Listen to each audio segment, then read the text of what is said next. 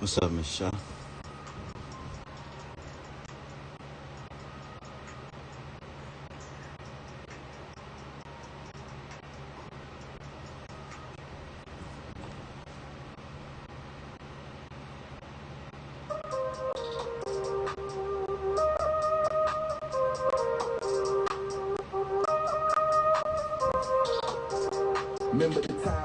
I'm doing good. How you doing?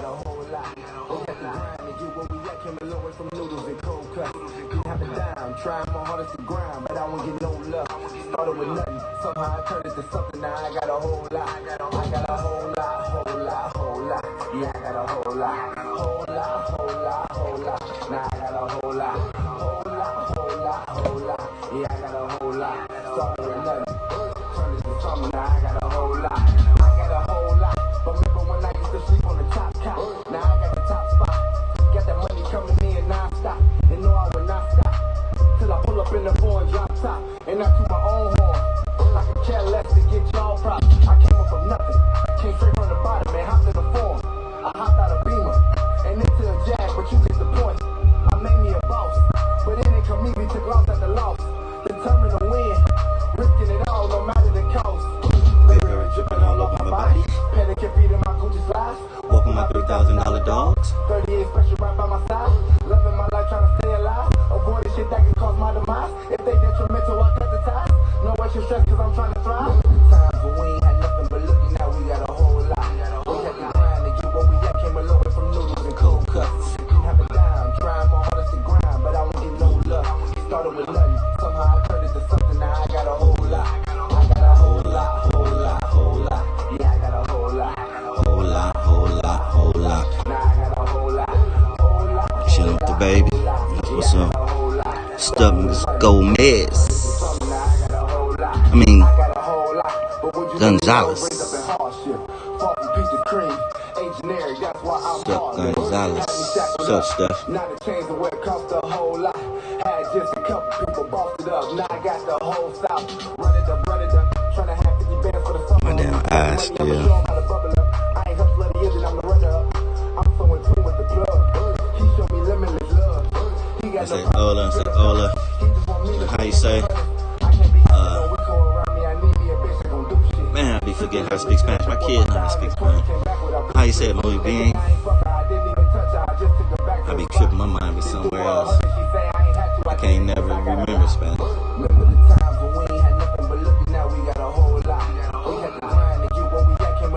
What's happening though, Steph? You got a wrench, don't you, Steph? I gotta get my wrenches together over here too. Yeah, I got a whole lot. Now I got a whole lot. Yeah, I got a Get Miss Shaw and Stephanie a wrench over here.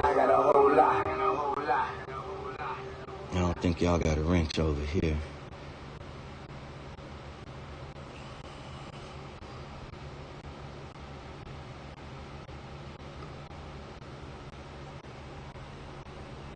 Okay. I'm chilling, Stephanie.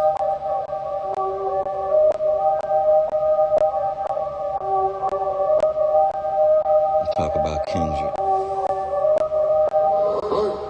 I'm in my feelings a little bit right now. These niggas done piss me off. All out they body, they talking real crazy like they done forget that your boy a boss. The work I'm putting in, the way that they showing and tell you that I'm on another level. I'm on the go with no plan on stopping. I told myself keep my foot on the pedal. This shit that you talking ain't even believable. None of you niggas ain't fucking with me. I'm brutally honest and don't got no filter. That's why certain people quit fucking with me. I'm in my bag, you see how I'm coming. See, I set the bar to the high standard. Don't need your acceptance, don't need your approval. Just know it's my time, I'm the one to stand it. Don't really like that. I just took 10,000 and they came right back. None of you hating that nigga can't like that. All of this jury on, I'm like an ice pack. I talk my shit and these niggas don't like that. Wish they was me, but these niggas ain't like that. Wanna be thorough, but these niggas fraud. All for attention, they acting like bras. How your work, Steph? Yeah, y'all ain't got one over here, huh? Yeah, I'm gonna get that together. I'm gonna get on my computer and set that up. I just don't like this laptop right here. I'm gonna get the other laptop.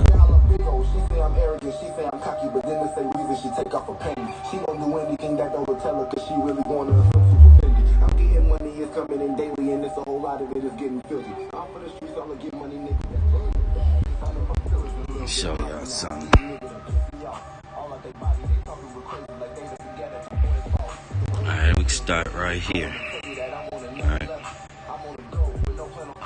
Start right here.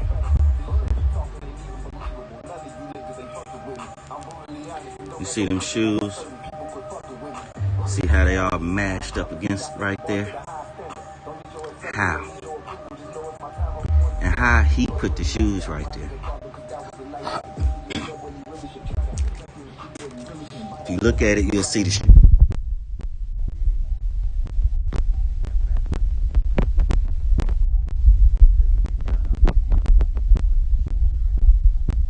And then if the mat laying on the ground like that, how are them shoes smashed up against there like that? That's what I'm talking about. Go some furtherness. Get all these mats. But look at that mat. There's one or two mats that's rolled up like that.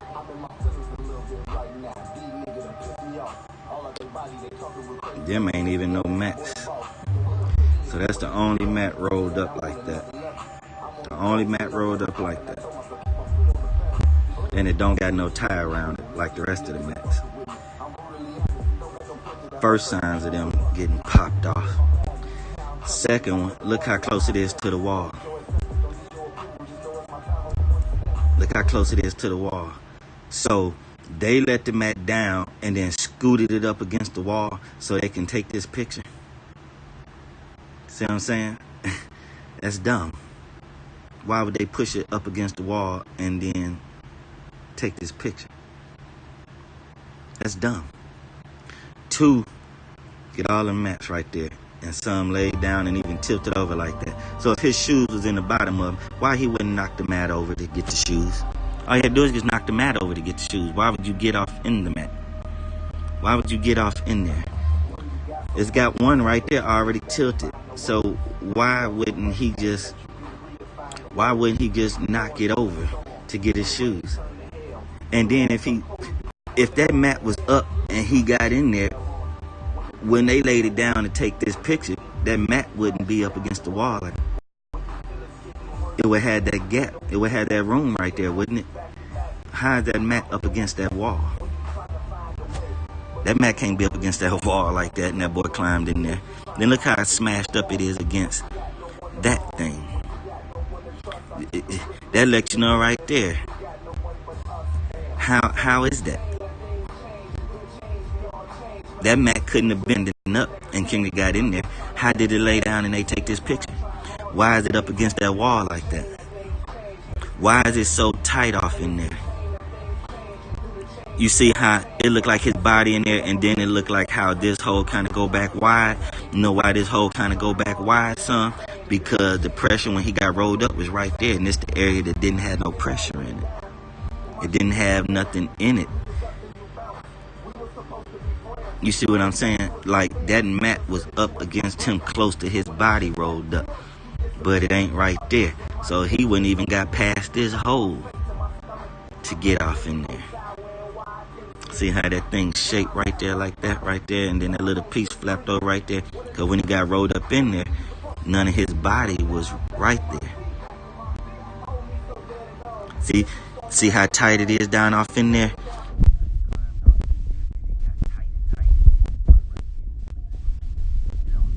That if he got rolled up in there. Hello.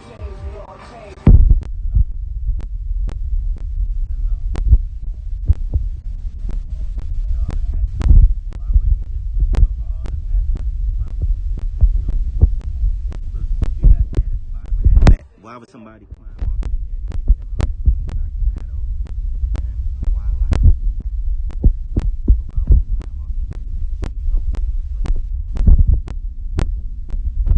So that lets you know right there, they lying to it.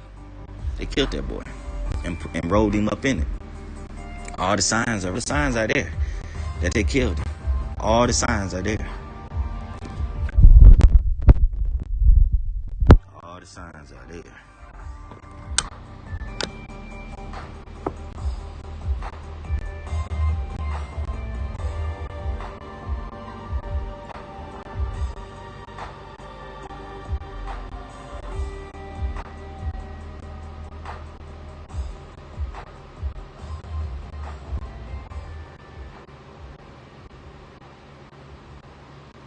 Can you hear me now, Steph? Yeah, my finger. I think I'll be putting my finger on the button. But yeah, they couldn't have rolled him. They rolled him up in there. He couldn't have squeezed off in there like that. And had that extra little piece at the top right there, loose right there, and then the rest of it tight down off in there where he at. Then it couldn't be pushed up against that mat like that and he get off in there. Wouldn't have been flat on the floor like that and pushed up against the wall. When they tilted it over to see him in there, it would be away from the wall. Where that space at from a wall when you tip it over, it would have left how fat that hole is. That hole got to be at least, not to hold the whole rolled up mat, that got to be about 2 feet. That thing got to be at least 2 feet wide, 2.5 feet wide, right? So when they tilted that thing off that wall, that would have left that 2-foot gap between the wall and that mat. It wouldn't have been pushed up against the wall, so they let it down, scooted up against the wall, and then had a camera come in there and take a picture. Fuck out of here. Why would they take it and then scoot it back up against the wall? Man, this whole shit popped off. This whole shit bullshit. The whole thing fucked up. The whole thing fucked up. They killed that boy. And as far as dude in that jail cell, I wouldn't doubt if he killed himself. Because either way it go, he knew he didn't want to be in jail for that shit he did. That let you know he did what he did, because he didn't even get a chance to try to fight it. And then as far as him telling on some people, so they had him killed, that could have happened. But if anything, I think he killed himself. But like somebody else said, he was on suicide watch 24/7. And then they're going to try to say they wasn't checking on him every 30 minutes. It don't fucking matter. You still on a 24 hours, 7 days a week suicide watch. So what could he kill himself with in there? When they have him in that naked suit, you know, that clear suit that you can see straight through, that naked suit, that's what they call a naked suit. What would he have had to kill himself with? What would they had to kill himself with? They gave him rope long enough to hang himself. They gave him rope long enough to hang himself.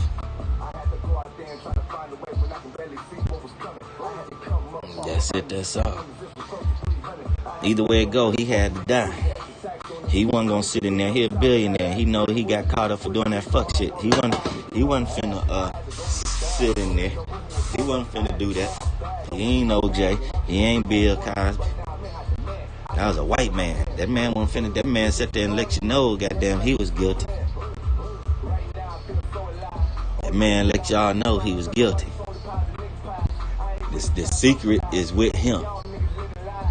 So now all we gotta do is all our speculations and get the time stuff together. They talking about Bill Clinton flew his airplane 4 times. I don't know if it's all 4 times to Africa, but he flew his plane to Africa before he flew that plane. He got flued out to Africa in his plane, and I heard he was in that plane 4 times. They get to putting stuff together and woo out the bam and go to Africa where they went, get to doing some interviews out of nowhere and don't lead the people into the question and just talk to them and bring up some certain names and pictures and let them folks talk. I guarantee you'll find out a lot. Guarantee you. That dude just showed signs of guilt. That man had all kind of money in the world to get the best lawyers in the world, and he ain't try to fight this and say y'all just bullshitting me. The man gonna die. He was already on suicide watch because he already tried it once. Come on, man. That was his second attempt. That was his second attempt.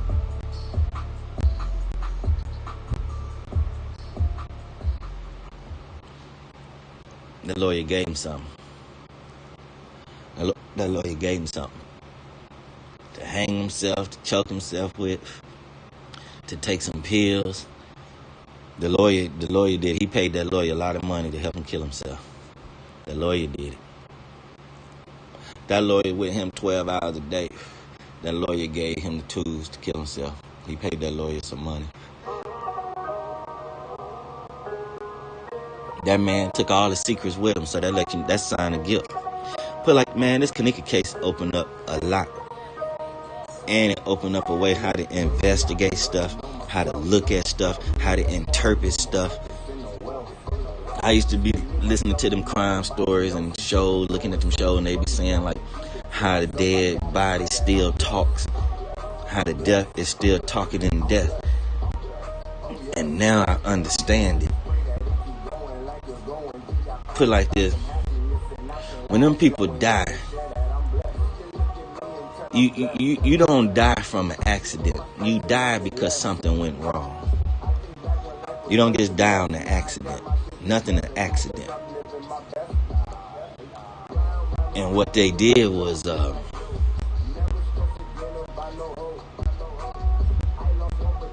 man, he took them secret. He took everybody's secret with him. That was the only way to see, because they gonna start asking them questions and lie detector testing. And they know how to trick you up. They ask you the same question 10 different ways, all in the same moments.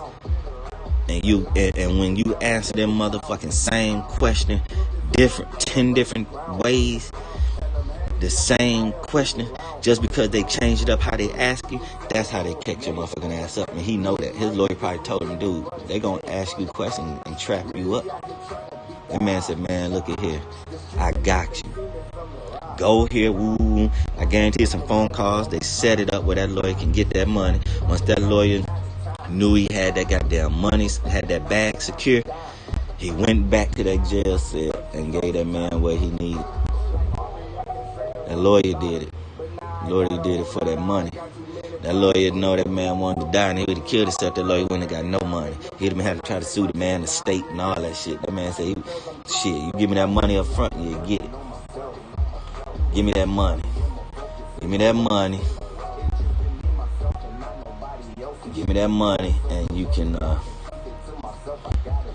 I'm blessed. I ain't know he went to the mission. He went to the mission handing out all that food. Oh, that's the DJ right there. There go Matt. Matt right there. The dude that make the beats, a white dude. Man, that white boy so cold. That white boy cold.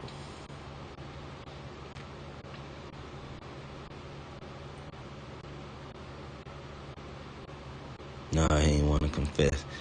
That man wasn't gonna tell nobody that shit. That man would have. Who just got 500 years? That man would have got 1,000 years. They said R. Kelly facing up to 500 years. That man would have got more than that. That man would have got 1,000 years. That man would have got 1,000 years and a day. And that one day would have made sure, goddamn it, he would have died in jail.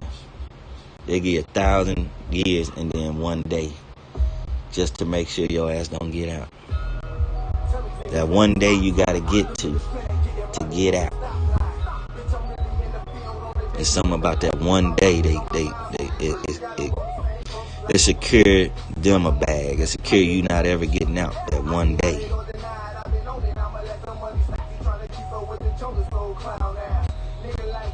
Shit, 12 hours a day talking about how that man's gonna get that shit in there to kill himself.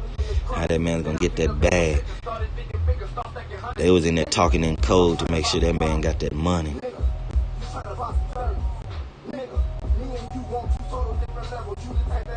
We both are tongue-tied up, ain't we, Stephanie? I mean, KJ. We both tongue-tied. I'm calling you Go Man.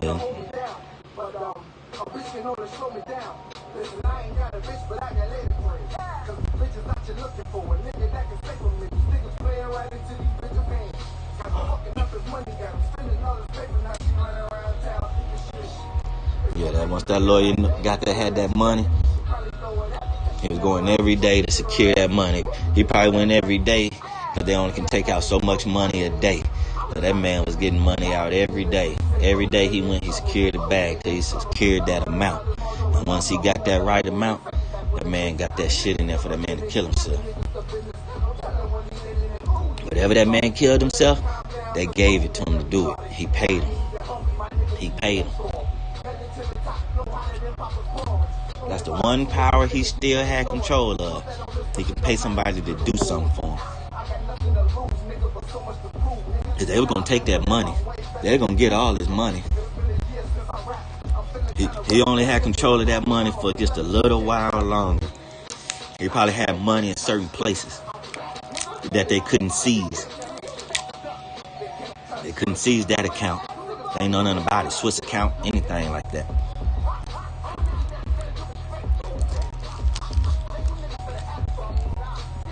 That lawyer probably went through 2 or 3 people to get that money.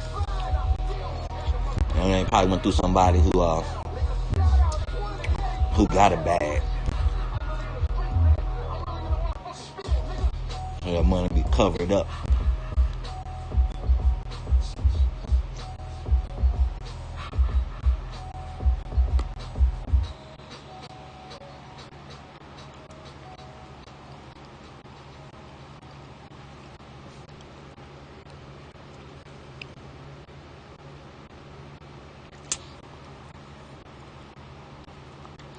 I believe it might be a manifesto, if that's what they call it. He might have something somewhere.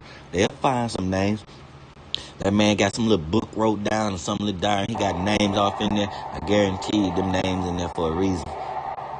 I guarantee he got some names in there, and they probably got certain stuff by him, and they probably started to repeat the words that he got by it or something.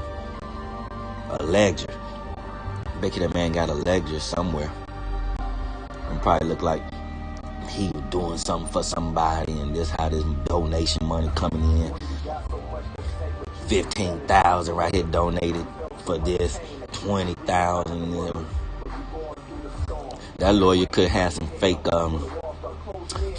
what you call them, organization and non-profit groups, and got that money and had that money go to him like charity, like donations. 25,000 each one, so that man got about $100,000 cash up front from that man. That damn lawyer got some shit in there for him to kill himself.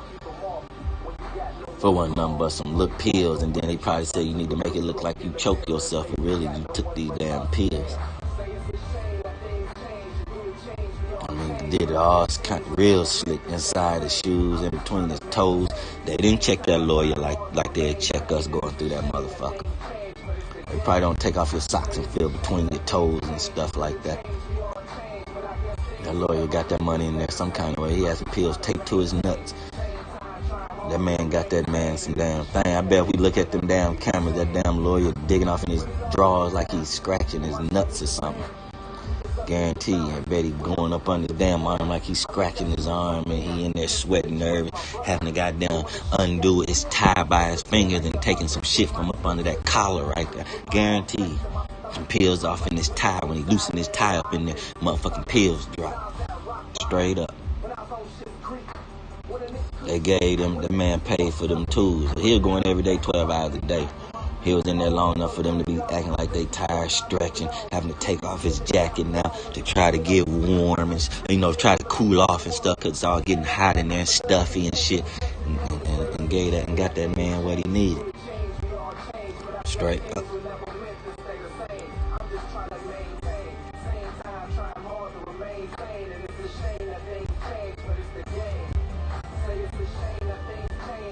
Yep, all bullshit. Yeah, I think that man didn't want to sit in jail, because that man figured if they coming at him like this and putting him in jail and whoop the bam, they got him. When they got him like they got him, they got him. They got him. See, Bill Cosby tried to play it cool and chill back and laugh it off and this and that, and said, well, they didn't say no, and yeah, he gave him, and yeah, he knew what they was taking, and this, that, and the third. But yeah, they take the pill to relax and this and that, but they didn't know it was going to take over their whole body, where they didn't have no control over their mind or what was going on, and your ass took advantage of them. Ain't no way you going to give them something and they going to pass out and you don't do nothing. Man, that nigga was fucking shit out of them. He was getting away with it. And what it is, he did it a few times, nobody told on him, so he kept trying it. Then he probably was sweetening up the deal after the fact. Might was fucking around and give him like $10,000 for Christmas out of nowhere. 5 years passed by and here it is. He done sent something over there, a letter, Christmas card, and it got goddamn $15,000 in it and shit. Them motherfuckers want to say shit. They know where that shit came from. When next time they see him at a dinner party or something, and they give him a hug and wink at him, they be like, yeah, that's where that money came from. 8 months later, they go to the a Christmas dinner or something, and he there. He wink at him and pat him on the back and just doing some friendly like gestures, and they might mention some donation some money. He patting on the person like smiling at him. They knew where that money was coming from. They knew where that money was coming from.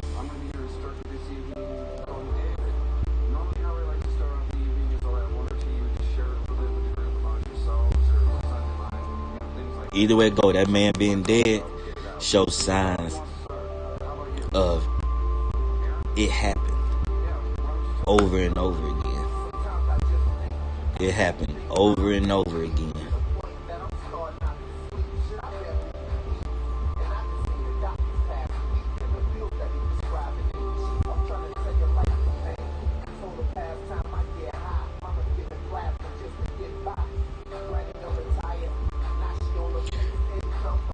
That could be a main thing too.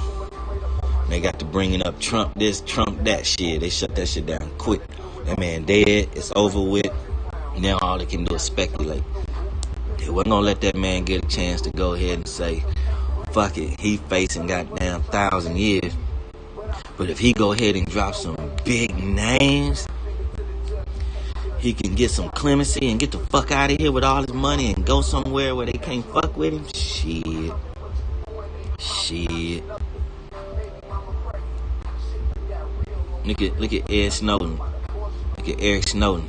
He ain't even want no rich motherfucker. He had to get the hell headed. They came and got Epstein. Boom, just like that. He didn't even have no idea they were coming. It was so secret that he didn't know they were coming. Once they came and got him, shit, he had to go. He probably thought about himself like, shit, I'm this damn old now, like who out the bounds. Shit, I ain't finna sit in this motherfucker. And it's about raping little kids and shit. And he heard about all them motherfuckers, letting them motherfuckers get them motherfuckers in prison for that. The man wasn't finna let no big Bubba, if Bubba was white or black, kill him in there. Get beat to death. Fucked in the ass. That man being dead shows signs that big time people had him killed, or he killed himself, because the shit they got on him is true. That's what that shows. Plain and simple. Plain and simple. He didn't even make it to trial and found guilty and then go to jail and then found guilty, because then he wouldn't have had access to no lawyers. He wouldn't have had access to the outside world. That man still had access to the outside world. And the one thing he needed the outside world to do for him is give him something to kill himself. That lawyer guilty than a motherfucker. The lawyer did it. The lawyer.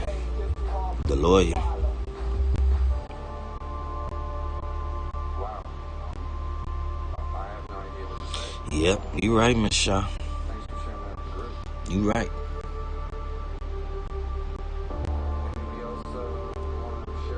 These motherfuckers been messing with kids sexually, killing kids.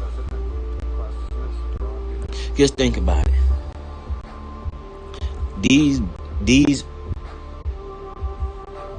well-mind thinking gangsters ain't finna be out here snatching folks up just to kill them and throw the body away, and they get investigated when they know they can be snatching people up and handing them off to motherfuckers.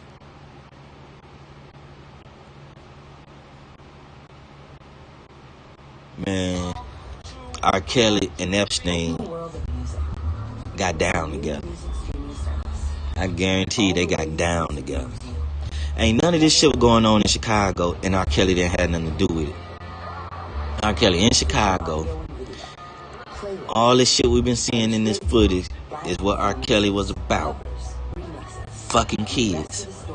They had to get rid of a lot of them girls.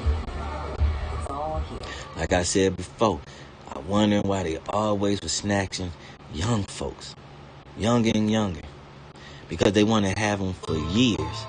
But about time them kids get old enough to start thinking for themselves, try to escape, get to be too big of a body to get rid of, too much body mass.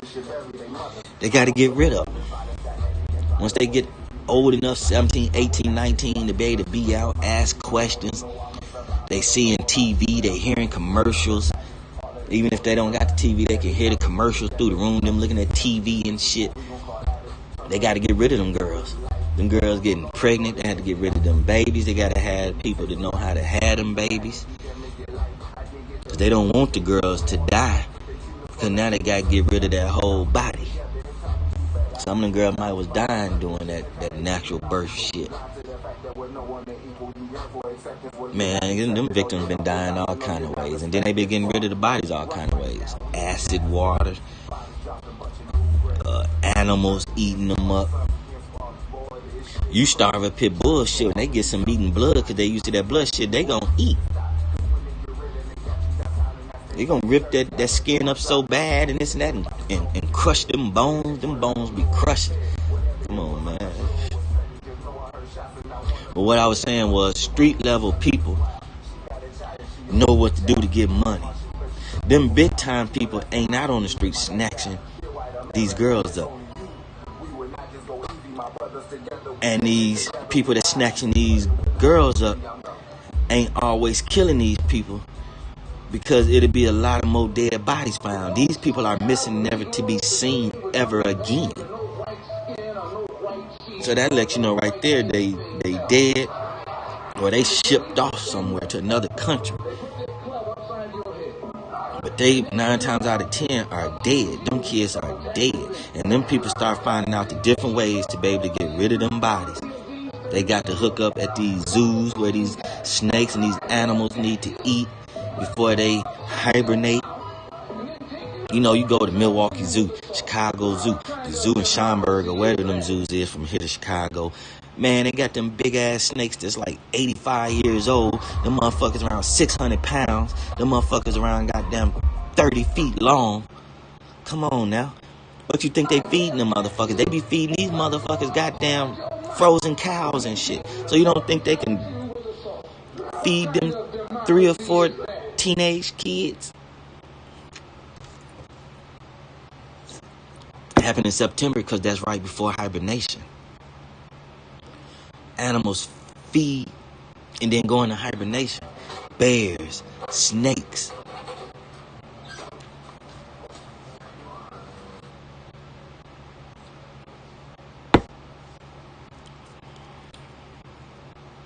What I'm saying is, the low level people that's snatching up the people is not killing all these people, because we don't have all these bodies like this.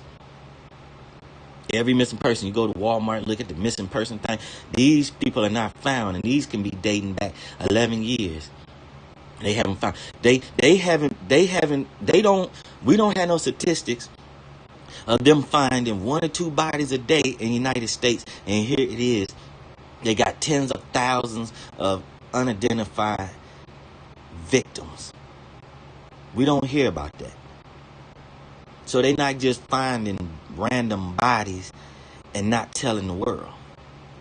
We always know when they find a body, a remain. Hell, it could be a damn heart. They found a human heart in the alley. So a lot of these kids not dead. They slaves. And they go from the low-level people to the big-time people. The big-time people is the ones that got to get rid of the dead bodies once the people die. Now they got to call in.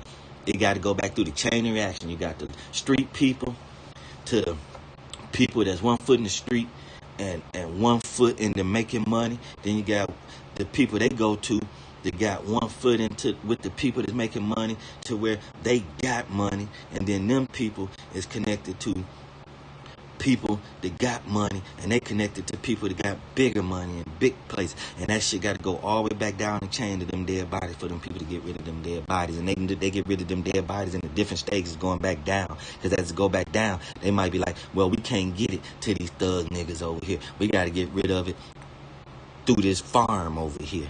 We got to chop it up and feed it to the cows over here. You know, it don't go all the way back down to the small time level people. Why? Because all they gonna do is throw the bodies out on the street. And that's how you start finding people in garages and on the side of the road in plastic bags. And they be talking about this person been dead for about eight months.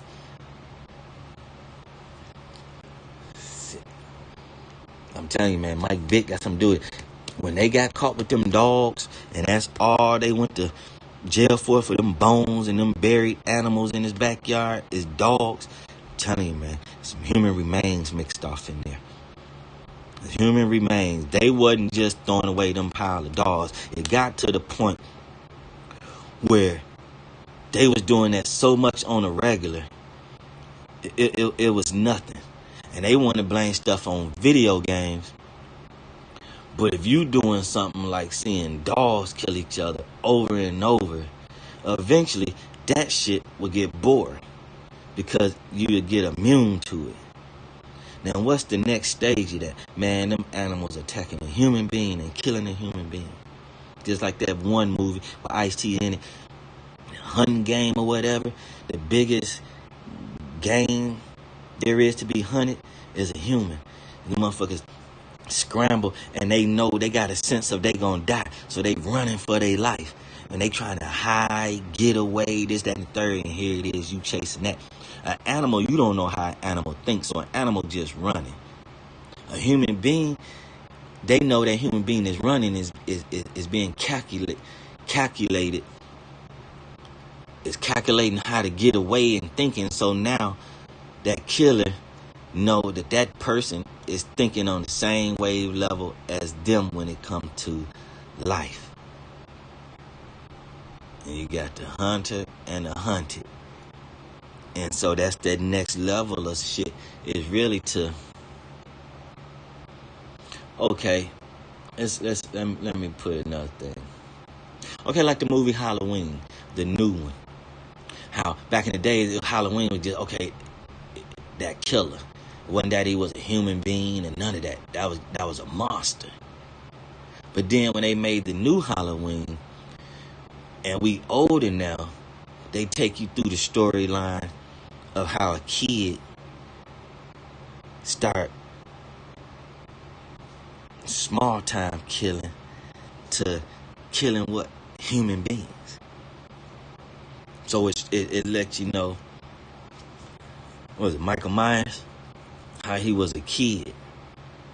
And then the different stages of him growing up and being in the hospital and all that. You know, it skipped a big portion of period from when he was a little dude in the hospital to where he this big motherfucker that want to wear these masks, but they still took you through that whole stage of him making them different masks and having them in his cell. So they showed you how he grew into the monster, to where he wasn't a monster no more. He was a human being killing. You know, that new Halloween gave me a whole different mind state of the movie Halloween. It sat there and showed Halloween. It showed Jason Voorhees, that he was a human being. He wasn't a monster. He was a human being the whole fucking time. He was Friday 13th, Jason Voorhees. Yeah, Michael Myers, Halloween, Michael Myers. Because Jason, he was a monster. See, when they make the new Jason, they showed it too as him being a little boy and drowned. And then he got to be an adult. Now, how the hell he get to be an adult from drowning as a little boy? We don't know that. So they hadn't clarified that. But when it come to Halloween, they walked us through it. When they made the new Halloween, they walked us through it. When the old Halloween was a little kid, he killed his family or his sister or whatever, and mama came home. Killed his sister, her boyfriend, and mama came home. He outside with a mask on and a knife. What was that, in Haddon, Illinois, a few miles away from here. right? And then it started taking through the process of him getting to be older and breaking out of the hospital and doing the stuff he was doing, right? And then he got long, wet, curly hair and shit. What was he doing? Kept wetting his hair up before he put his mask on. Like, what the fuck?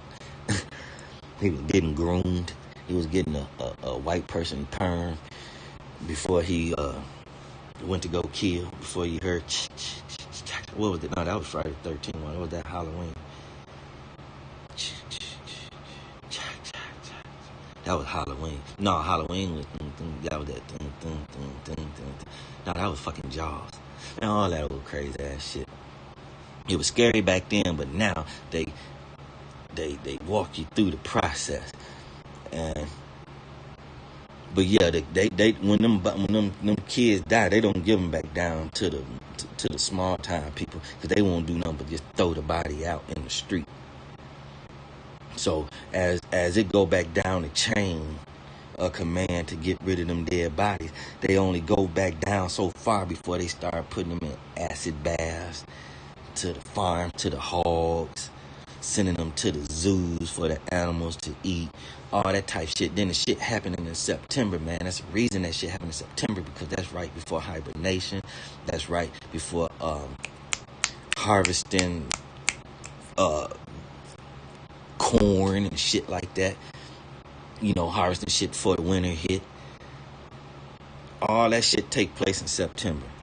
Any kind of harvesting and hibernation and needing to get shit done before the winter hit. You gotta get shit done. Nature started to take course before it get cold. And once it get cold, then where everything get is gonna be frozen in time, and the evidence will be right there out in the damn open. When it get cold, they can't dig no ground up. You know what I'm saying? You can't do nothing with a frozen body. You can't ground it up. Only thing you can do with a frozen body is feed it to a snake. It's the only thing you can do with a frozen body is feed it to a snake.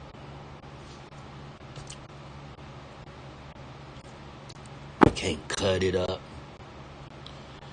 You can't fold it up. You can't do none of that. So before nature gets to its cold state, it's lock stuff in time moment state. Shit take place.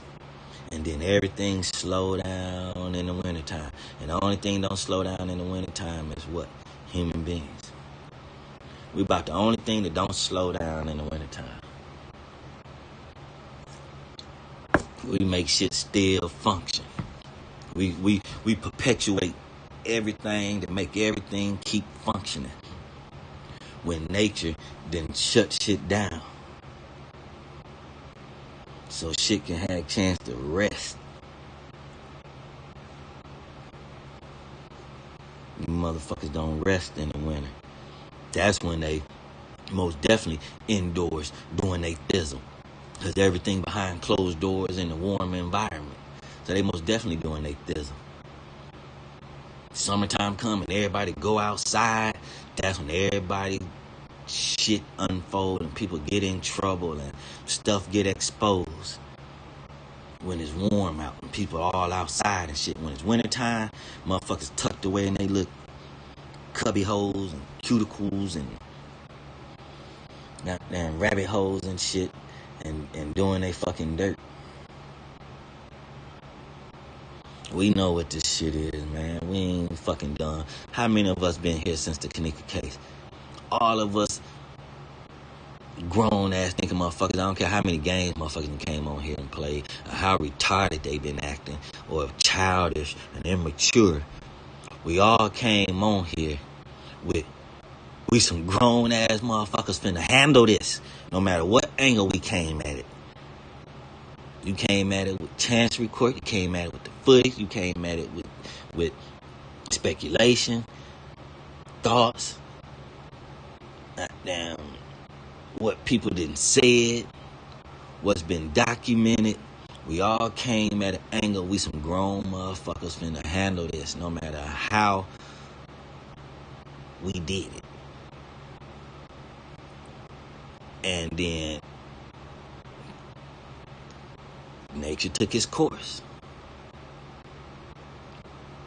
People true colors came out. People true attitudes came out. And what I'm saying is, we all grown. Damn near all of us got kids. Man, we the parents. We the grown motherfuckers. Let me just quick goddamn beating around the bush. We grown motherfuckers with kids out here. We sound-minded thinking motherfuckers. Ain't no way we all wrong. Ain't no way we all wrong. At least one of us been right this whole goddamn time. At least one of us. At least one of us been right the whole time. And it ain't got to be that you know you right or other people know you right. You just didn't analyze this shit, then soaked it all in. Shit, when you first saw it, came at it. First, seen this shit and said, kidneys. Other people came and said, rape. Other people came and said, sex trafficking. Other people came in, gangs. Other people came in, hotel. So if this is all the evidence, so you mean to tell me all these motherfuckers with goody two shoes, nice motherfuckers, nobody played their part? The hotel didn't play their part because they didn't do no kind of real security. They played their part. You mean to tell me you had gangs up there and they wasn't being gangs? They turned into some executives. They was up there $2,500 dinner plates. They was up there having a fucking go green convention. So the gangs weren't being gangs when they was up there. That's what you trying to tell me. Fuck out of here. Everybody up there, we see the hotel doing what they doing. Gangs up there. And they trying to say everything went without a hitch, or however you said, except Kanika. Oh my God. So, y'all dumb motherfuckers didn't want to have no. So, you're going to have one other person over there walking kind of funny. Then you had this other girl walking like she crying or scared or whatever. And the girl got to comfort her. Then they show the girl laughing. Listen here. Y'all should have had a gang of motherfuckers drunk and fumbling around all over the place. How y'all gonna have everybody leaving like shit? Everybody goddamn shit. Shit, ain't nothing cracking up there, but let's go. Oh, but you been up there for hours. And they had Hennessy and weed. But you walk out of there sober than a motherfucker. Oh, that shit ain't hitting on nothing up there. Fuck out of here. Y'all had liquor and weed going. Pass me the weed. Shit, I just got it. Let me get my car keys, my weed. Drink that shit straight. So we're going to hear all this shit, right? We're going to hear all this shit. But none of it got nothing to do with Kanika. Like I said a long time ago, what other person can be the star of this? What other person? If Kanika just happened to be somebody that this happened to on a whim or accident, coinky, however, whatever, who else we can run this script on and run down the same path like Kanika? Them being at the party, the camera showing them drinking some, the camera just happened to show them in the room, but not all in their face and stuff. They walking around the hotel, they nobody. So that means what? Kanika to start the show from the beginning to the end. It ain't just they just taking random clips where she happened to be seen on this camera. She happened to be seen over here. Even the goddamn party try to still main focus on Kanika. Nobody else have a main focus on them besides Kanika over there drinking that thing. Them having that camera pointing over there where they saying everybody looking at Kanika when she was over there on that bench. Kanika in that bathroom. It's all about Kanika. All about Kanika. When Kanika was just somebody that was invited there. But it's all about Kanika when you take Ty's video, Irene's video, talking about, let me use your phone, Kanika, let me get your phone. Oh, them trying to say she got Kanika phone doing the Bluetooth. So that tie in Kanika with Ty's video, Irene's video, and Charlo's video. Right? And then here come the hotel stuff. And then you got all this background checking on Kanika. Come on, man. Kanika was the star of the show. She was the star of the show. You can't take this and take Kanika and stop thinking about Kanika and focus on anybody else all the way to the point Kanika died, and then that person just didn't die, and be like, damn, if you would have took a left turn, you would be the one dead.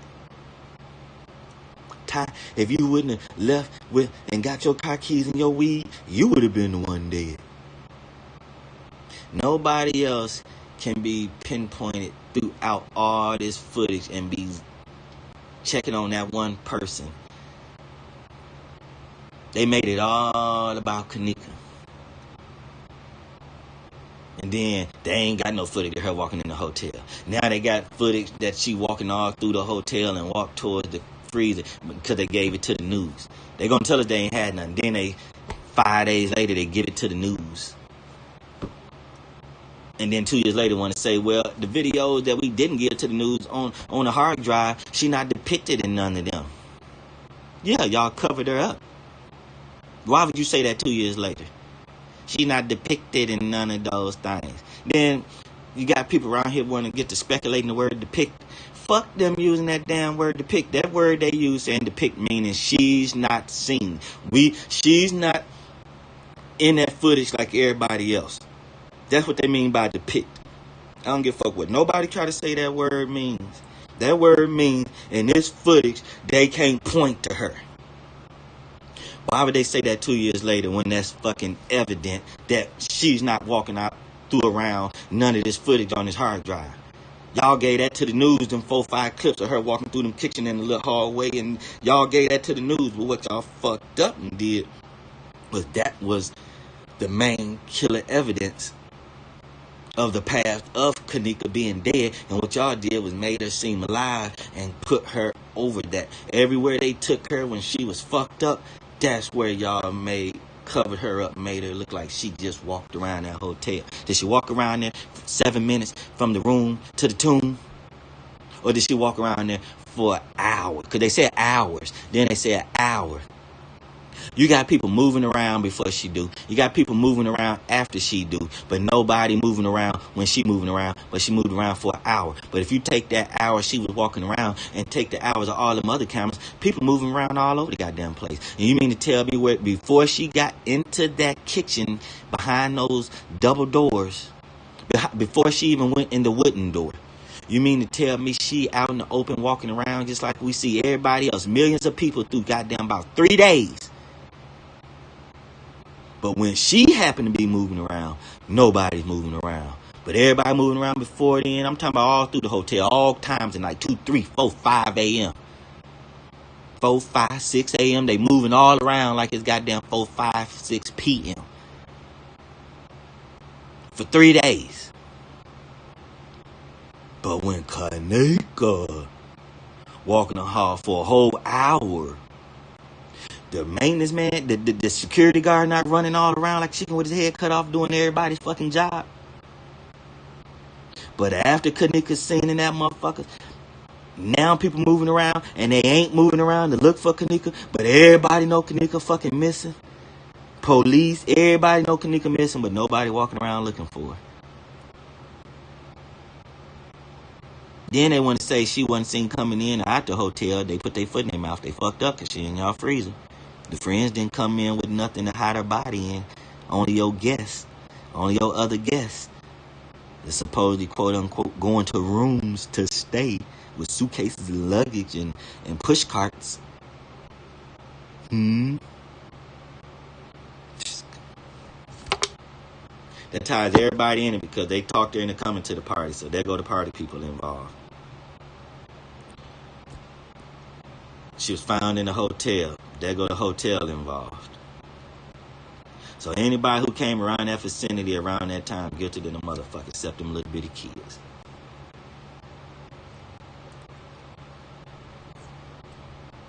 That was a special weekend. That was a special weekend. That was a special week. Because I told y'all in Irene's video, I got the still shots and stuff. How my Google pictures find a band called 80s Live or Live 80s, 80s Live.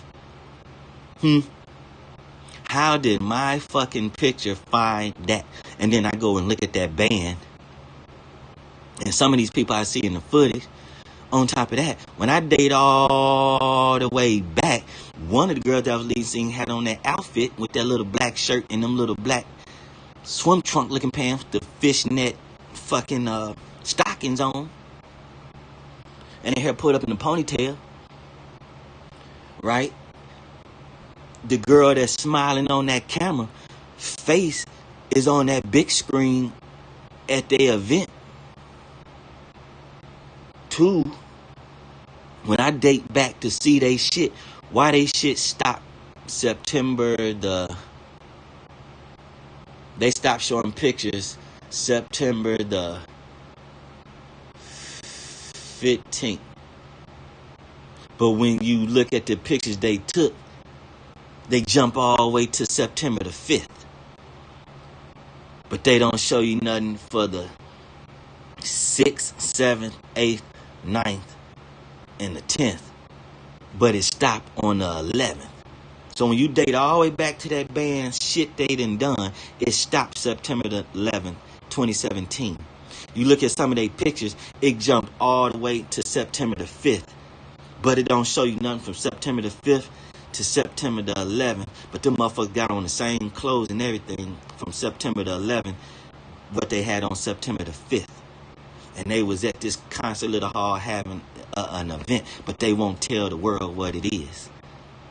And it was like on September the 5th. So how you gonna have pictures from September the 5th, but your shit only date back to September the 11th, and what you got on the 11th is the shit that went on the 5th. So what about the 6th, 7th, 8th, 9th? What happened to all that?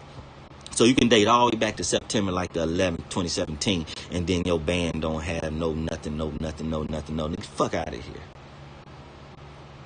Fuck out of here. How the pictures gonna have September the 5th? Y'all was having this little show, and y'all show you got on the internet is September the 11th. That's where you only date back to. But you got the pictures you did on the 5th, on the 11th, dated on the 11th. You don't have nothing dating on September the 5th. But the pictures that y'all took for September the 5th, and that's the shit y'all got on the internet for September the 11th. Fuck out of here. Nobody care about that. Then I was telling y'all about who put out the videos, because they was arguing online about them being at the party, and people online was saying they lying, they weren't there. And they showed videos of what they was there, and that was Ty's video and Irene's video to prove that they was at that party. How they gonna show them this, and this is what they plan for the party, for the people online on the 8th, going into the 9th. This is what he's showing people online, that he was at the party. So that means that motherfucker was recorded before the 8th at nighttime going into the 9th in the morning that we got. It was recorded before then. So it happened before then. For him to be online on the 8th at nighttime showing folks the video that he was there.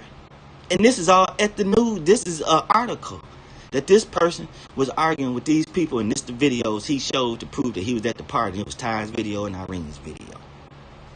So that man was asking some people, well, why you didn't ask this person this, ask this person that? And it was some Washington dude. And it go all the way back to a Randall Jordan. And come to find out, the girl name is Jordan Randall from Milwaukee, that's dressed up with hair and the things like that look like she could have played the part of walking through there as a dark-skinned Kanika on my mom. From Milwaukee. Then they want to say Kanika come from Milwaukee and all this and all that. So you're going to have all this stuff tied in together, and none of this stuff go together. And we tied all this stuff in because a crime happened. You mean to tell me we started from the crime and worked our way backwards and found all this, and we can go back forward again and run back through what we went through and lead all the way to Kanika dead, and none of this shit had nothing to do with nothing? Got me fucked up. We started her being in that freeze, and we worked backwards all the way to goddamn motherfuckers saying TikTok wasn't out back then when this video was made. How she have a TikTok video? You mean to tell me we done went all the way back? Kanika was motherfucking 10 years old and shit. This shit done dated all the way back to some missing twins. They ain't got nothing to do with this case. And Rob Wright, why they want Rob off YouTube, locked up and shit? And all he did was came on here and said, that ain't Kanika. Ain't no person named Kanika. They covering up a murder of Antonia Evans. They covering up a murder of some twins. And y'all want to get him off of YouTube and put in jail. And y'all baited him in to goddamn say he'll come kill y'all motherfuckers. Y'all keep saying he was there and all this and all that. The way y'all get him locked up for terroristic threats 2 or 3 times from the internet. Who wouldn't want to kill y'all motherfuckers and y'all keep saying he did it and y'all can't prove it? Then you want to put out a video. Look, there's him walking right there, but then y'all known for putting your damn self in the video. So who gonna fucking believe you? Then you say all the footage come from you. I was the first one to put it out. I got the hard drive and put it out. Every video came from me. All my watermarks and all them videos tainted. Why? And they tainted, meaning the hotel did some fuck shit, but it's also tainted with your fuck shit. They got a murder tape. Leave me alone. What the fuck are you talking about, the murder tape? Leave me alone. Oh, you talking about this girl getting chewed up by this dog and the motherfucker recording and getting caught in this mirror. Or he getting caught by somebody else filming. 2 or 3 people was recording this shit. You got these dogs killing this human being. You don't think motherfuckers finna have that? What's that shit with them motherfuckers with Big U and all them talking about? Bunchy, Mob James' brother Bunchy was in there looking at a torture tape, and the whole shit got out about this day looking at a torture tape. And he was saying he didn't. And they was thinking that's why he got killed, because he was supposed to be looking at a tape, and they were looking for a tape that somebody got tortured. You don't think people recorded shit back then? R. Kelly recording himself fucking kids. You don't think they recorded themselves, them motherfucking letting dogs kill people? You don't think they recording that silly ass shit? Come on, man. R. Kelly was recording himself fucking kids. You don't think they're recording that other shit? And why every time we see videotapes and shit, it was always shit look like it was old-fashioned. Wasn't nothing some motherfucker just did. It was always some shit that was 10, 15 years old and shit. R. Kelly gonna say, I have problems, and I do some things I'm not proud of. But that's not one of them. That's not one of what, motherfucker?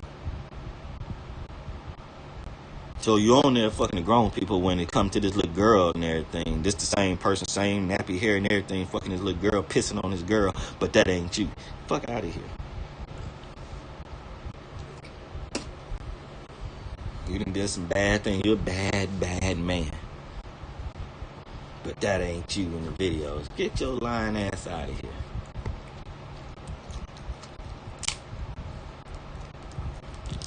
And then all these people, you know why shit slowed up talking about R. Kelly? Because people ain't out here putting his enablers on blast on social media. They trying to lock R. Kelly down and everything, and then they gonna go after all them people. Them people shut up trying to bring in, oh, I got a videotape, oh, I got a videotape, oh, I had this videotape in my closet for 10 years. I didn't know what it was. I just happened to look at it, trying to look at some old basketball videos, and this R. Kelly. And people ain't coming out the woodworks no more with them damn tapes and shit no more, huh? Because they started saying what? That we finna get all y'all motherfuckers that been having all this information.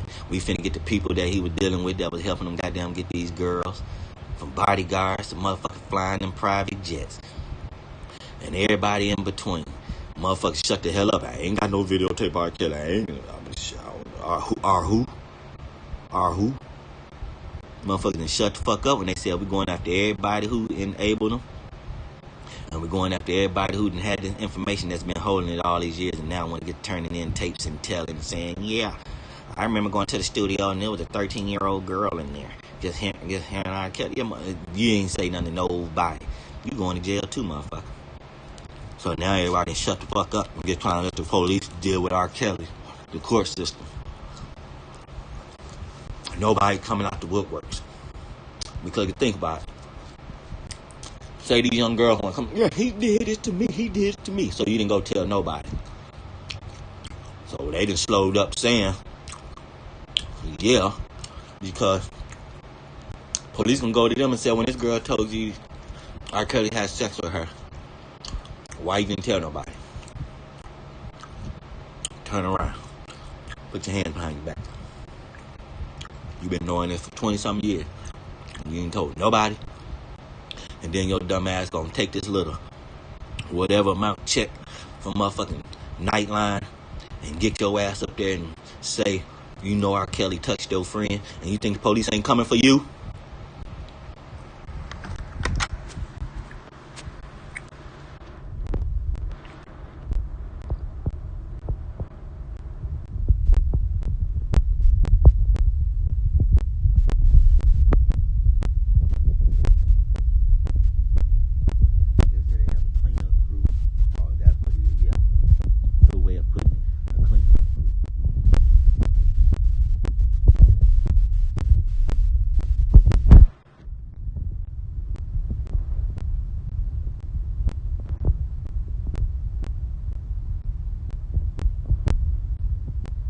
Yeah, R. Kelly better watch out in jail. He fuck around and get going in there like, fuck it. What goddamn Epstein can't tell y'all now, I tell you. Especially after he's sitting in there. He might be sitting there 5-6 years like, fuck it, I'm going to jail. I'm in this bitch. They let that motherfucker live that long, he gonna tell.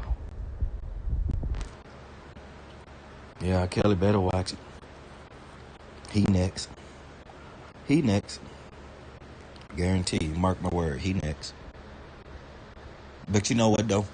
He only next if the people in jail kill him. He ain't finna kill himself. Look at Bill Cosby and all that. Them motherfuckers, they fight it out. They sit it out. Because for some reason, niggas get lucky and be getting pardoned and getting their times cut down. Niggas get lucky. One person that haven't got lucky was Tukey Williams. But fuck around and whatchamacallit fuck around and get lucky. Fucking Larry Hoover and goddamn Fort dude. Larry Fort. Fuck around and get lucky, man, and get the fuck out. Then they gonna have to watch it on the street. These young motherfuckers be like, motherfucker, you who? Bow, I killed Larry Hoover.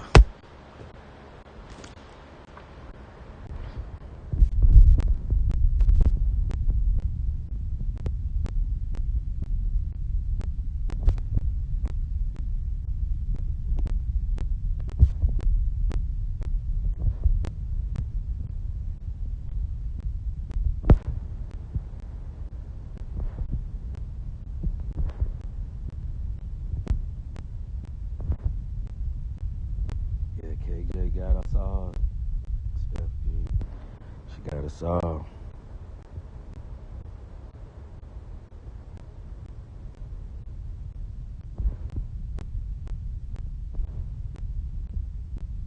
Yeah, they've been doing it for the long. They fucked up trying to use that first stage of 5G and make stupid ass videos. Make time Iranian stupid ass videos. They thought they was slick.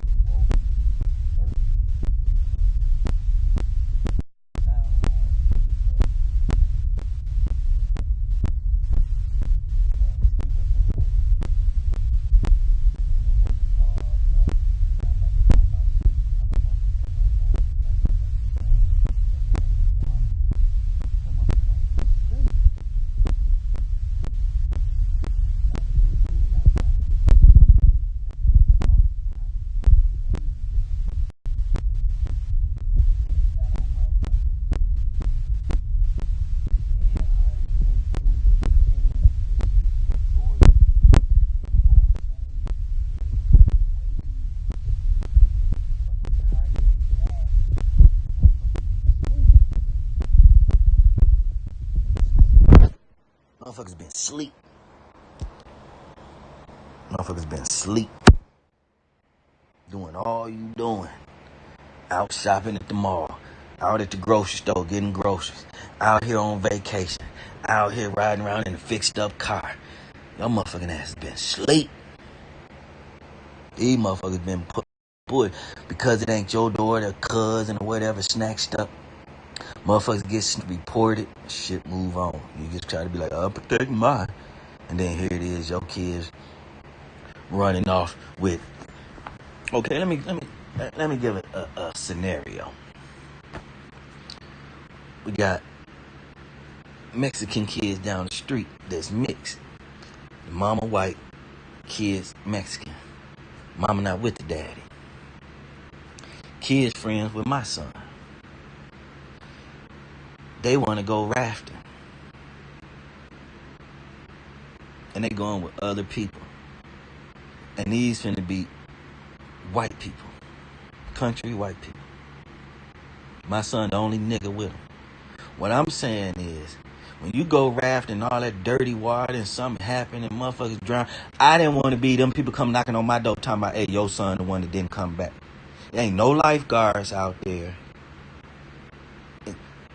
I just like, oh no, I can't never have you go do that again. Go play around water and do all this with other people like that ain't gonna watch over you like I would. And you doing something like some river rafting down off some country creek or something somewhere 30 miles from here. Man, fuck all that shit. Fuck all that shit.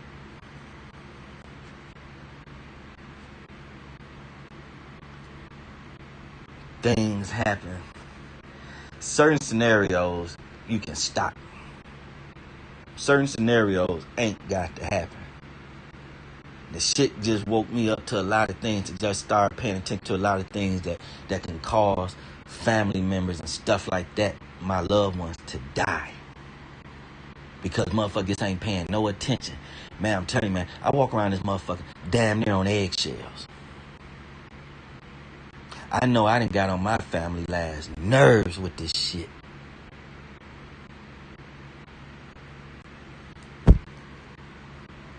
They've been doing this shit for a long time, and we've been sleep like a motherfucker, man. I'm talking about sleep. I'm talking about out here thinking you just on point. Hair on fleek. You sleep!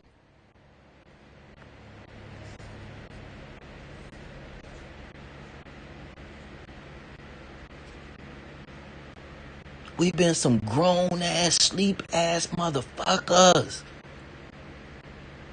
Not no more. Not no more.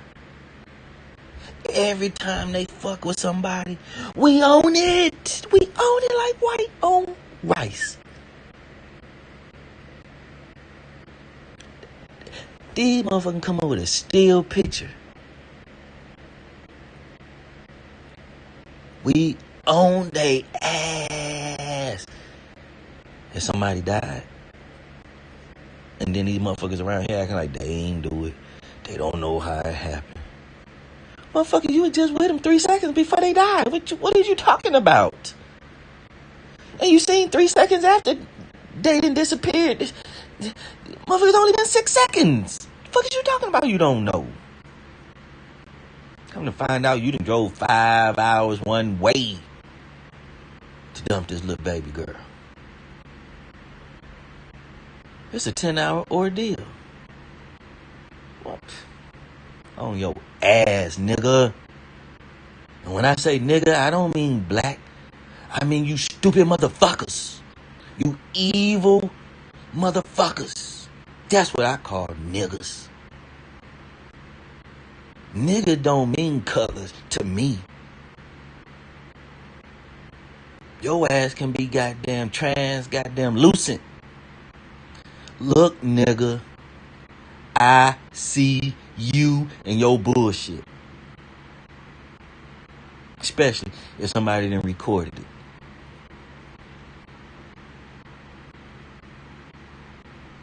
Got you. That Lisa Lamb, that man right there. Got hurt and everything. They raped him, man. That man right there. And they talking about she just playing around with her hands, playing some numbers game with that thing. Man, that man sitting there snatching up right there in this video, right there.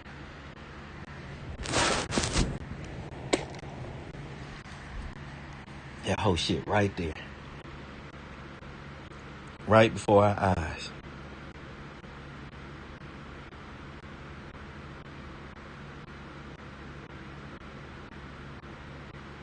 Man, they edit shit all the way back to the Tika Lewis days. They was editing shit way back then. They were editing shit back then.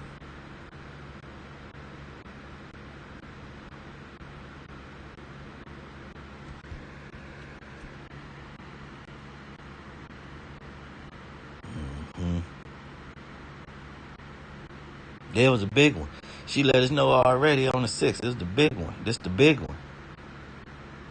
And then she come up dead after she said it's the big one.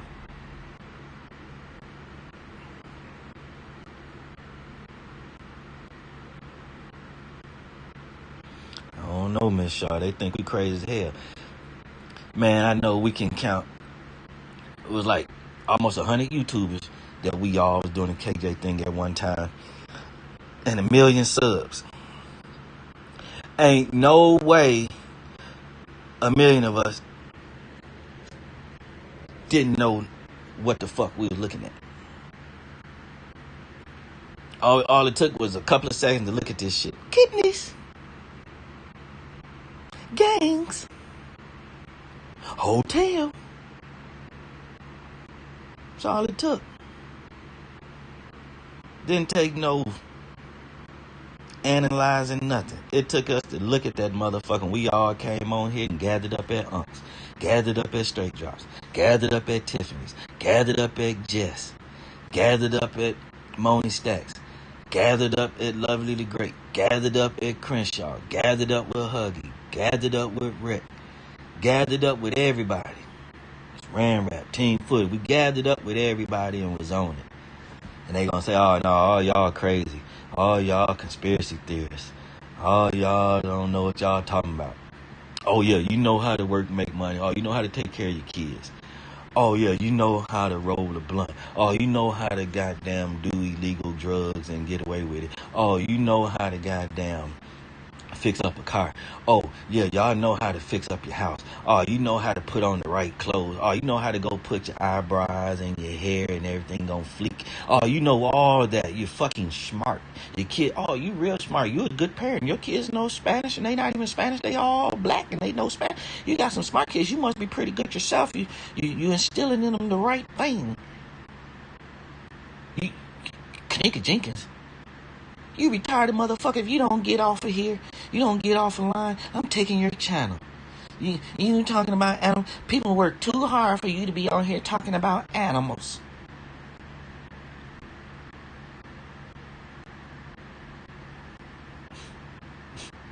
So now I'm slow, retarded, stupid, a conspiracy theorist, an internet investigator, a YouTuber, a blogger, a reporter that don't know shit. Oh, here, you can have all the evidence, but you still don't know shit. Oh, you know how to see through the edited video? You still don't know shit. They playing with your phone. They in your phone. Oh, the motherfucker's really in my phone, huh? Goddamn. Goddamn.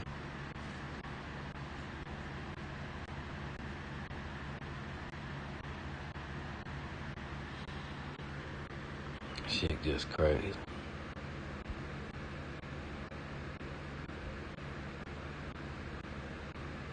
Yeah, in this case, like I said, no case done stuck like Kanika's. No case done stuck like Kanika's. And that's where they fucked up. They thought they could put it out there. People talk about it a few days, whatever, move on. The reason Nipsey got the length of time it did is because of Kanika. Our shit to try to find the truth. Motherfuckers wouldn't even look at something that only lasts goddamn 30 seconds. A video that lasts 30 seconds wouldn't have the time of day.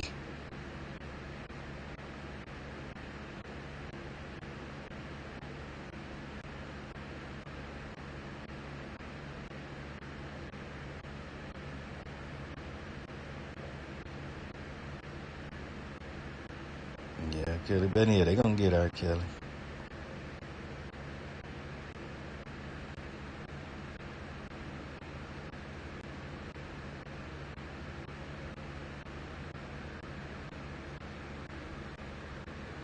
Yeah, it's real easy for them to call us crazy, Stephanie. That's all they've been doing. Especially calling me crazy.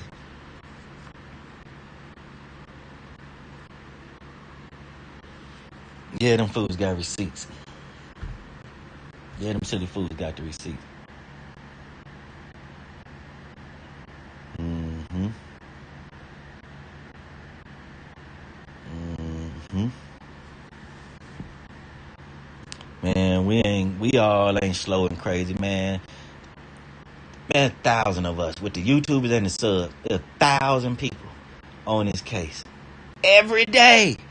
24 hours. Fame live, Watch Out Squad live. Watch Out Squad ain't doing the video, Unk doing the video. Unk ain't doing the video, Just doing the video. Just doing the video, Tiff. One Tiff, Rex. One Rex, Crenshaw. One Crenshaw, DC. One DC. Man, 24 hours with this. And then we ain't came up with nothing. Get the fuck out of here. We ain't came up with nothing. Motherfuckers done been there. Facebook and back. Instagram and back. Hell, motherfuckers been to MySpace and back. And to come up with nothing. You see all the shit Unk done came up with. All the shit Miss Crenshaw done came up with. All the shit Tiffany done came up with. All the shit Drop done came up with. All the shit We Trust TV can see done showed. All the shit Team Footage done showed. All the shit Humongous D done showed. And nobody didn't came up with nothing actual factual. Get the fuck out of here. We have 1,000,000 times over. We yawning now. When would the FBI wake up? When would we waiting on the FBI?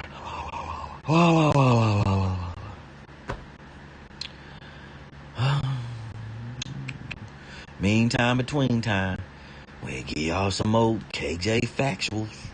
Some actual factuals. What? The 911 calls, police transmissions, the edit footage, witness statements, YouTube videos they was making live and stuff. What? Take your pick. Take your pick. Take your pick of what you want to use as the evidence. And what? We can tell you all over again, this is why. They talk their way all the way through killing her. And then they took us through this whole stage of them talking to her to come into the thing. Even her being online talking about the big one coming up on her birthday, they put up till then. Even letting us know this girl didn't witness the murder. They didn't walk us through this girl's life till she died. And it all just come to her wandering off drunk and finding a place to sit down. They talking about she wanted to cool off. So she was so drunk. She found her way to where she wanted to go. She wanted to go there. Well, give us evidence Kanika knew this place. Show us Kanika went in more than just the bathroom. Y'all gonna give her that much sense enough to go in that man's bathroom and then come back out and go over there and be over there 2 times, 3 times for a while, like she over there drinking water. But she never sobered up. But she stayed smart enough to go to a freezer because they said she wanted to cool off. So then if that's the case, why we don't see them going to the goddamn freezer to find her because she was cooling off? They knew where the fuck she was going. Why the fuck we don't see them going there? They said they was going to find a cooler to cool off. Why the fuck we don't see y'all going to the goddamn freezers and coolers? How y'all gonna know this? Don't tell the manager of the police nothing. Well, she was going to cool off in the cooler in the freezer. Why y'all didn't go and check for her there? Police looking all around. They see a cracked door. They don't go in that motherfucker. This manager come from this other door, all in the crime scene. Find Kanika, go through these cracked doors, come back in goddamn less than probably goddamn 15 seconds. Oh yeah, we found the subject. She's frozen solid. Then we see the video of that cop talking on that thing. He walking back and forth, scratching his damn head like, well, hold on. She over here frozen solid. We done already been in here and checked and everything. This motherfucker had a lock on it. Now you done found her in here. Ain't this motherfucker scratching his head after he done sat there and said frozen solid. He like, hold on. Hold on. Hold on. I done sat there and said all this. And you done just ran me through the script real quick, come and brought me in here and all. Yeah, she's frozen solid. Oh, she's frozen solid. Hold on, motherfucker. You ain't look for your damn self. You ain't check no goddamn pulse your damn self. So you gonna see a dead body and then walk out there and get on the phone. We found the subject. She's frozen solid. Frozen solid. And then he like, hold on, wait. He go back and look, and then come back out. And then when the manager get out of the screen, he come back again and go back and then come back. This motherfucker confused like, hold on. I didn't just said this shit over this goddamn walkie-talkie. But goddamn. He didn't get ran off at the mouth real quick because that damn manager just sat there and told him what to say real fast. Oh yeah, we found it. She's frozen solid. Like it's nothing. And this cop like, well, hold on. Fuck, hold on. We can search through here. We done did all this. Hold on, man. What's going on? Listen here. Here, take this phone. Hello? Womp, womp, womp, womp, womp, womp, womp. Womp, womp, womp, womp, womp, womp, womp. Womp, womp, womp, womp, womp, womp. Yes, sir. All right, bye-bye. Boom. All right, you got it? You get it? You got it? Got it? Good. Milk D, motherfucker. Fuck out of here. Cops had to go along with that shit. So now they in this motherfucker. Hold on. We finna have to goddamn work this shit out. And all that shit, I think, to me, is fake. Because what the kids say in they shit, it don't match with what we see. But what the cops said, it matched what we see. So they got them moving around just like they said what happened. But the kids ain't moving around how they said it happened. Right? So boom. That lets you know right there where other stuff picks up. And other people get involved. Because them cops didn't necessarily have to be involved in the beginning. Yeah, they part of that corrupt ass, bullshitting ass Rosemont.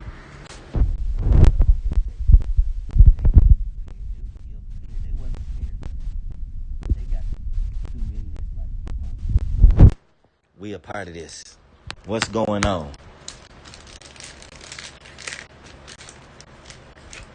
So the only one big person they want to have come on the scene is that black man with them glasses on. That grabbed his, that rubbed his bald head when Mama T come running out of there. That's the only one big person they want to have come in there. Not white people and this and this and that. They had that nigga come in there. Fuck out of here. And what I'm saying by that shit fake. And they got the people moving accordingly. They got the people moving accordingly because they edited the tapes like that, and they got the police moving like that and walking like that when it's really them covering up shit and this and this and that. Oh, yeah. Before I go to these pictures, because sometimes it won't let me come back to see what y'all say.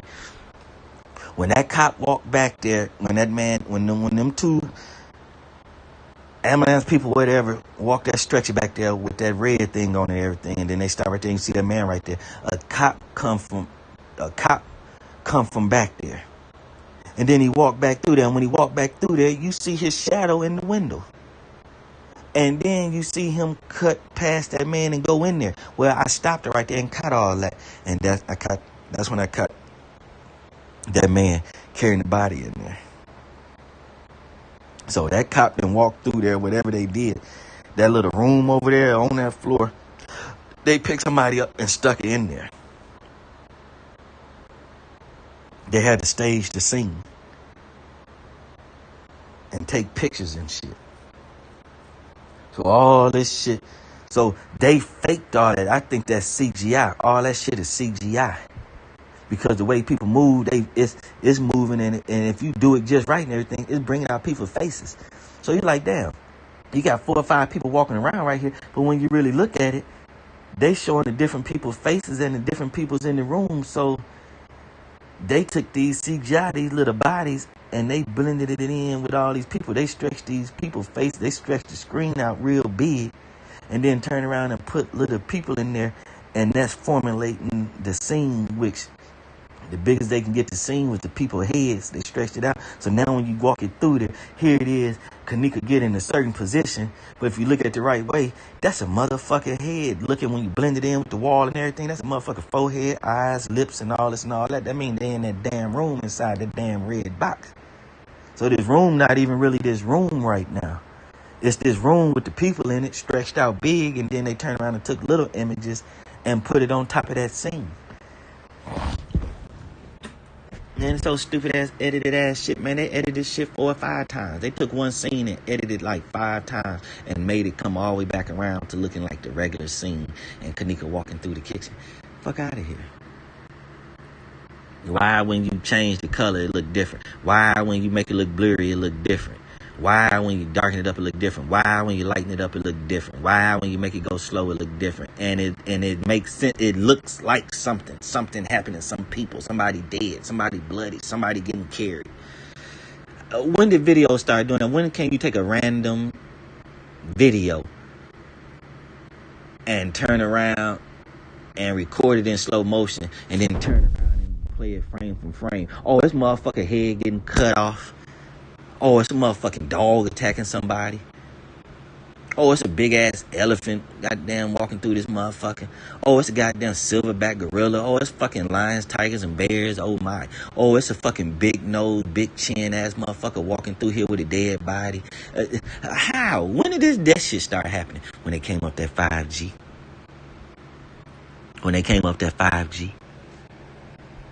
And them motherfuckers can run that shit so fast. It then went right past us.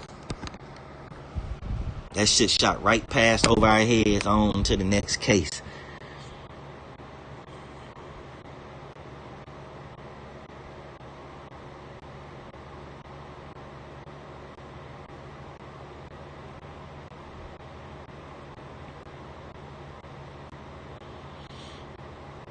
I ain't never seen nobody drunk walk that far, that long.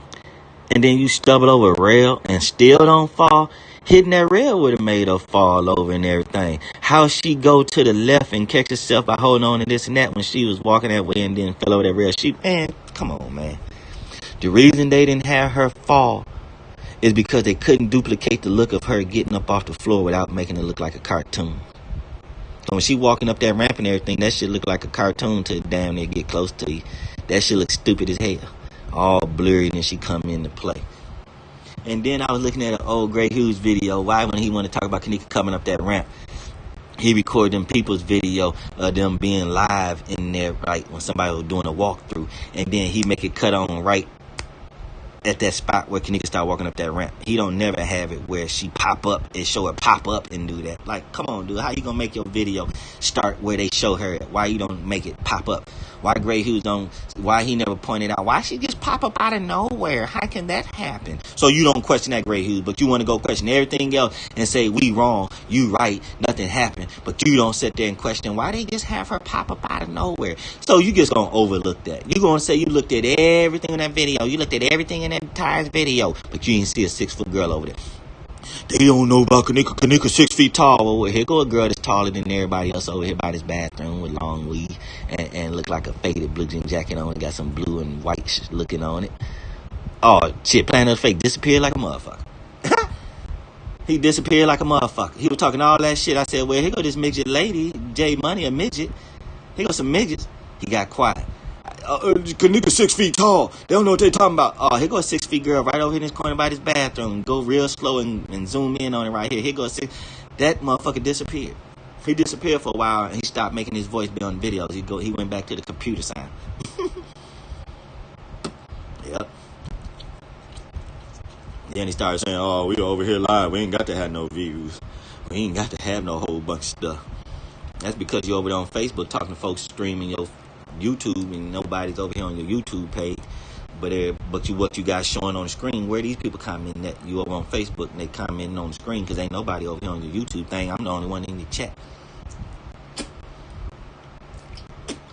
I'll be the only one over there. Here go live 1, 2 o'clock in the morning and shit. I'll be the only one over there. He wouldn't have nobody, no blue wrenches, no nothing to be over there. But it has something scrolling in the screen, like people talking and him talking to somebody. It was that Facebook shit he had going on. He was on Facebook Live streaming it to his YouTube, and nobody was over there from his YouTube. Then everybody started back showing up his blue wrenches. Oh, he quit talking about that, not having no big crowd and nothing like that, and no views and nothing. He said, we over here rocking Kanika Valley.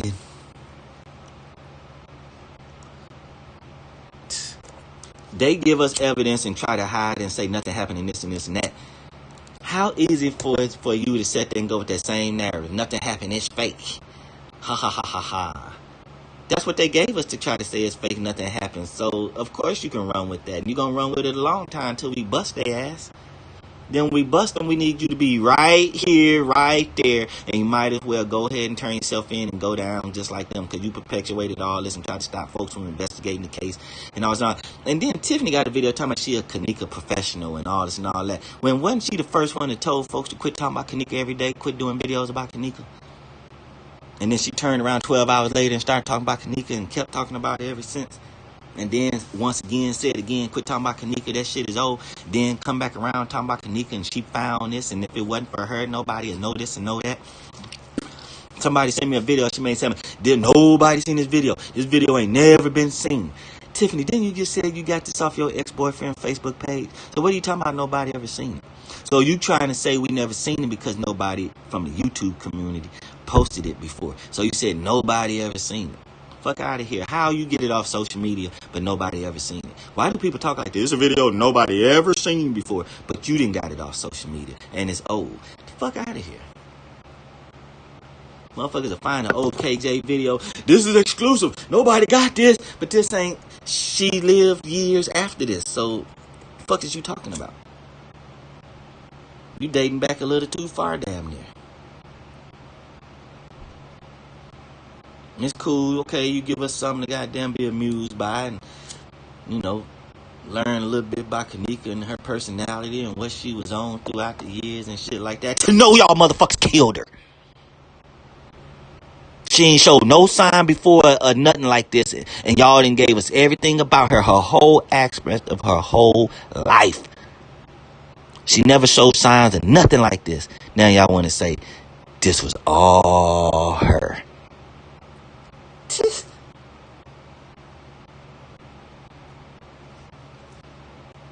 Alright. So she gonna be smart enough to have a job, be smart enough to get a new job,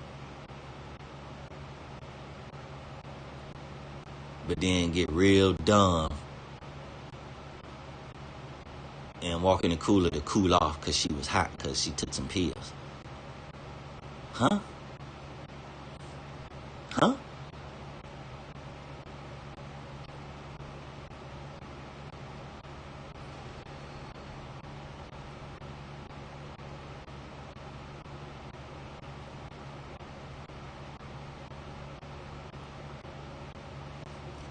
A drunk person don't walk around for no damn hour. She was so drunk they had to pick her up and take her outside. Now she was good enough to walk around on her own. Well, if she did kill herself like that, y'all still the ones that took her out of that damn room. So Maya and Monifa need to be going to jail.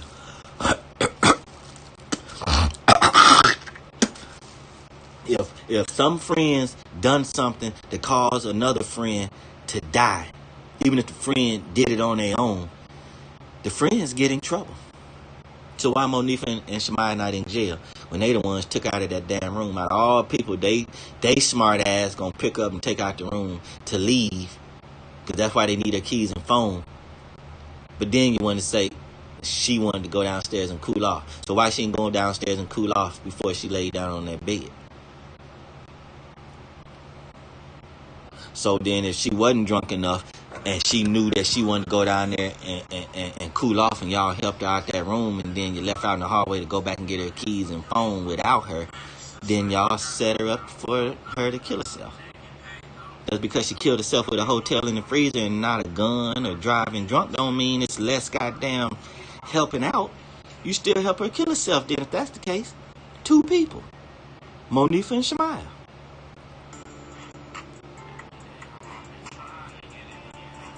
Monifa and Shamaya.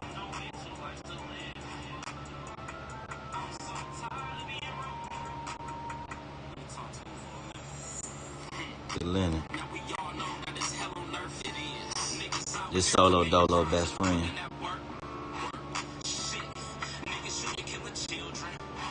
Stay down the street.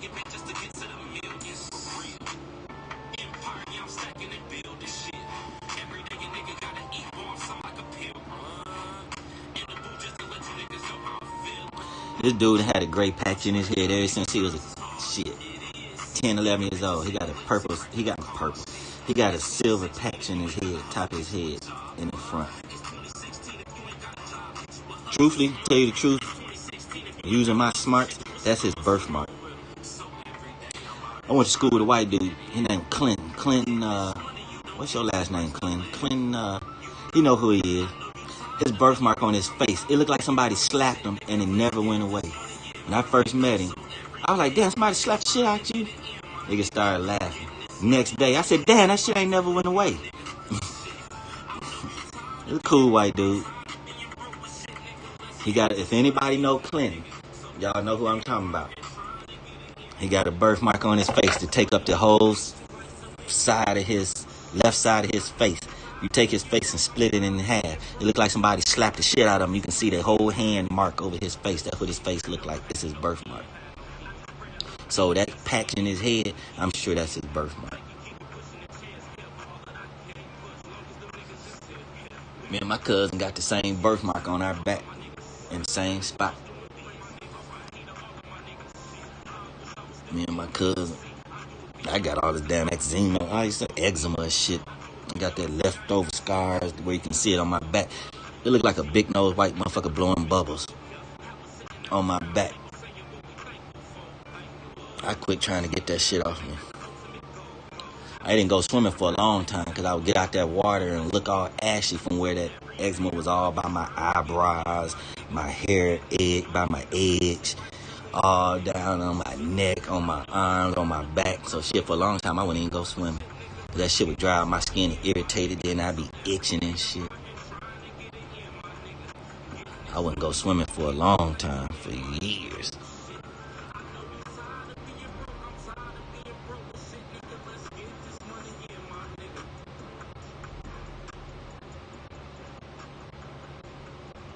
What's up, yo?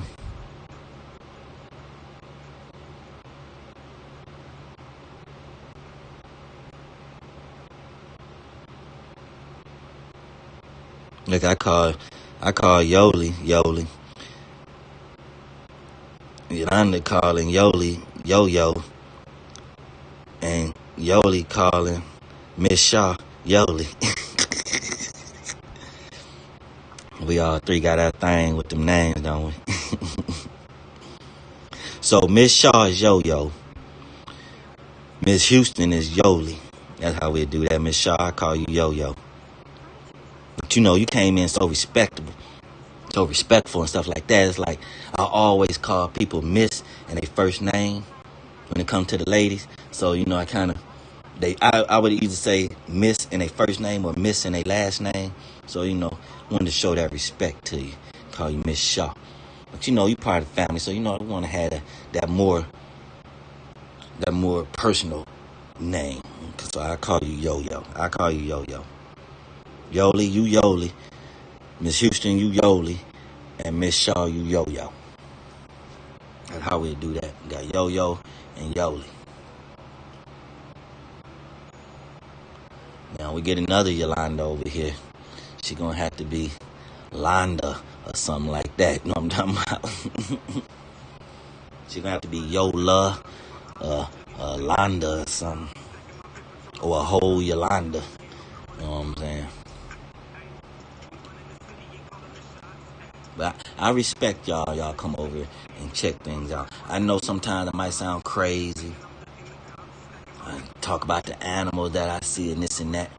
But like I said before, all this ain't dealing with Kanika because Kanika's face is not ripped up. So that lets you know right there, her face wasn't damaged by those animals. Not animals, but human animals, but not animals. It's somebody in this footage that then got wrecked by an animal. And I'm seeing dogs, pit bulls with the ears cut. And that is a dog, that person with that white face. Because I looked at the ears and the ears cut. I went and looked at some cows and cows got ears to the side that go out and look kind of roundish like a spoon. So that is a dog with that white face. But that eye throw me off because they got a black eye. And that white is around the black eye. And what I'm seeing is that white go up, but it don't seem like the eye is black. The eye is black, but it don't seem like it got white all around the eye. But man, I'm telling you, man, I think that's that dog. That's a big ass head pit bull that person got right there. I thought that was a fucking cow. That ain't no goddamn cow. You look at the ears. That ain't no goddamn cow. I looked up cows and said, damn, cow nose is bigger than that in the front of their face. I'm like, damn, that is a damn dog.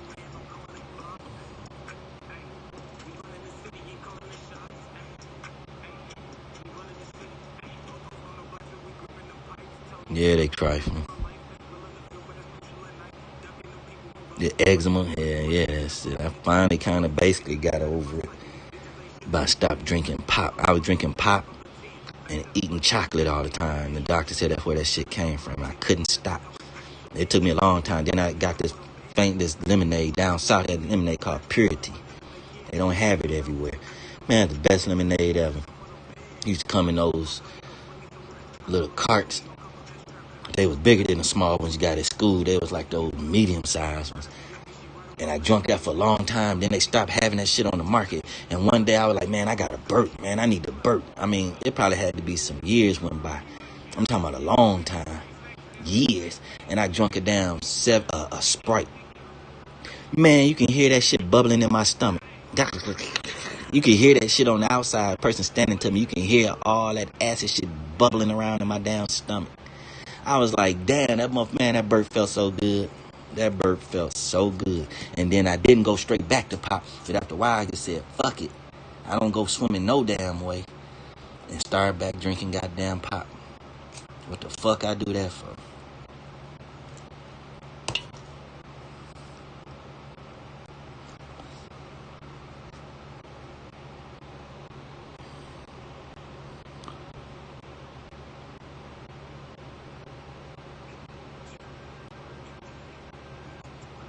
Yeah, Steph Love. They call you Steph Love. With your last name being Gonzalez, you probably look like Steph Love. I think she Hispanic. I think Steph Love Hispanic. Yeah, Steph Love is Hispanic. I think she may be Puerto Rican. Remember Steph Love, the DJ? Steph Love and Angie Martinez.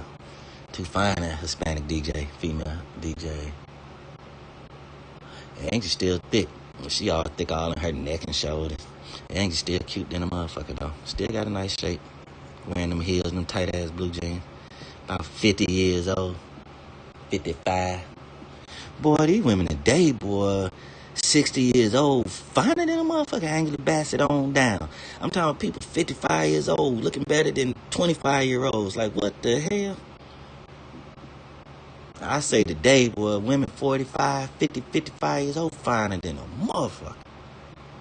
I ain't never seen a age group like that in my life. When I was oldest, I don't know. I don't know. When people was 45 years old, it seemed like they was already goddamn 65, 70 already. Because the people that look like they were 45, say like Leave It to Beaver parents, hell, they was only like 25, dressing like they was 45. Then people died tomorrow, died yesterday. Like, that motherfucker still was living? How? He was 100 years old back then when it was in black and white. And that shit was old. How he died yesterday? Motherfucker 1,000 years old. Somebody died like a week or so ago. Like, that motherfucker still living? He was only like 89, 90 years old. Like, hold on. He was back then when that shit was old. He was already a grown-ass motherfucker back then. Shit crazy.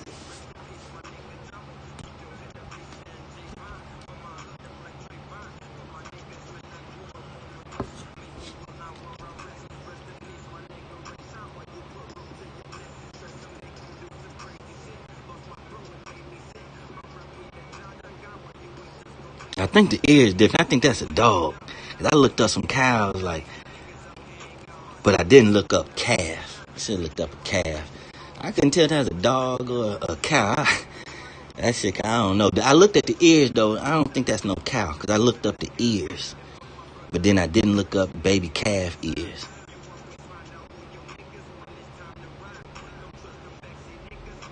Call you Steph Love, Steph. Call you Steph Love.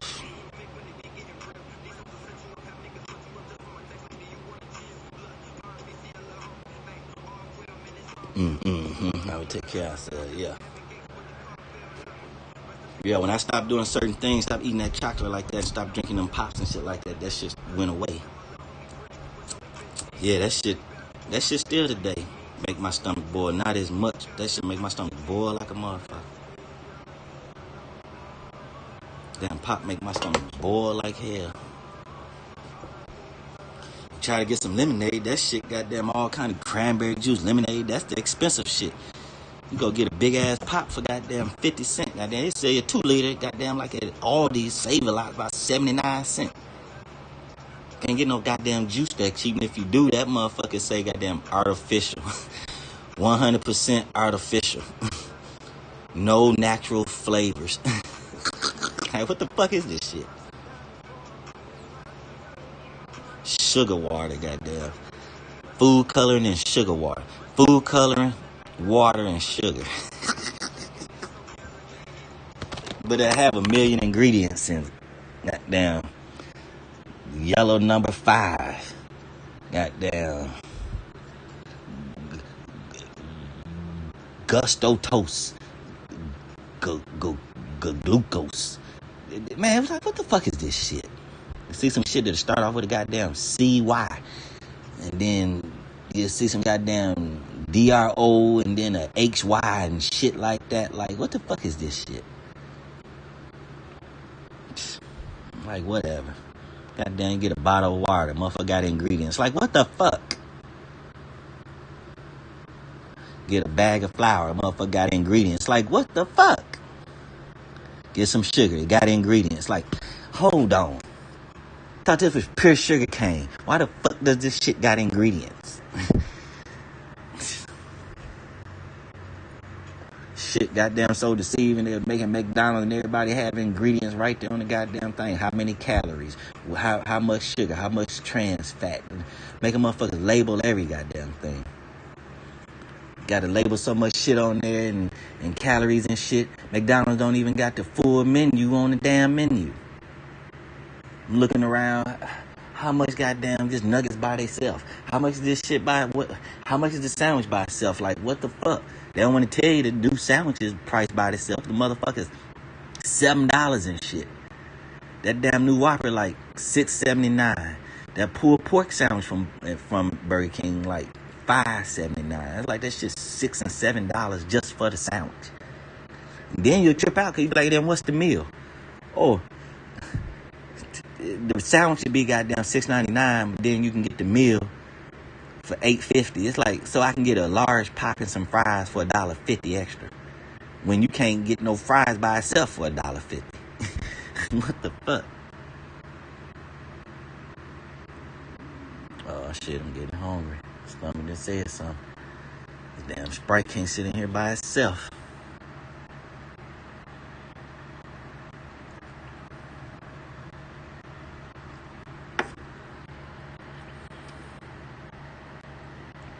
Hell yeah, so much so, man, they had the motherfucker put that shit on the damn thing. Y'all gonna start telling folks what's in this shit. How much you got this healthy salad. This motherfucker packed with sugar. That motherfucker, all the shit in it ain't no good. The blue cheese crumble. 1,000 calories. Like, it ain't even enough in this motherfucker. Like, no wonder I'm still getting fat off y'all shit. I'm paying all this money for the healthy shit and I'm still getting fat. Yeah, because that shit got all kind of preservatives in it and shit. All that shit is preserving, making that food look good for a long time. That shit preserving that shit in your goddamn stomach for a long time. Shit. And then you're like, well, what about the skinny people? Shit, that shit running straight through them. It ain't shit. It ain't shit. That shit done got stuck in your gut, sitting in there. Other people, the shit done ran straight through. It ain't shit. Shit sitting in your stomach, it ain't shit. Then turn to plastic and stuck to your gut. The other motherfuckers ain't getting no kind of nutrients from the motherfuckers. It ran straight through them. Ain't gaining no weight. You have one motherfucker getting fat and the other motherfucker getting skinny. That let you know it's bullshit. But the shit fast, it's convenient. They do got a dollar menu, so you go right there. You don't feel like cooking. Shit, motherfucker go get chicken sandwiches and fries and large pops and teas and shit all day, every day. Motherfucker ate the shit 3 times a day. Breakfast, lunch, and dinner. But when you got that money, you gonna go... Motherfuckers got money. Motherfuckers will get lazy when it comes to cooking. Now, I can't say that really about people down south. Because you got fried chicken, fucking greens, and cornbread for breakfast, brunch, lunch, snack, midday snack, fucking dinner, and then supper. So you done ate that shit about 6 times in one day. But when it comes to motherfuckers like up north, all motherfuckers got money. All motherfuckers going fast food all day long.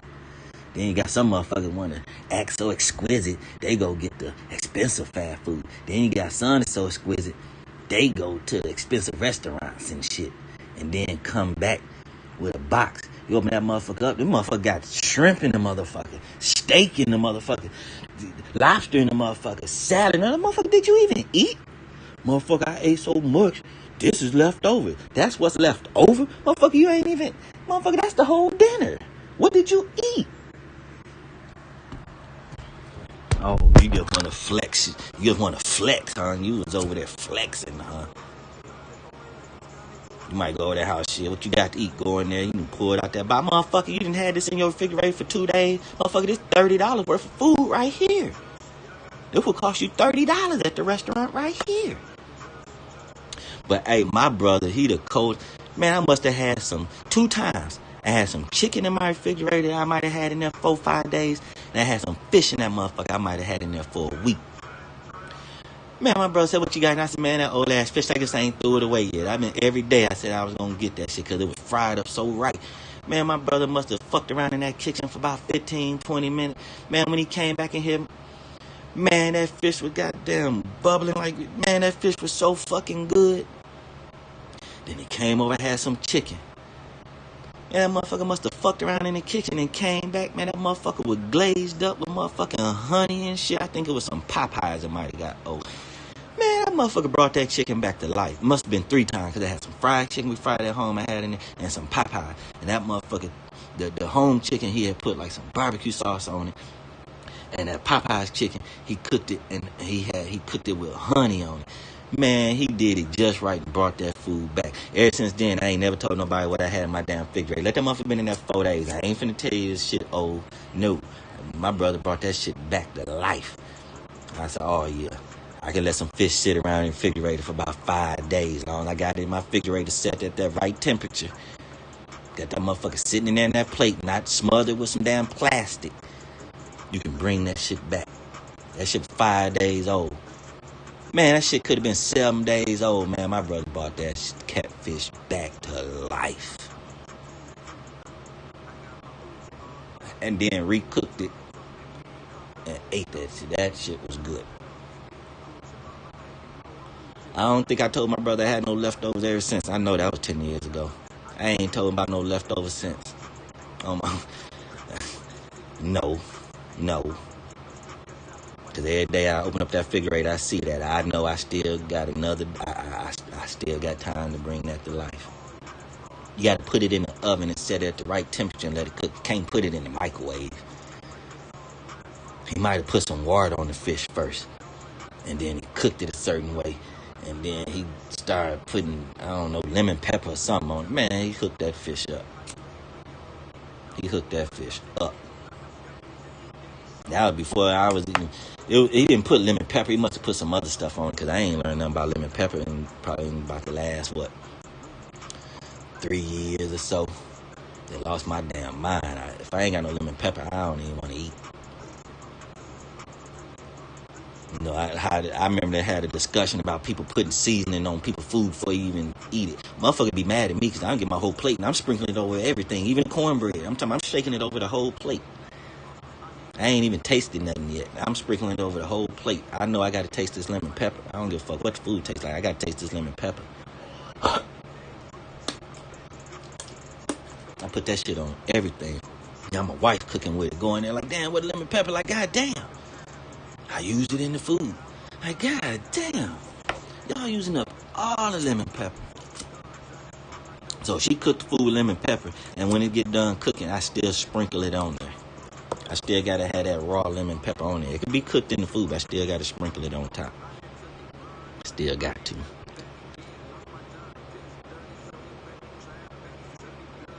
Yeah, they be lying to it when it comes to that food.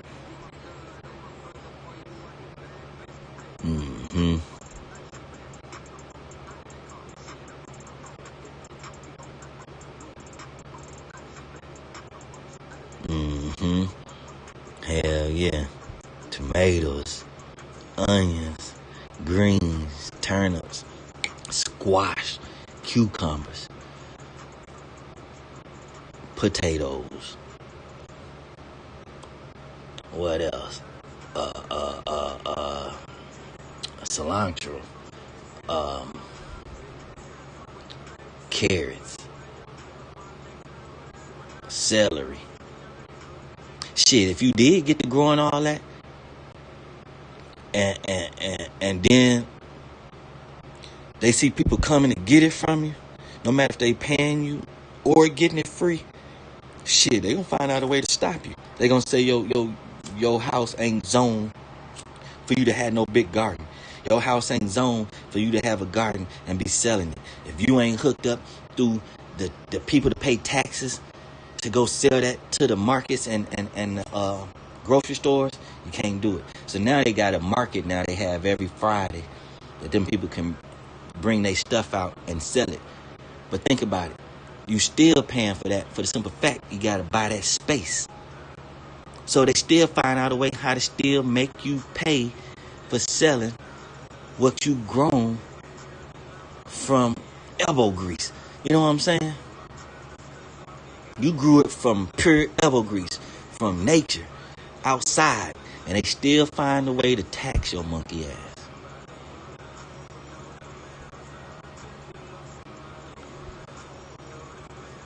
Race ain't got nothing to do with it. Race ain't got nothing to do with it. Think them white folks out there selling them vegetables for free in the spot where they done set up that tent, and you got me fucked up.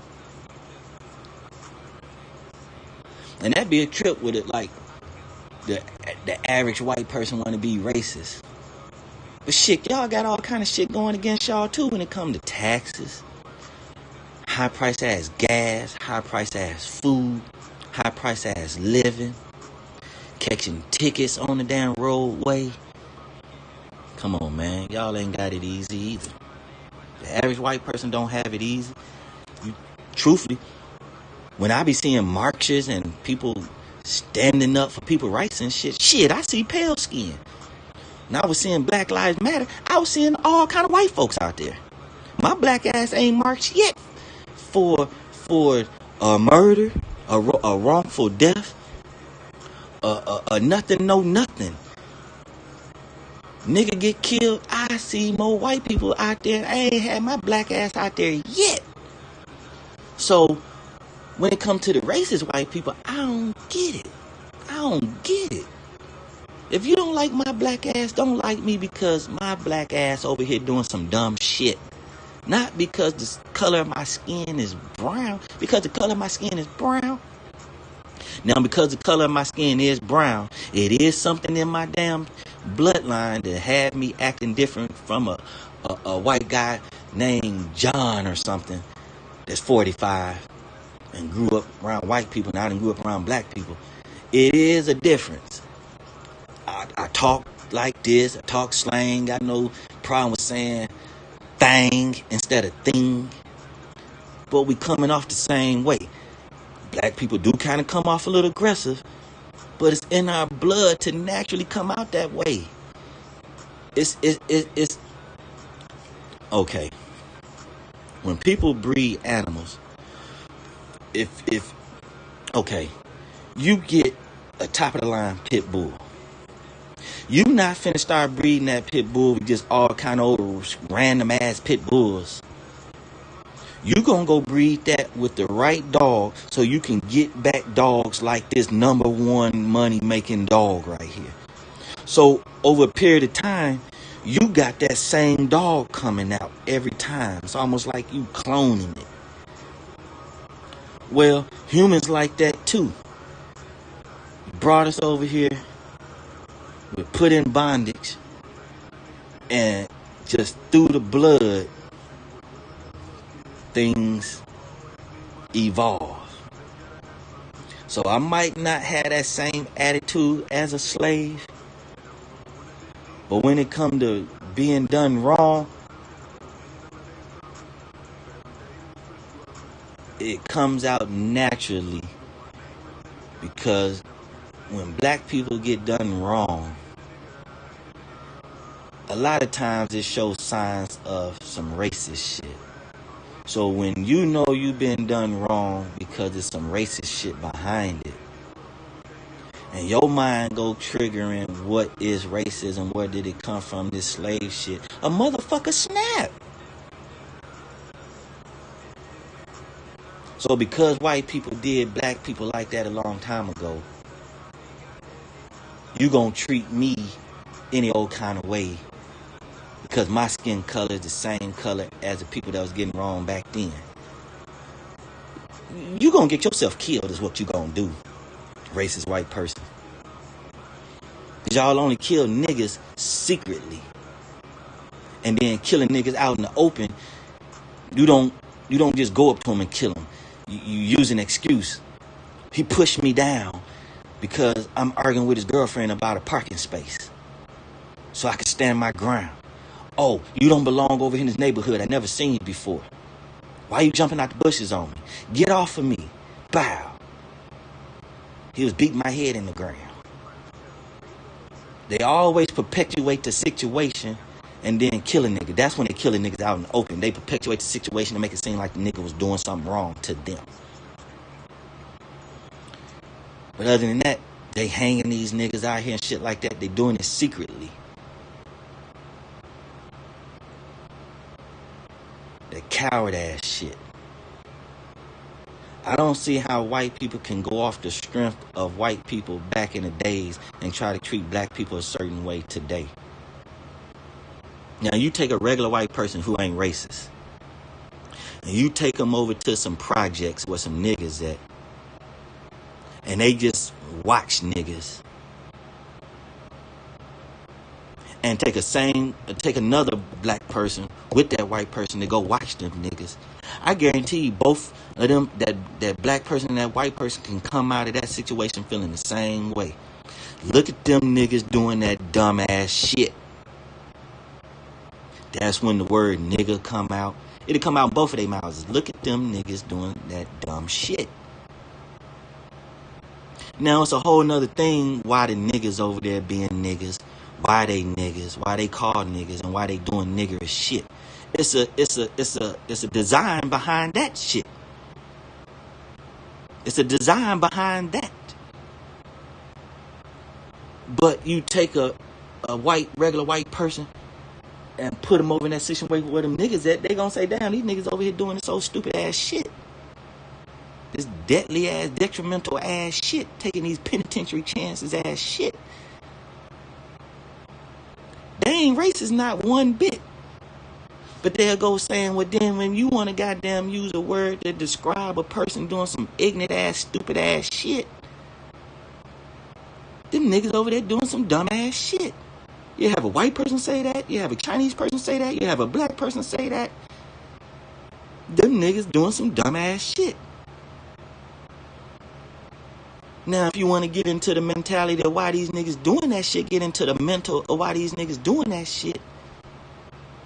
Why they even being niggas in the first place, man, we've been conditioned. And when you've been conditioned,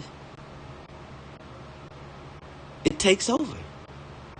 I'm not a racist, crazy black person, but I can become a nigga so quick and do the most vilest ass, detrimental ass, penitentiary ass shit from somebody coming at me on some dumb shit, some racist shit, some being outside of your body ass, thinking you invincible ass bullshit. You finna make this natural instinct come out of me and have people call me a nigga. A stupid ass, dumb ass nigga. Why did you kill him? Why did you shoot him? He was being racist. What the fuck that got to do with you killing him? Cause we've been conditioned, goddammit.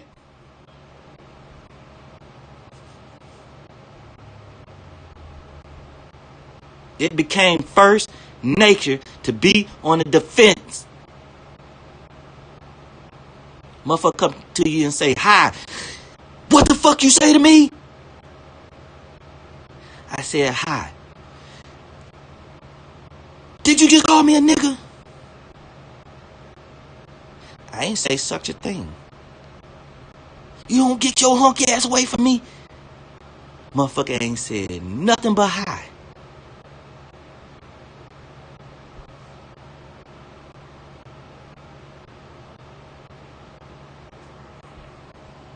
But because that person white, somebody might have pissed you off around the corner. Black, white, Asian, whatever.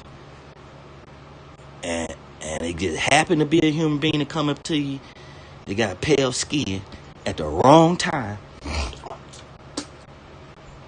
and catch you in that nigga mode.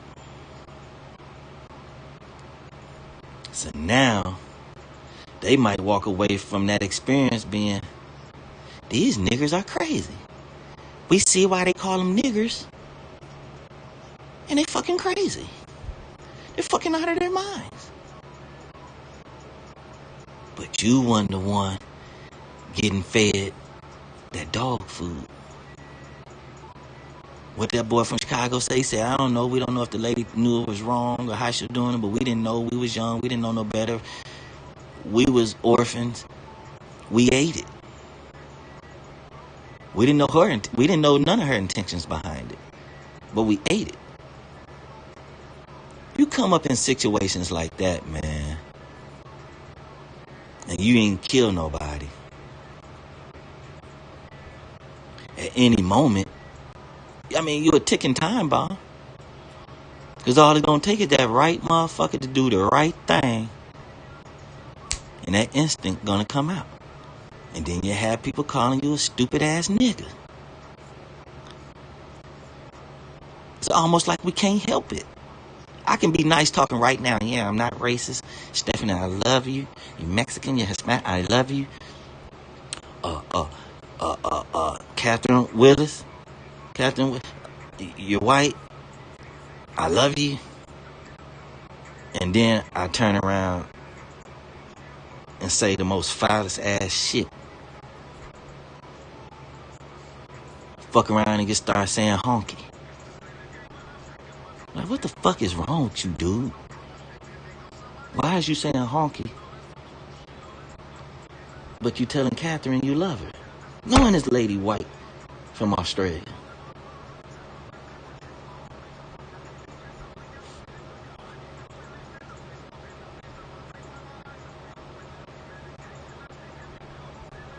It's in me. I can't help it. I can go out and be proper, put on a suit and tie. A motherfucker make me act a nigga right in that shit. Have glasses on, suit and tie. Stacey Adams. Next thing you know, motherfuckers in a big brawl with some white folks. How? The condition we done been conditioned. All of us. White, black, Mexican. You've been over here in the United States, you've been conditioned.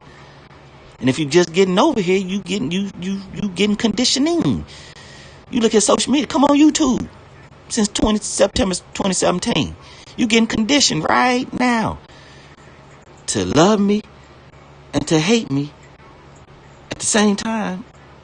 Say you love me and hate me, call me a nigga and an intelligent black man in the same breath. And meaning it, don't mean it at the same time. Tell me you love me and gotta go outside and watch your back from these other black people. They look just like me, same attitude, know how to say yes ma'am, and turn around and cuss a motherfucker out. Say praise the Lord and turn around and say fuck all that shit. You know, just using the cuss words, fuck them niggas. Praise the Lord.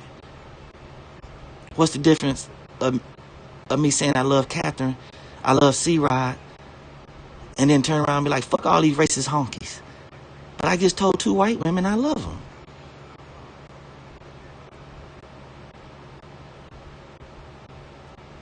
Hey, when it come to fucking up somebody white, well, Catherine and C-Rod ain't gonna be white people that I'ma fuck up. But because they white, the next nigga might just because they white. Just like a black person get fucked up just because they black. Then come to find out, that nigga wasn't even a nigga. He was a pure African. He wasn't even a nigga from down the street, from Crenshaw and Slauson. He from Africa. He done been so conditioned, so groomed. He doing the cat daddy. He doing the fucking Dougie. He cussing, smoking cigarettes, smoking weed, drinking alcohol, knowing that go against everything they stand for. Seen the African the other day stand on the corner with 2 little kids. The motherfucker had on a halter top and a dress, and with muscles. And I looked at him, then I passed by. I said, damn, is that a woman? But he ain't had no chest. He just had the muscle of the titties.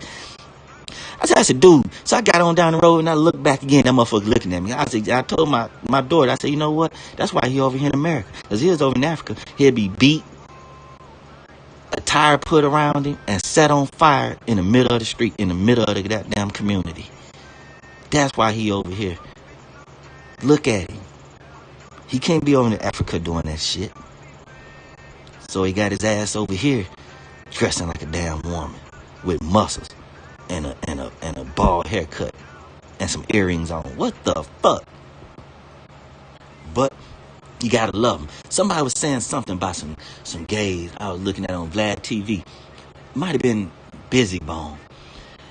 And the realization I come around to is they didn't condition us to hate faggots, right? When that dude having sex with that dude, what the fuck that got to do with me? Okay, say if it's them gay dudes that dress like a regular dude, but you know he booed up with another dude. What the fuck that got to do with me? He a regular person, being out here, being regular like everybody. But when it comes to having sex, he have it with the same sex. They ain't got shit to do with me. So I'm supposed to hate this person and not like this person, not be cool with this person, not talk to this person, not say what's up to this person because they gay. You know how bad I felt about an hour or so ago about hating gay people? can I hate a gay person? And it ain't got nothing to do with what they doing with.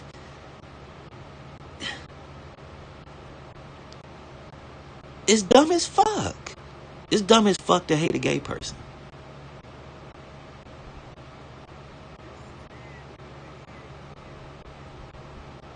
It's dumb.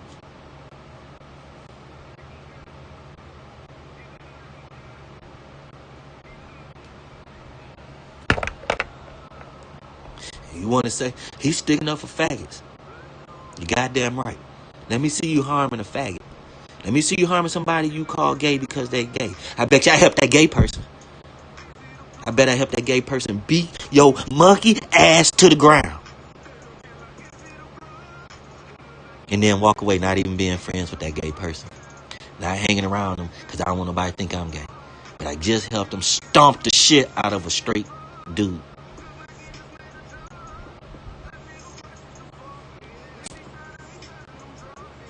Now, we want to get back to everything got to be reality. It got to be what it is. Don't come over here trying to convert me. Don't come over here always want to talk gay shit and gay jokes and everything got to be something about something gay. Because, man, this one gay dude, everything I said or did, he was able to make it seem gay. Whatever I said, whatever I did, he can make it seem gay. I said, damn. All a gay person got to do is just point out what you do, and you wouldn't realize it. All the shit you do, you think is manly and far from gay. They can sit there and say it with their mouth, and it should be so gay. You'd be like, God damn, I can't even do that no more. It could be simple as eating a hot dog, how everybody eat a hot dog. They be like, look how you taking down that wiener. Like, oh shit, now I gotta eat a hot dog like a fucking hamburger. Because you want to be silly. And because I'm insecure and don't want nobody thinking I'm gay, here it is, I'm getting all motherfucking aggressive and mad and shut that shit up and all that type shit, instead of laughing and just laughing at the situation, having fun, moving on, eating our food, this and that. I'm sitting over there with a goddamn attitude. For what?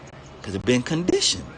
Been conditioned to hate faggots. Now, I could be conditioned to hate faggotry.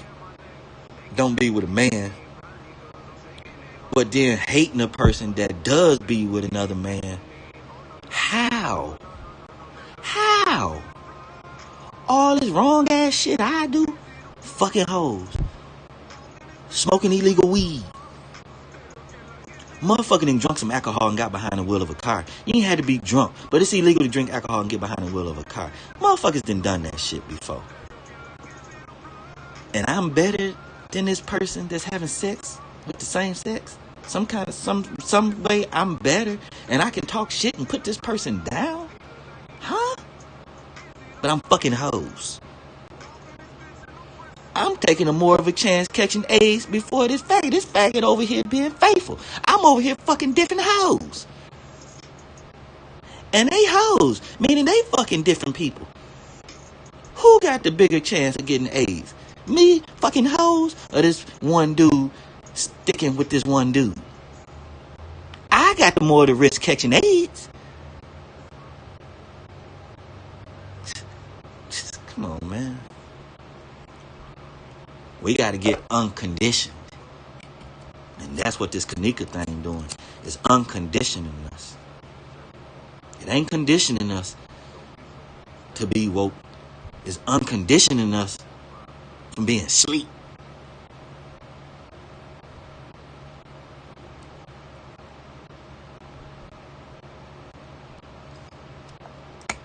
Hey, that shit King JJ said over there, said the motherfuckers over there, that scam poo. The shampoo shit. He said the shampoo. That shit crazy. Yeah, they been tripping. They won't let that stuff go. They use that stuff for content every day, back and forth, talking about this their last time saying something. And the next day they come on with it again. And they say that's their last time, and they come on with it again. Both parties on both sides. This is my last time saying something. And come back on the next day saying something. Say, this is my last time saying something. Come on the next day. That's what they use for content back and forth. It ain't no content of Kanika. It ain't no content of no other crime. It ain't no, we trying to do something better over here.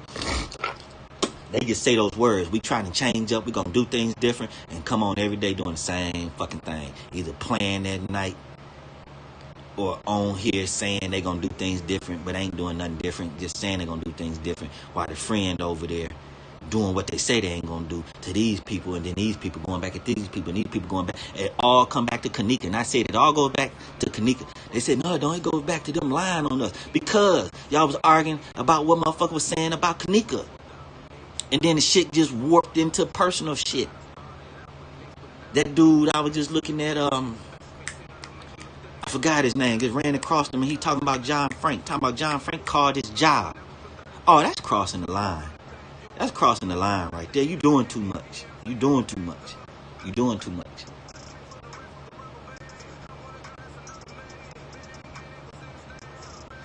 So then you'll go saying, just like Slime Bucket over there had me say, the old slow Mexican talking ass. Well, my best friend Mexican. I ain't got shit against Mexicans. But it'll have me say that because you want to try to make somebody else feel bad. Oh, yo, black ass, yo, them niggas, them spicks, them honkies. You just say that shit out of frustration because you've been conditioned to say that shit when you don't like something. So motherfuckers don't like, I don't like gay, I don't like the act of being gay. So I got something against gay people. Man, that's the retardedest shit in the world. That's a whole human being right there. I'm gonna go fuck that person up because they gay. So I'm finna just go over there and whoop ass or shoot them because they gay. Then here it is, my black ass on death row. The fuck? What point did I prove? That I was an idiot? I done came up with a new law. I done made a new law now. Like you can't even look at a gay person wrong. Because motherfuckers stomping them out. If you don't take your ass on to Walmart or McDonald's and get you something to eat and leave these two men alone. These motherfuckers seen you walking in 100-degree weather and offer you a ride. And because nobody seen you, nobody you know around seen you speaking to them, you hop your ass in the car in they AC and get a ride and tell them to drop you off a block around the corner from where you going. But you seen them with your homeboys, you ready to put out a pistol and shoot at them. Just because you've been conditioned. You've been conditioned. I don't hate no Mexicans, but let a Mexican do me wrong. I'm saying, take your Mexican ass on. Like they say, take your black ass on. Take your white ass on. That ain't being racist, but we done been conditioned. We saying the racist shit. Then let the motherfucker say something wrong.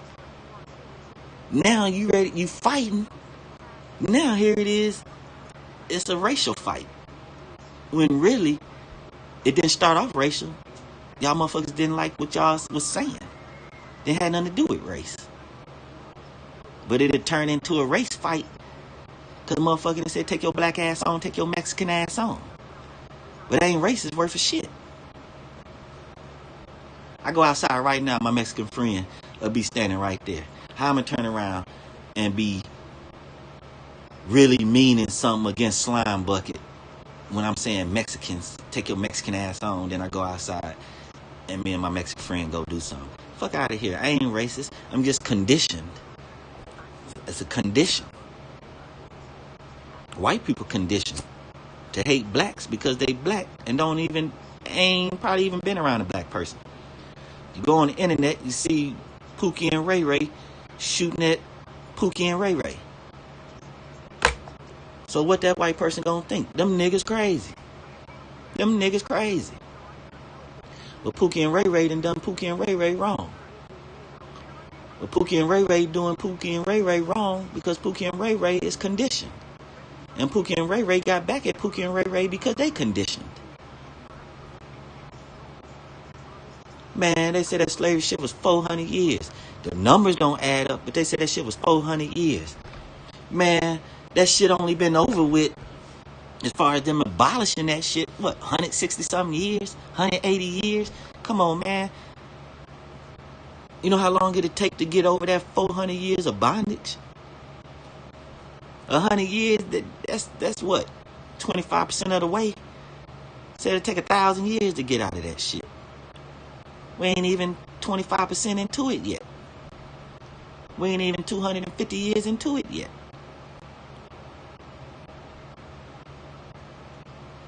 They said it would take 250 years for a black family to catch up to a white family. Motherfuckers only live to be about 80. So when would that ever happen? When would a black person live long enough to get equal to a white person if it take 250 years? That mean it'll never happen. Moral of the story is,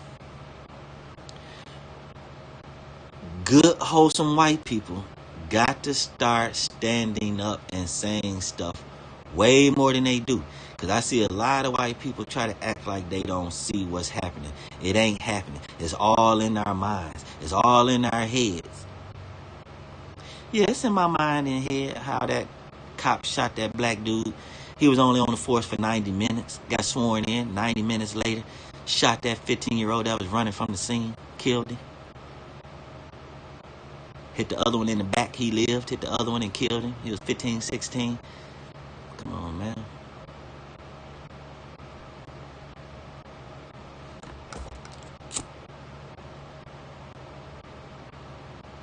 Even if a black person beat him up in school a long time ago, that's because that black person was conditioned and the conditions from way back then. So now he done got older. He a police officer. He whooping up on niggas.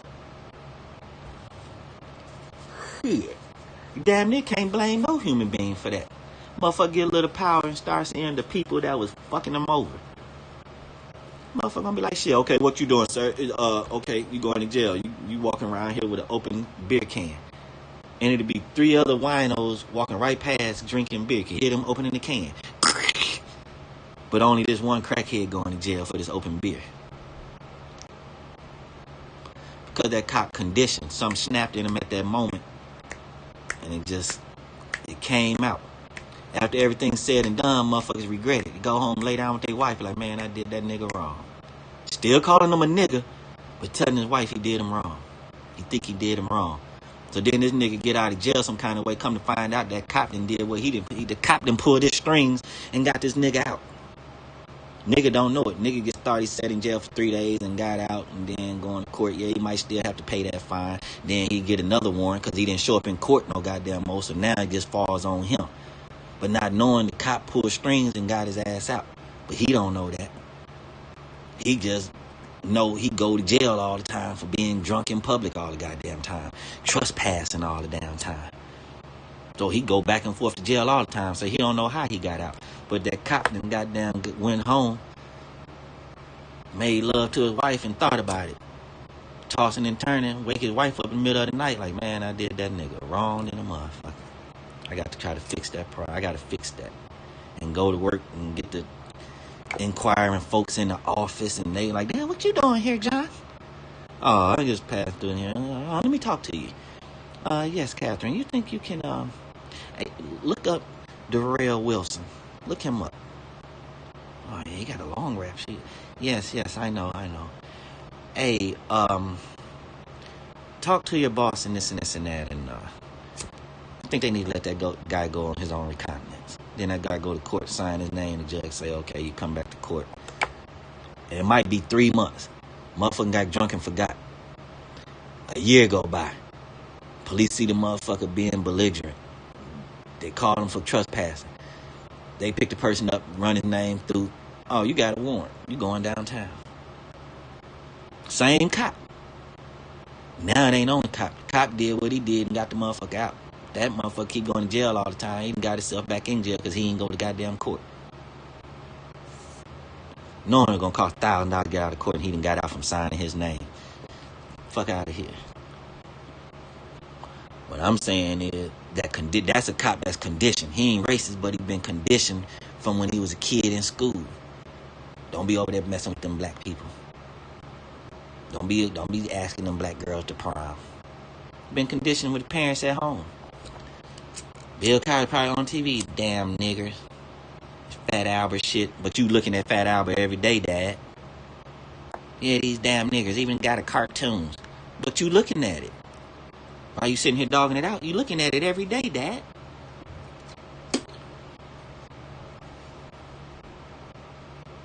Whole time Bill Cosby fucking white women, dropping pills on, not knowing that white person really could have been racist acting or mean acting towards Bill Cosby, but he doing it just because Bill Cosby black and he white. The condition, man, the conditions. That conditioning shit. That conditioning shit. Truthfully, man, it ain't our fault. It's from back in the days. People right now just being ignorant, being privileged, being assholes. They being assholes, basically. Motherfucker get a little money. Black, white, whatever. They want to go stunting on motherfuckers.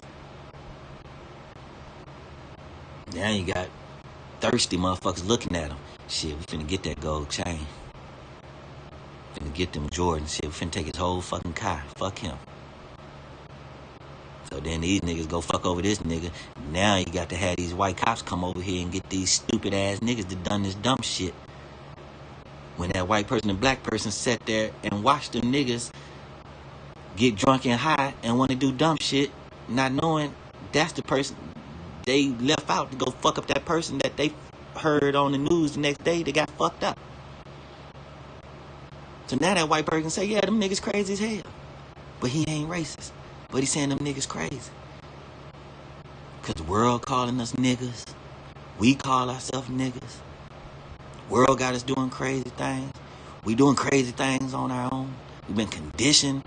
So we doing crazy things cause it's just in our nature to do some fucked up shit. Because we feel like we entitled because they did our people wrong. Man, they just got us all fucked up. And it's still fucked up right now in 2019. This shit is crazy. Shit's so crazy we still investigating the case almost 2 years old. All these cases before, but we still investigating this one case that's 2 years old. It's crazy. And her death wasn't like, we don't see no cutthroat. We don't see she got attacked by animals. We don't see they chopped her body up. She was found in the freezer. There's been so many people done missing faces, missing hearts, missing lungs, missing kidneys, missing foots, missing hands and shit. All she was in the freezer. But because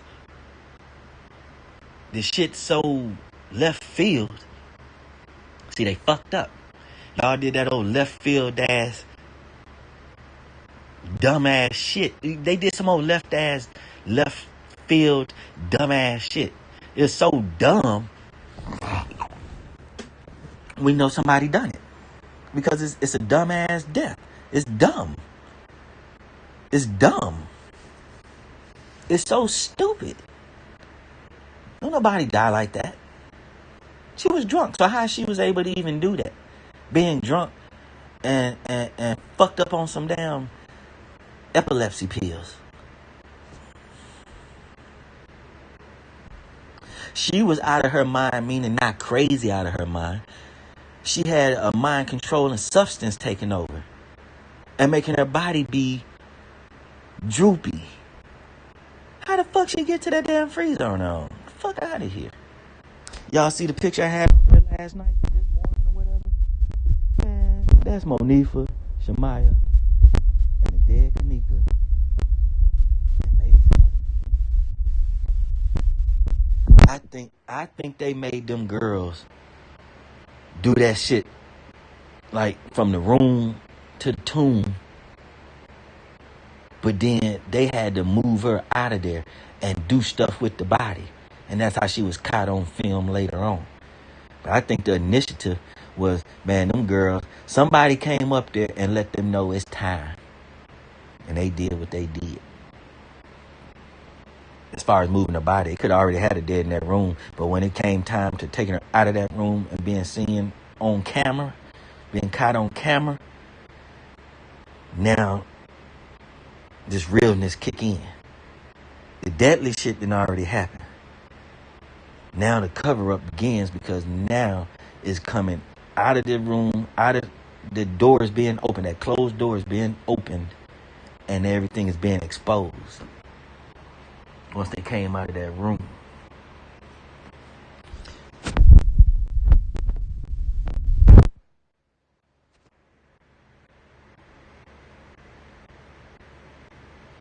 Yeah, you rather cook. I'd rather have my wife cook too. I even cook myself.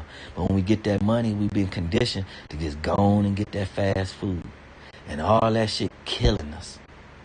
All that shit killing. Then they get reports of the chicken at Popeye got maggots in it. They in McDonald's taking a bath in the damn sink. They dropping food on the damn floor. They spitting on the hamburgers. They putting body waste in the food. Like, come on. We already got to deal with this fake ass food or this stretched ass food, meaning chicken nuggets. They stretch it. They stretch food just like they do eggs. You know how people add milk to eggs and make it more eggs? They do everything else the same way. That old processed food, it goes through a process. It's crazy as fuck. And it's crazy too how sometimes you go to a restaurant and then the food get old and it's sitting in the refrigerator. The shrimp dry up different.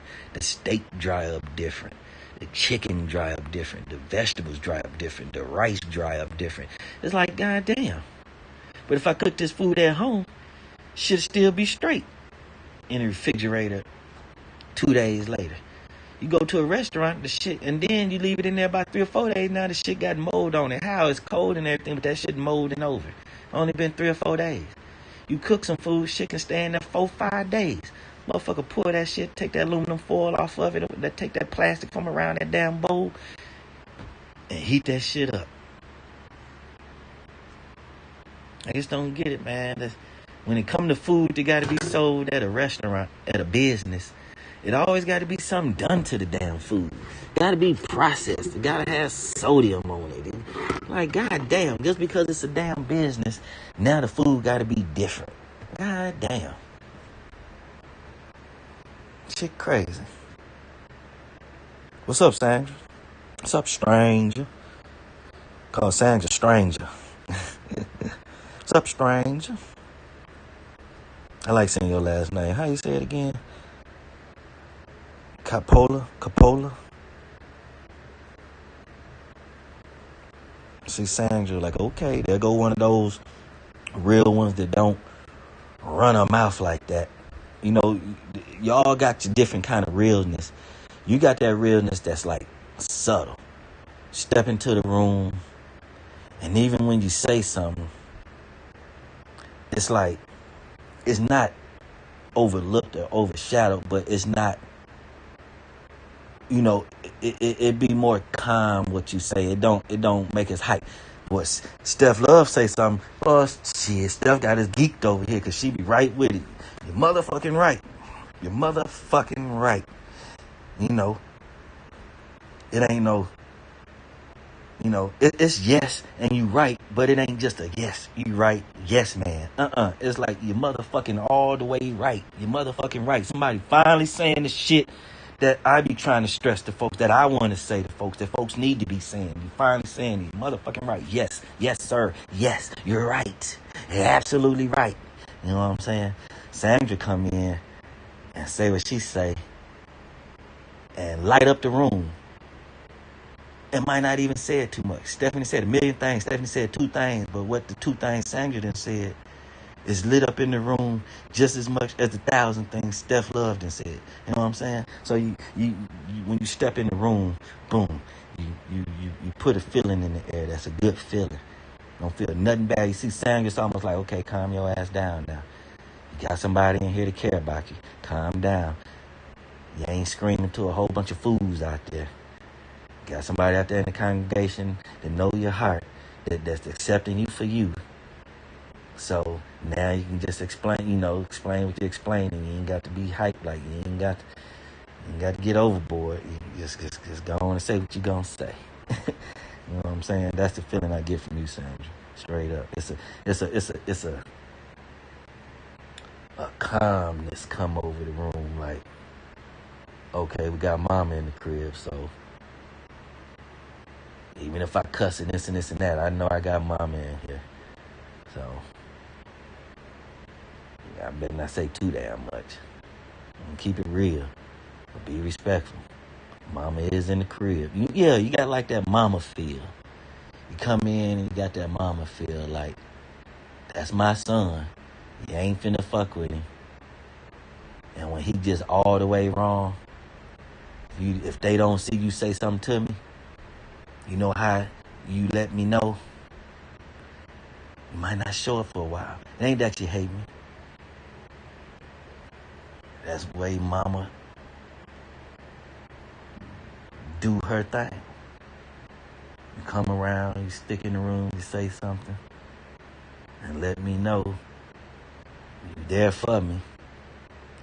Carry on. You know what I'm saying? So, like when Sandra come around. And it's tripped though, when I see you in another room, Sandra, I don't even get that feeling. I be like, there goes Sandra. When you come over here, it's like a mother feeling. For real. C-Rod too. C-Rod is like a mother figure, but more of like a when they be like, don't be your kid's friend. She more of a friend. She like a mother figure. She a friend. You like a mother figure more than a friend. Because I know you one person I ain't finna try to think funny about, cuss out, try to call you no honky and no shit like that. No, ain't no disrespecting Sandra. Ain't no I'm finna get mad at you today and then try to say sorry tomorrow. Nigga, you ain't finna say nothing wrong from the beginning. No. Might be other people I might say something to and then need to apologize. Ain't nothing gonna come like that towards Sandra. I know out of one person. Now, you know, I got that same feeling with like cold Pepsi, but then I got that feeling about cold Pepsi. Cold Pepsi. I got a feeling about Miss Annoying. You know what I'm saying? I got my different feelings about all y'all. But I know when it comes to Sandra, it's that white cloud. It ain't no black, dark cloud coming with no storms. It's a heavenly cloud. Now I'm saying, oh, white cloud is good and black cloud, or that white and black thing. No, it's more of a clear sky then. Ain't no black cloud, no storm that came through. It's like the sun that came out and everything is okay now. No matter what fucked up shit I say about what we see in this footage and the crazy shit, it's still gonna be alright. Yeah, when I see Sandra Coppola, I relate to a clear sky. The sun is out. The sun. Ain't no whoever's over here arguing with you. Ain't got to argue with them no more. Sandra don't be around if I am going at somebody. When I ain't going at nobody, Sandra there. So it lets me know if I'm out of line, she ain't finna be in my chat cheering that shit on. You know what I mean? And that ain't to say Steph Love over here cheering nothing on. Because Steph Love will go and start saying her own thing, what she's saying about this footage, and I'm right about this because she feels strong about that not happening, just say it with my voice on here. It ain't that she agreeing with me. She's saying I'm right because she know it's motherfucking right. That's it, that's all. So it ain't that she over here cheering me on. Shit, she over here getting her air time, her YouTube live time too, telling us Rosemont full of shit, Crown Plaza full of shit. They killed Kanika. Who? All they ass. Everybody. Everybody. They all sat there and seen that shit and ain't said a damn word. That's it, that's all. Shit.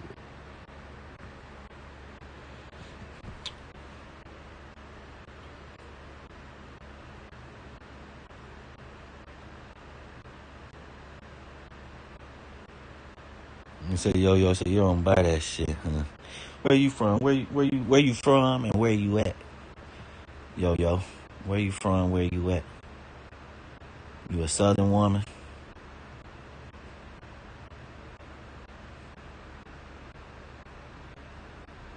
I bet you do save a lot of money. I bet you do. Man, my old lady just went without the kids. We went somewhere to the seafood place. I think it was called 815 Cajun. Shit. For us to eat that shit, it was either $29 or $39 for that bag of stuff. You know, it had the corn, shrimp, lobster. Might have had some pieces of steak, carrots, corn, in that seasoning, all in that bag. They bring it to you in a bag and give you a big ass bib. They open that bag up and shit, motherfucker get to digging in, right? Shit mess it in the motherfucker.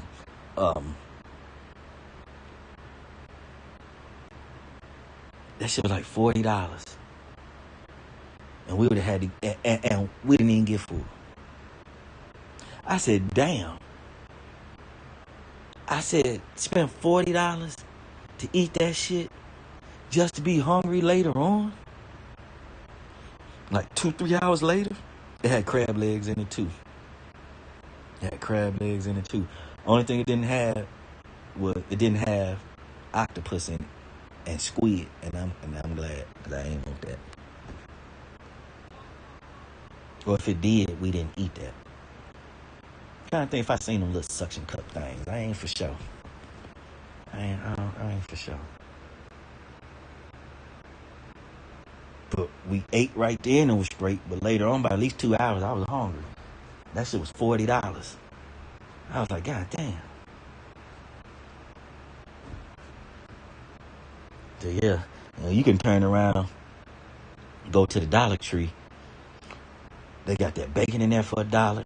They got these thin pizza shells for $1. Get the tomato paste for $1.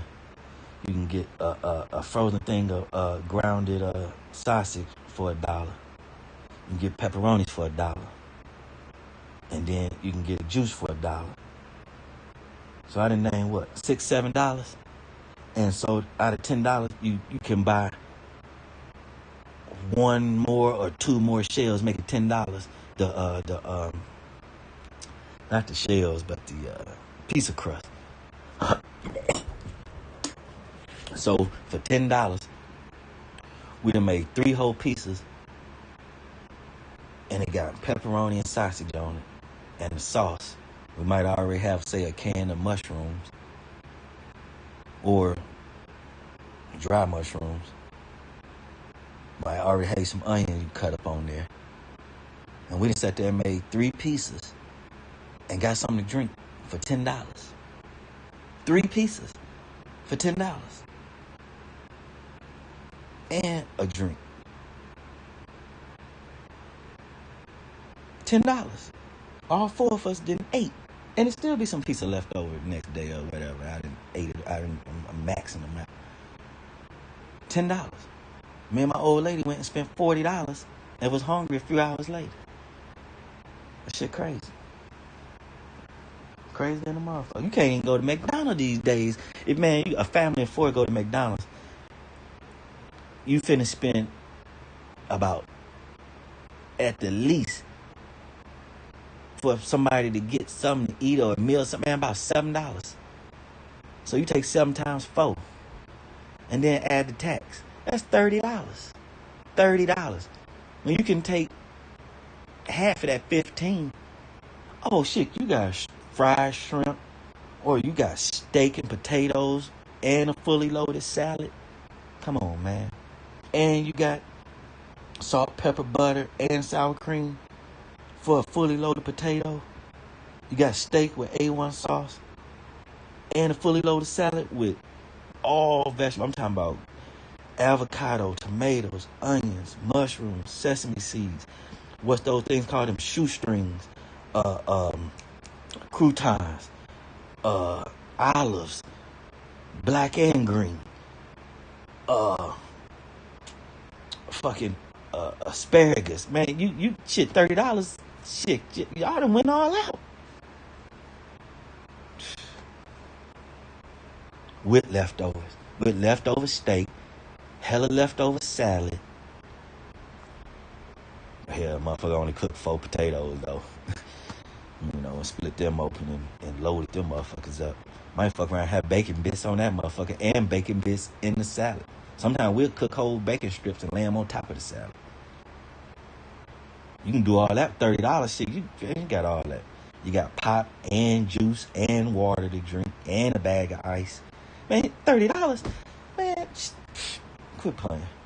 That's 2 days worth of eating. Actually, 4 days. Because the first day eating, then you got leftover the next day, and then the day after that you cook, and then the day after that you got leftovers. So really, $30 you can eat for 4 days. A family of 4. This shit crazy out here in the world. The healthy hamburger at Burger King costs $7. The goddamn deadly ass Whopper about $3.50, $4. The damn healthy one is gonna help you fucking live longer. No beef, 100% no beef. Which dude on the line said the motherfucker tastes like a Whopper and better. Cost the most. What the fuck? That motherfucker ain't even a cow. It ain't even no meat that you had to goddamn raise and feed and house and rattle up and saddle up and all that shit. And it costs more for this non-meat shit. When you got to have a farmer, equipment, feed, land. Come on, man. And the fake hamburger costs more, and it costs less to produce. What sense do that make? I want that hamburger so bad. I passed by Burger King every day. I need to get that now. I need to get it now. I'm gonna get that motherfucker today. Fuck it. That dude said that motherfucker tastes like a Whopper and better. That dude ain't online bullshitting about nothing. That black dude with that long with that gray beard. Got that voice like that right there. He said that motherfucker tastes like a Whopper and better. He had that one Whopper. He ate that Whopper, then he ate that and he ate that. He started crying like, no. And put that real Whopper down and was grubbing on the fake Whopper, the impossible Whopper, and said, this motherfucker off the heezy. This motherfucker tastes like a Whopper and better. He said it helps the flavor of the lettuce and tomatoes and the onions and the bread. He said it complement that. Man, shit, I'm gonna go get that burger. Let me eat that motherfucker straight. Cause Whoppers, man, used to give me indigestion. I don't even fuck with Whoppers. I had only started eating Whoppers maybe 15 years ago, but hell, I don't get Whoppers now. The only reason I'm eating them now because they had them $1 Wednesdays. My old lady like, damn, they got Whoppers for $1, and then she got me eating them till it got to the point where it's like, nah, I don't like Whoppers doing me like they did when I was a kid. And then they went up to $1.50. Then they got up to like $2.30.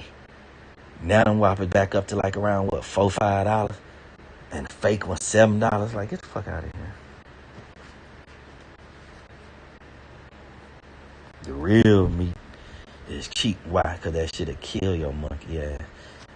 Did y'all know they was feeding cows and chickens leftover medicine? All the medicine that was left over and all that shit, they would grind that up and put that in the chicken feed. So why when people eating chicken now, your body is immune to that shit, and now they can't fight off diseases because they done fed the chicken all the goddamn medicine. Now your body can't fight off a damn regular cold because you eat chicken all the damn time, and chicken eating the goddamn medicine. the fuck?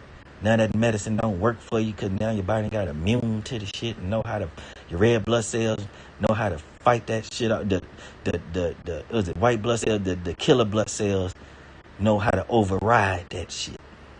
That shit don't help your red blood cells. It weaken your red blood cells. And that's how a person get weak and break down and catch AIDS and die and catch diseases because your red blood cells not strong. Your red blood cells not plentiful. That poison eating away the red blood cells. And the red blood cells, you think that's blood. That's not blood. That's basically like the plasma. And plasma look like piss.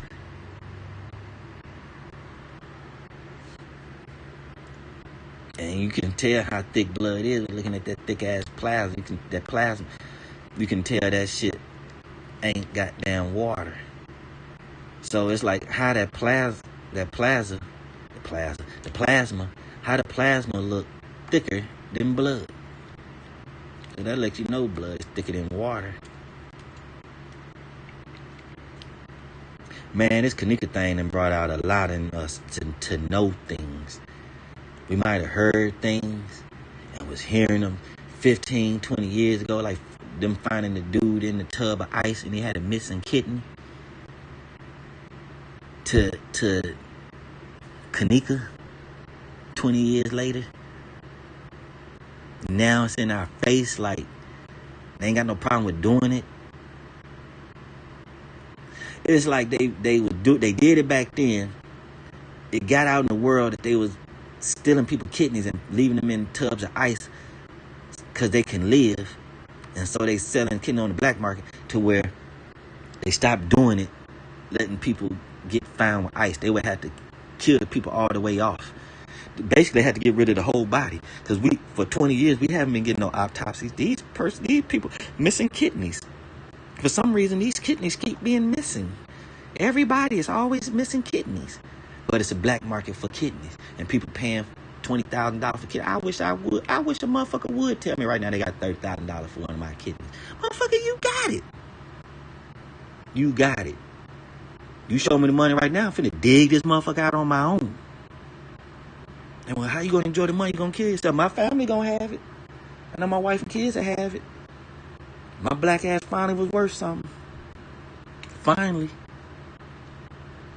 Wish my black ass worth something now, that melanin. But until they keep finding slick ways to steal it, they just harvesting me. What you mean? They making sure I get fed. They making sure I eat. You need some link? They making sure I eat. You see that goddamn donor on my ID? As soon as my shit match. Psh.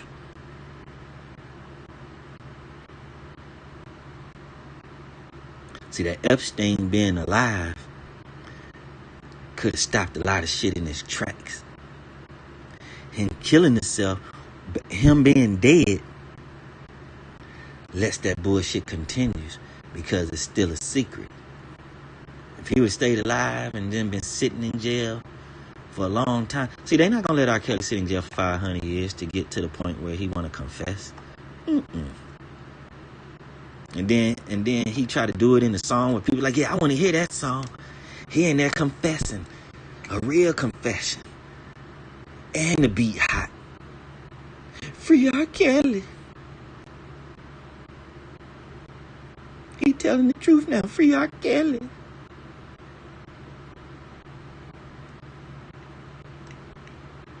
Man, that motherfucker gonna be deader than a donut. People are dying in jail, either getting killed or killing themselves. Y'all think R. Kelly gonna live? They finally stick his ass in there 500 years. You don't think he gonna be like, well, this motherfucker was there for this event. This motherfucker was there for this event. He stuck his dick in this person.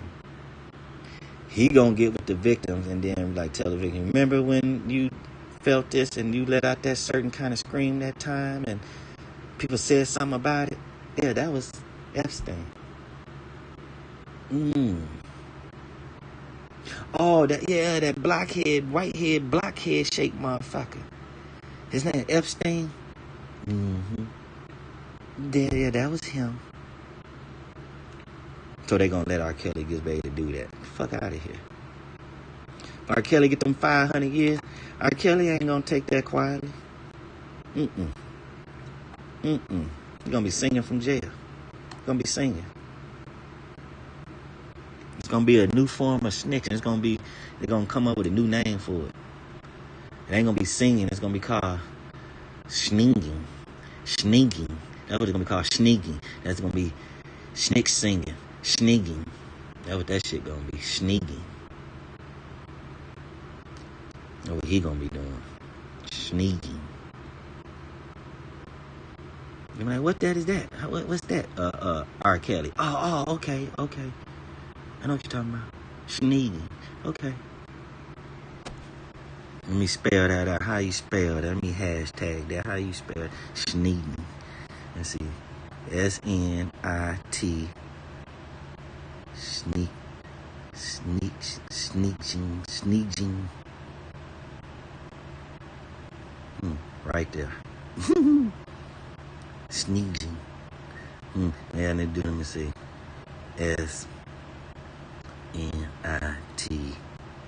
SNITCHING.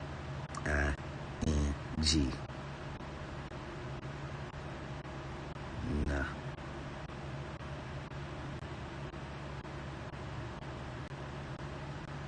Leave the H out.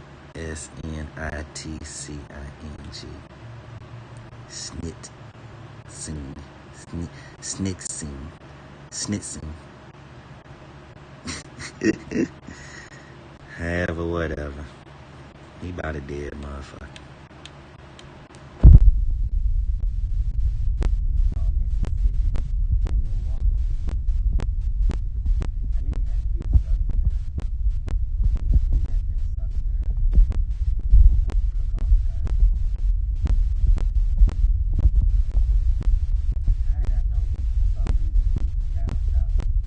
Living in the Midwest. I should have said, I feel like you from down south, but you living up north. Because it's one thing about people like Unc and them saying what he's saying down south. But Unc almost kind of a one way.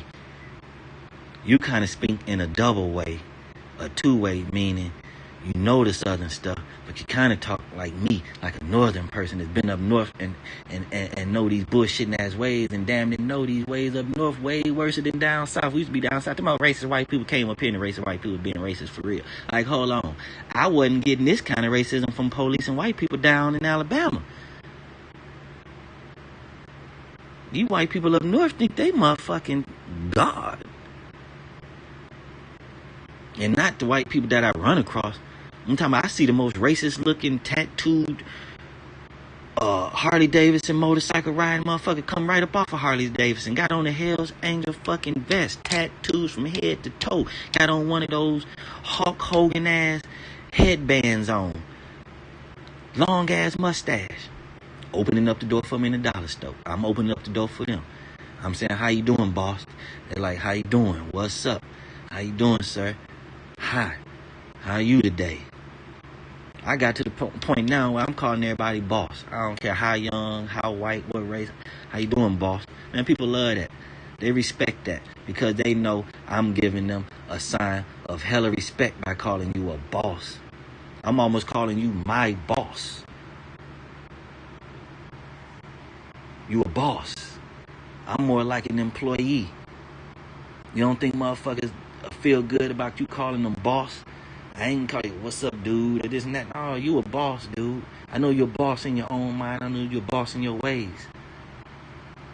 Hell, you can look at a bum and damn near call him a boss. Like, how you gonna call a bum a boss? Ain't that motherfucker over there drinking a beer? Ain't that motherfucker homeless or dirty? Ain't he drinking a beer? What beer out here free? So that motherfucker a boss in his own mind. He did what he had to do, asked who he had to ask the way he had to ask to get what he wanted to get. And it got to the point where his body needed, so he know what to say to get it. He know what to do. He know how to function to get it. He being a boss. He just at that level of a bum. But he bossing up as a bum. He ain't being a bum and can't get nothing. He being a bum and getting what he need to be a bum. Alcohol and drugs.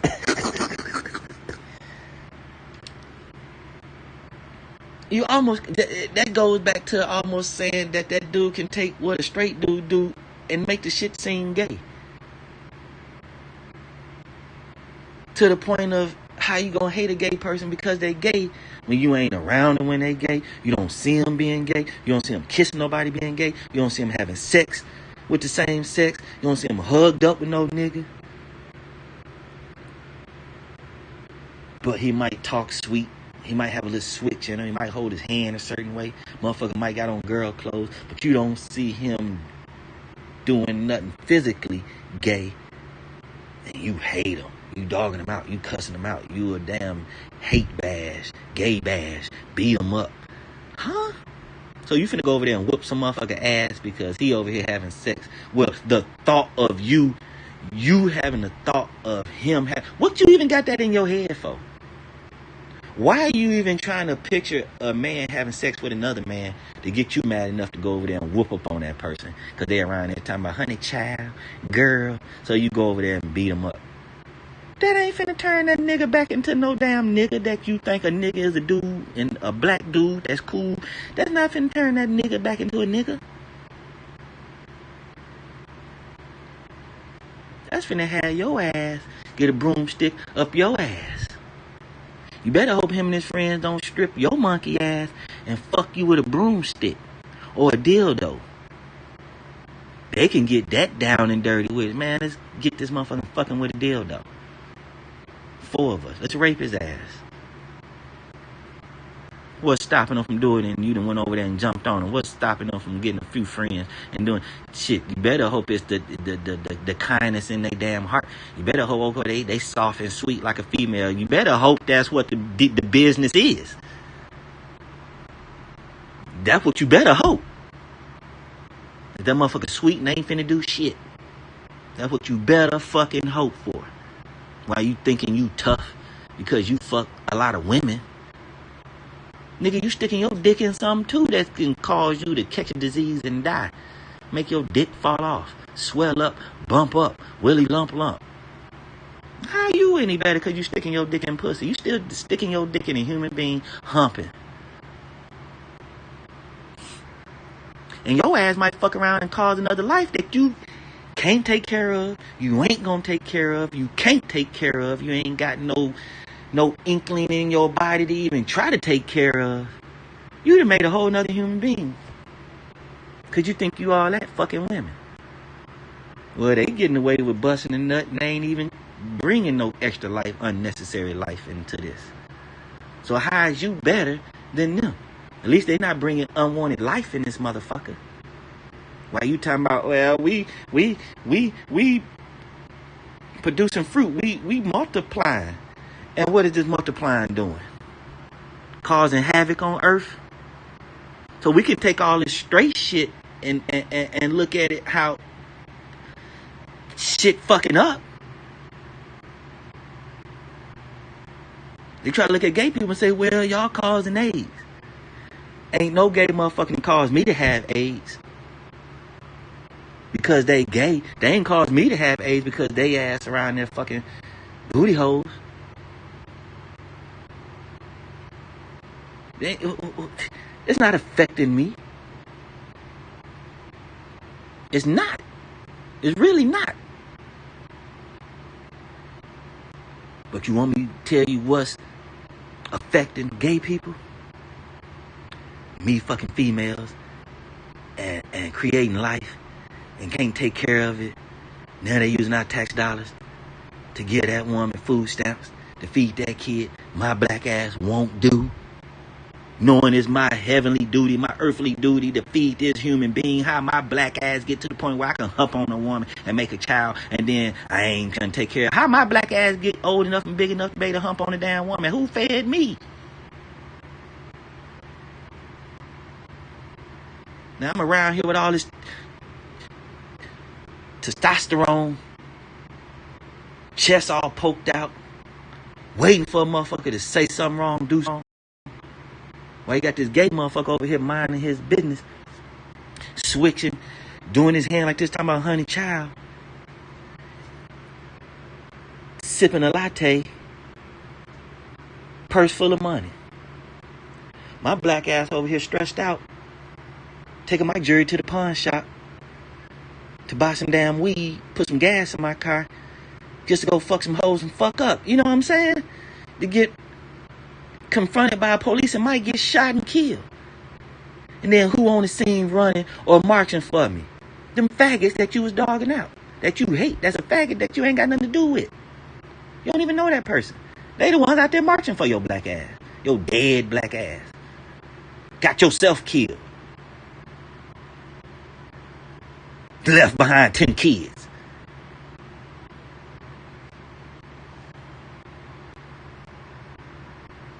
Cause you think you all that cause you sticking your dick in pussy.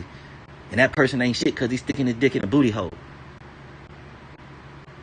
You ain't no goddamn better. Cause you creating life. You creating havoc. Is what you doing. These kids been raised with no father, in poverty, in crime infested areas, and think they gonna come out a fucking perfectly polished diamond. Yeah, in their casket. When they kill, you know how people got that look of them like they kind of shiny looking. Skin look gray, shiny looking. Well, black people anyway. They look gray, shiny, brown. They brown up under the bottom, but then they got that grayish little shine on them. It ain't greasy like baby oil, but it's a shine to the skin. Yeah, you polished, all right. They polish your monkey ass off, put you in a suit, shirt and tie and everything. You fuck around, they ain't got on no damn church shoes.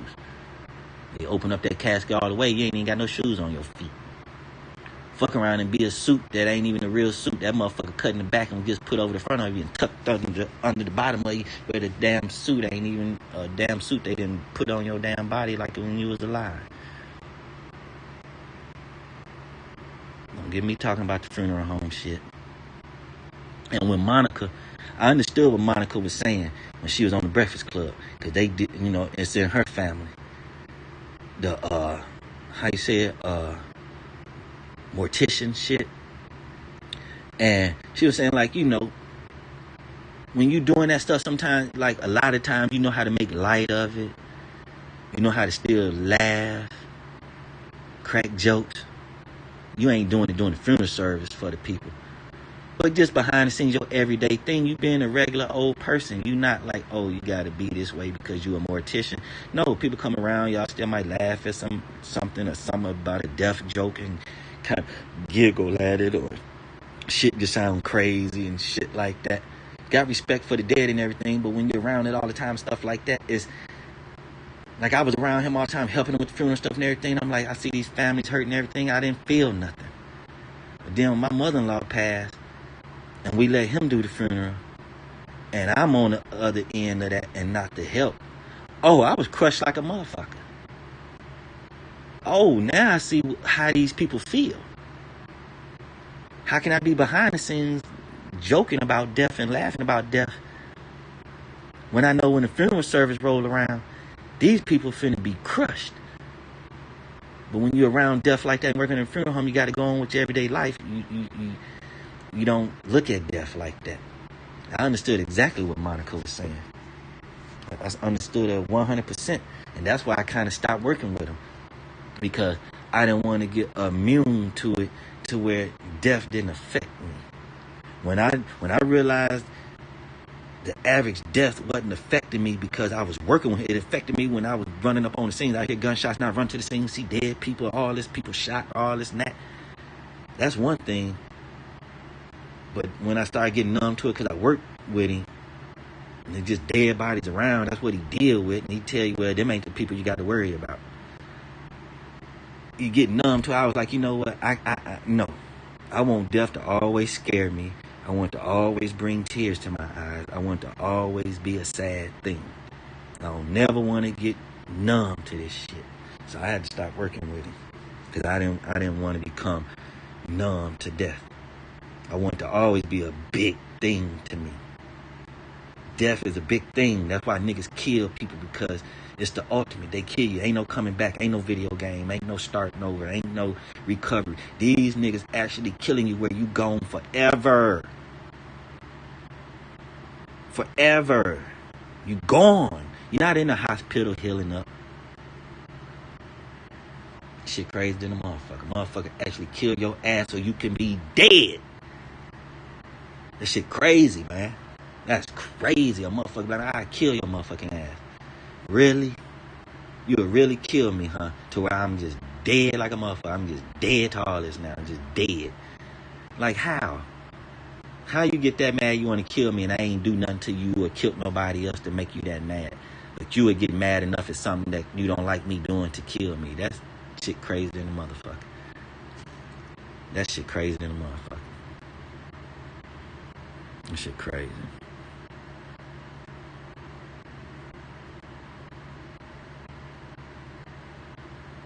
Yeah, kill them with kindness. Let them know, like, yeah, you got us. We're going to get you in the end. Shit going to start going wrong for you. They make one bad business deal.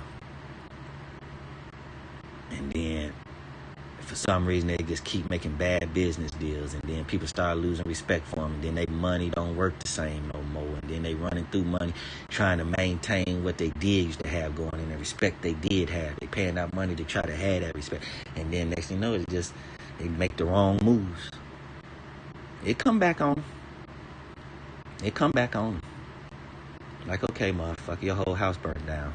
Your whole $10 million house done burnt down. Everything in it that you own. Yeah, you got insurance, but all that personal shit gone, motherfucker. That's gonna fuck with you more. I mean, you know, anything. They mama end up dying. And then they go, it was all my fault, all the wrong things I done done. You're damn right, motherfucker. You was selling drugs, had a lot of money, and she ate herself to death. Or she done worried herself to death, worrying about your monkey ass. Yeah, you killed her. Bullshit that you do killed her. Yeah, she old, she was gonna, but you worried her to death. You seen it go down, down, down, down, down in a matter of 8 months. Hold on, an old person can be old for damn 30 years.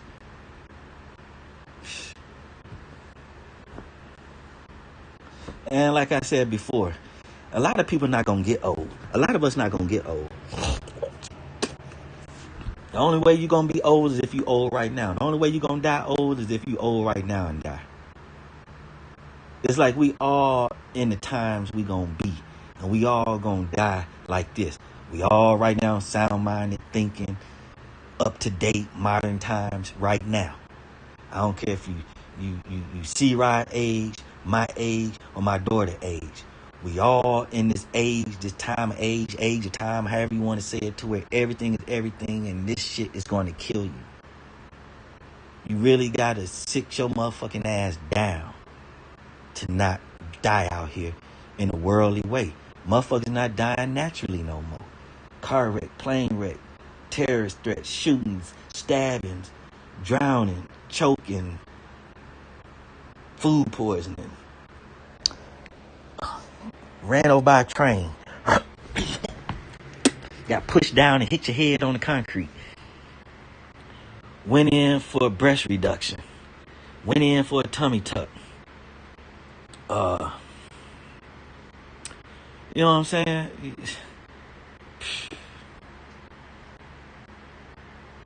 Everything on TV and the news used to be all the good stuff, all the new stuff coming out, all the good stuff.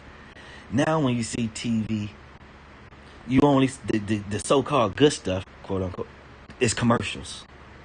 Because everything else talked about is something got fucked up today. Somebody got fucked up. Somebody didn't die. Somebody didn't done some dumb shit. The reporting is reporting on all this crazy shit that you can't fathom. That's unbelievable. That's the shit that's being reported. It's not being reported. They finna have a picnic over here on Thursday. Man, they be having picnics and all kind of functions. It's like, how these people know where if you're not with that church and that group of people, you're not going to know anything about that. You're just going to stumble across it. A gathering over here at this park. This talent show over here. If you're not in that inner circle with that church or these people, you're not going to know nothing about it. They don't promote that shit no more like that. Any kind of news you get, somebody died. Somebody got fucked up. Some plane done crashed. Some plane done jumped off the track. Somebody done went and shot up a church. Now they shooting up VA offices and shit. Come on, man. Whatever. That's all the news you get. So all we getting is pumped with is this bullshit. And then a lot of bullshit is getting, glaze. You got donuts, then it got the glaze. A lot of stuff we getting got glaze on it. Like, I'm gonna pop out, it's a party in the chain. It's a robbery, it's a touchy change. And then the brain. And you know what I'm saying? Somebody do it, somebody gonna do it for me while I'm gonna hop up on the train. When I get up on the plane, then, okay, you got a song, it went to #1, or it's blowing these dudes up. Got a nice beat to it and everything, but listen what the fuck he talking about. Talking about robbing a motherfucker. Talking about motherfuckers going back and killing a motherfucker for him while he on the plane with it having an alibi. That's that donut with that glaze on it. That song with the nice beat playing and played all day on the radio and videos, and these people being able to be in concert all the time all over the United States and stuff. But listen what the fuck he's saying. That's that donut with that glaze on it. All this bullshit got glaze on it. So it can taste good to you. No matter what it is. Be the most devilish shit. Scissor with all that codeine and drugs mixed together and all that. Then Jim Jones want to come off that drink called a scissor. His name Jim Jones, with the person who was Jim Jones that had all the people drink that purple Kool-Aid and kill themselves. It's suicide mission shit. And so we got the Jim Jones, the rapper, making the scissor drink and all this and all that purpose. Come on, man, that's that donut with that glaze on it, man. That's a glazed donut.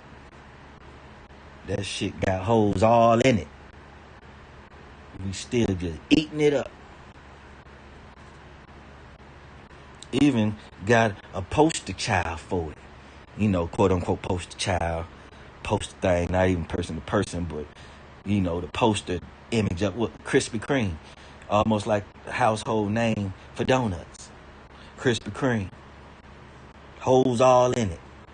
But it got that sweet glaze on it. Got that sugar all on that sweet glaze.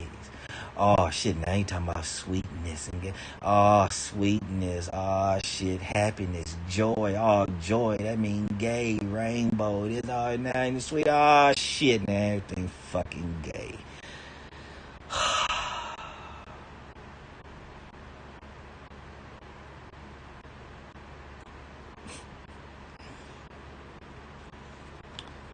All this the last days of times and all this and all that. I don't talk like that. And, Lord coming back soon and all this and all that. Well, I mean, if we keep going to the pace we going, we going to be going to him. He ain't going to be coming to us. We're going to be going to him. Plain and simple. We traveling to him. He ain't coming to us. He been kicked back all this time. Like, I don't need to go back. Y'all coming to me. Y'all doing everything the right way to do it to get to me. He don't have to come back. What Jesus gonna come back for when we going to him? Daily, hourly, minutely, effortlessly. Why he need to come back for it? Because it's a few still living. They'll be dead in a minute. Somebody gonna kill them when they go to church. Somebody gonna run them over when they cross the street, when they go to Walmart. Police gonna shoot them. They take them to jail because they had a busted tail light. They're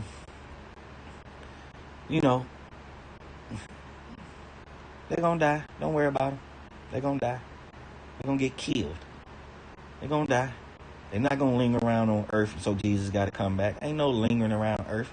Motherfuckers dying right now. Motherfuckers can't even get old and die. When the last time somebody got old and died natural out them saying it's suspicious death? The motherfucker was 1,000 years old. Suspicious death. Yeah, because y'all been keeping them alive with these young people organs. So when he died, you wondering why and how.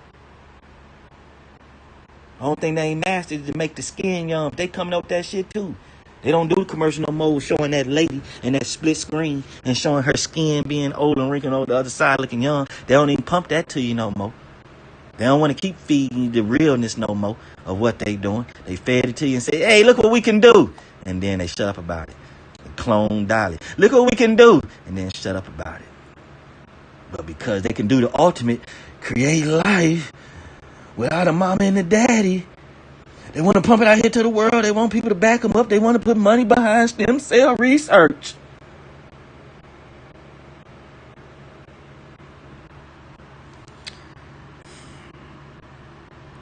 They let us know they whole fuck up shit the whole way through. It's just back in the days they did it year after year. It was like an annual thing. Now it's an every event thing. Every time something happens, they exposing the bullshit that they've been doing from a long time ago. They've been doing this shit. They've been doing it. Every time one of us say that, that's when we most definitely speaking the one true fact that everybody can put the 100 behind. They can put the strong arm behind it. That's the one motherfucking thing we all know that's actual factual.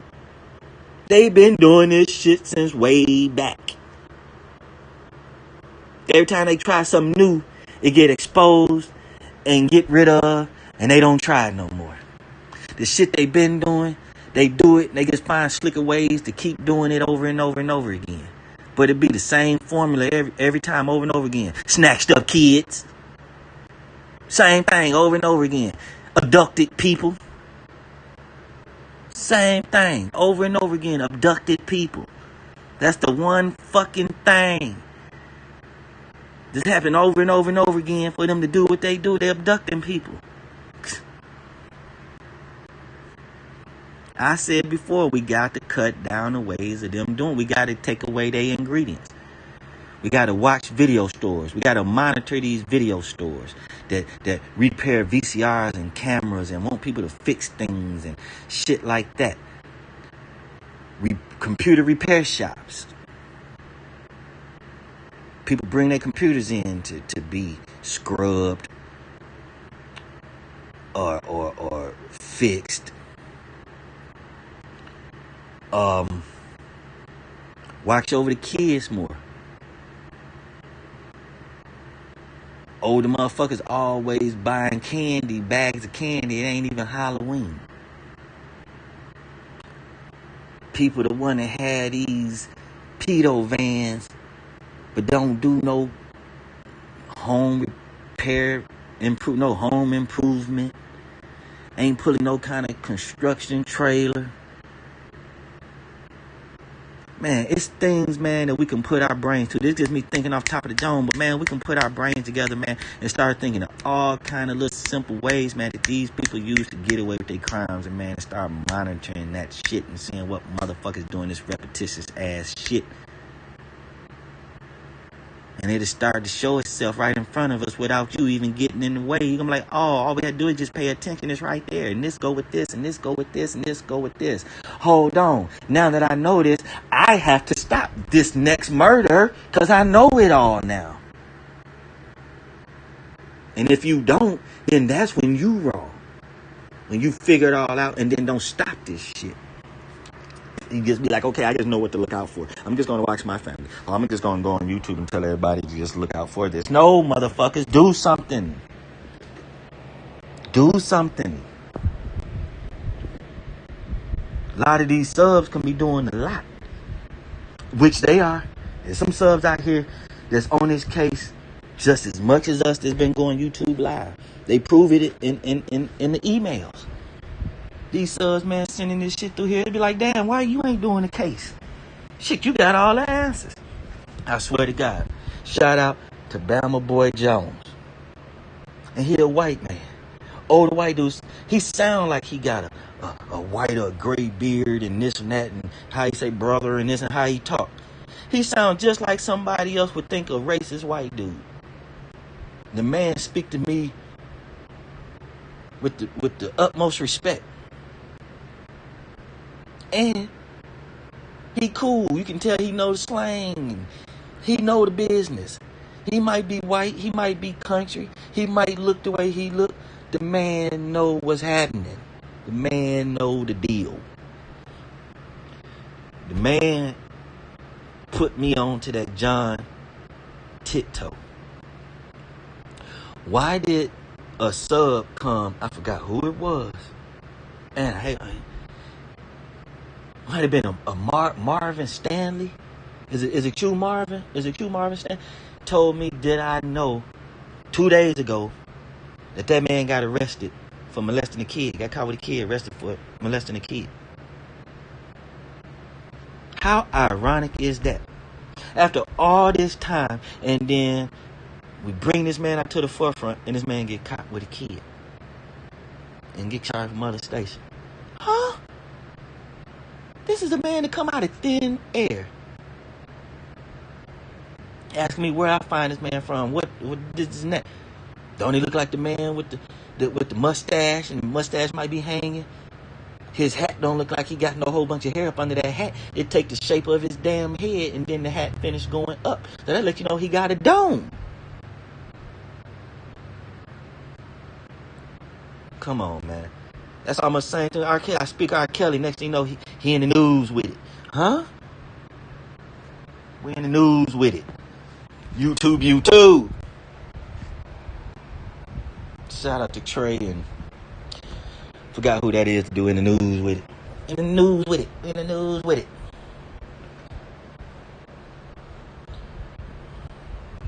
Now y'all know I'm talking some real shit, man.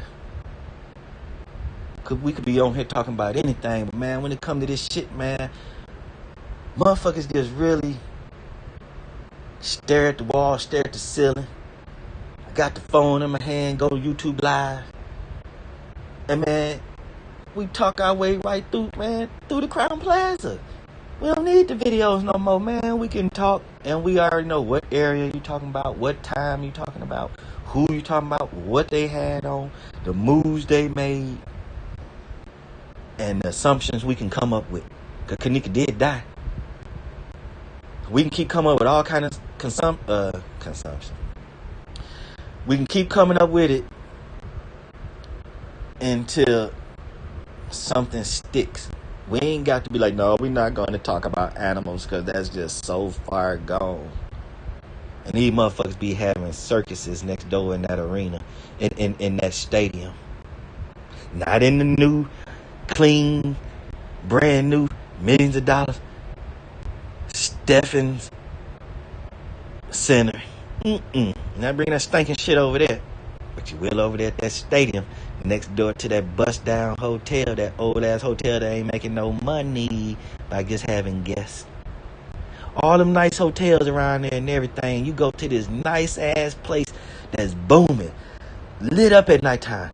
Man, Rosemont look like fucking Vegas at nighttime. People gonna do all that there to go to this bust down, gray looking building, stupid ass, tall ass looking hotel. Really? Motherfucker so old fashioned. You're approaching the property is old fashioned.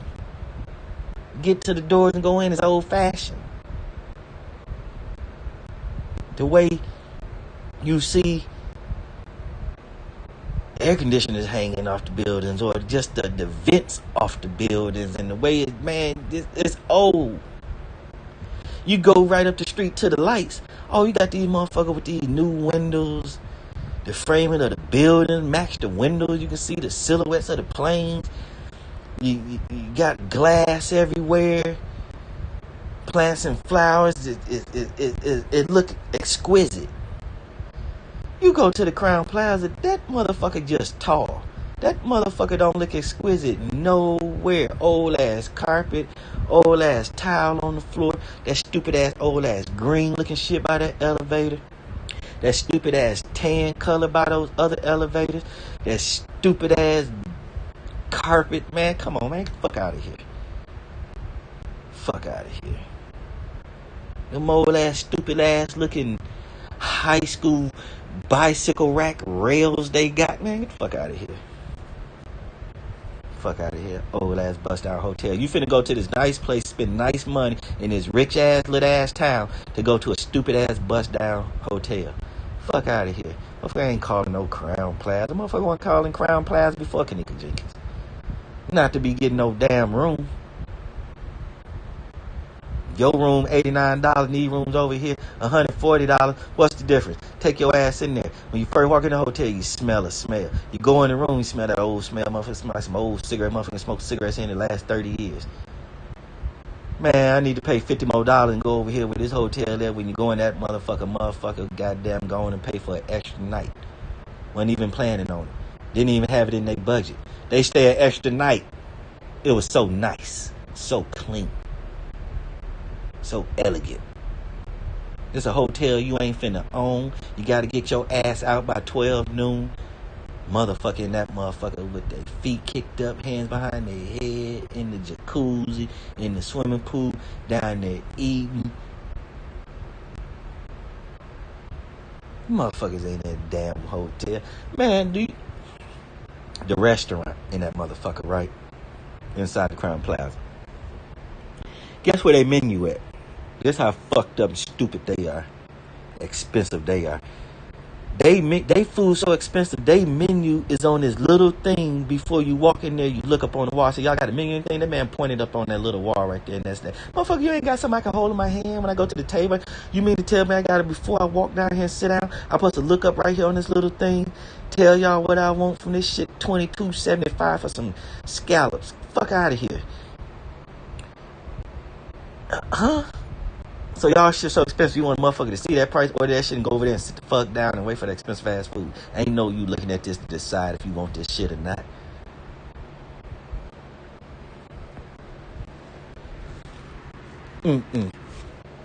Man, do you know how many people it take to run that, how you say it, Bailey's and Barnum, Circus, whatever?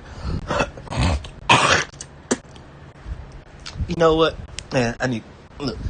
If you look up, what's that shit? What's the famous circus? Ringling Brothers and Barnum, they together, whatever.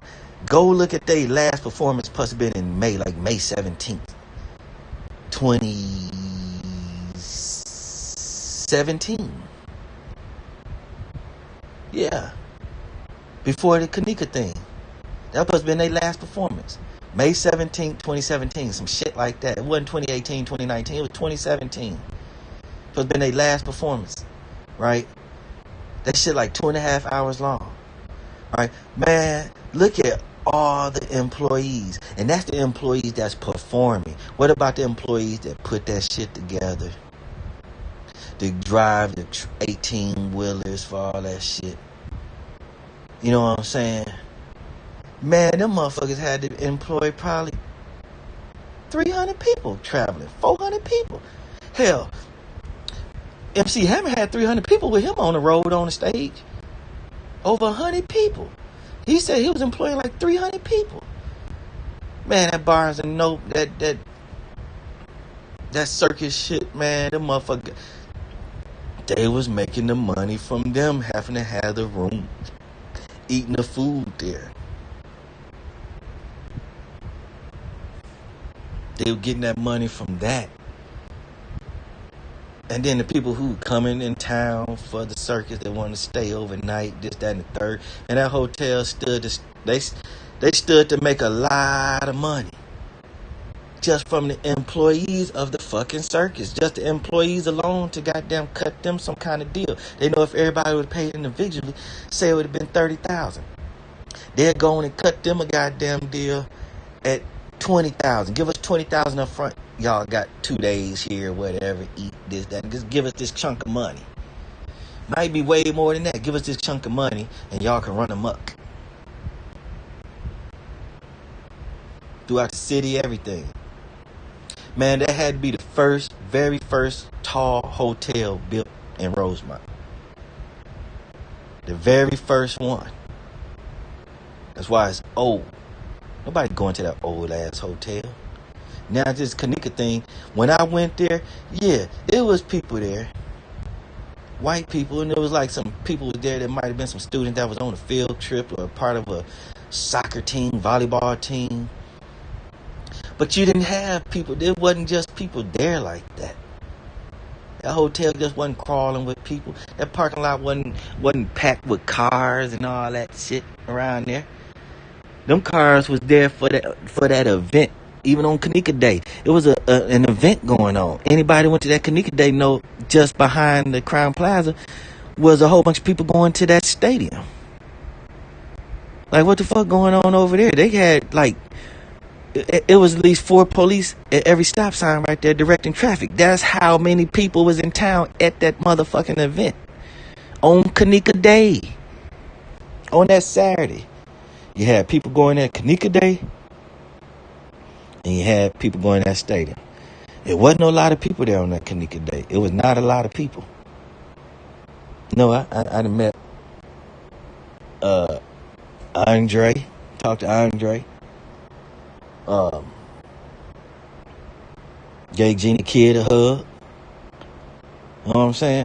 That's a lot of people that y'all be talking about, blogging about, talking about this case. They want to try to dog out Gina Kid, talking about she knows Mama Teresa and Mother Teresa, Mama T, and she part of the crime, this and that and third. You got Andrew, Andre, he did the eulogy. I didn't know that was him doing the eulogy, Kanika's eulogy. He was all being active about all this and all that, which I caught him in this shit too at Ty's party, in that footage. But you know, if people y'all talk about and blog about and make they say one word. Oh, these YouTubers on here taking it for 1,000 grains of salt. You know, it's everything. Here go the answer. Right here. Andre went live. Gina Kid went live.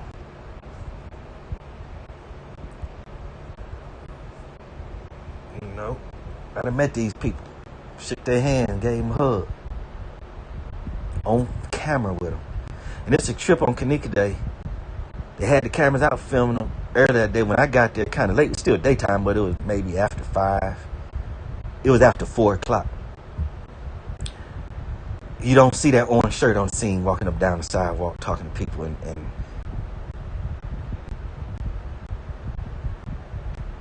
you know what I'm saying? You don't see that orange shirt, but I can turn around and play my video and show you me out there, show you my orange shirt and show all them purple shirts and show everybody up and down the sidewalk and everything. But when people go back and play footage of Kanika Day, you don't see that orange shirt. So it's almost like they stopped streaming that stuff to Facebook and everything by the time I got there. It was just that we was out there, but it wasn't no being live online with it. Because I haven't seen nobody video yet of Kanika Day and got a glimpse of my orange shirt there. Not an orange shirt in sight. I ain't seen that yet. Only my video I play. It ain't even been nobody play my video back to say this was going on Kanika Day. Look at these people was there that day. I didn't even know Charles was who he was. He way darker in person. He was dark in person. Like he been in the sun, goddamn, for a year straight or some shit. But then when I went back and looked at the video and I heard his voice, I said, damn, that was Charles' short ass. I didn't know that shit. I would have spoke to him if I knew that was him. I didn't even know that was him. You know, I was boots on the ground. I done ran around in that motherfucker. How many times I done been to Crown Plaza now? I think I've been in Crown Plaza 2 times now. I done walked around inside that hotel 2 times now. Or that one time make it feel like 1,000 times. Still, I think about it now, give me goosebumps.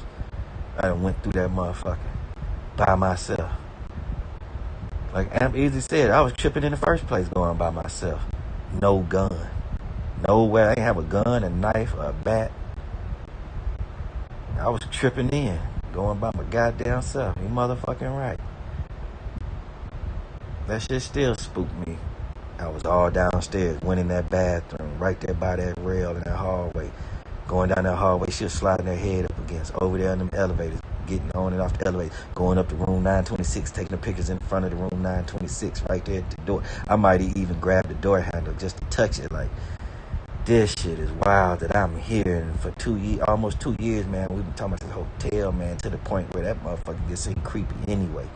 That ain't no regular hotel, man. That shit still freaked me out that I've been up in that motherfucker, man. That shit is spooky walking through that bitch, man, when you know that shit took place, man, and then you can see just people just walking through there, just going on with life. Man, y'all see this bullshit they did? Shit. Motherfuckers need to see that shit every day. Pump that shit in folks every day to know, I guess, how evil it is, so this shit can goddamn get solved, get open, and Neek can get to justice. It ain't about it getting solved, it's about Neek getting justice. Fuck all that solving the case. We talking about Neek getting justice.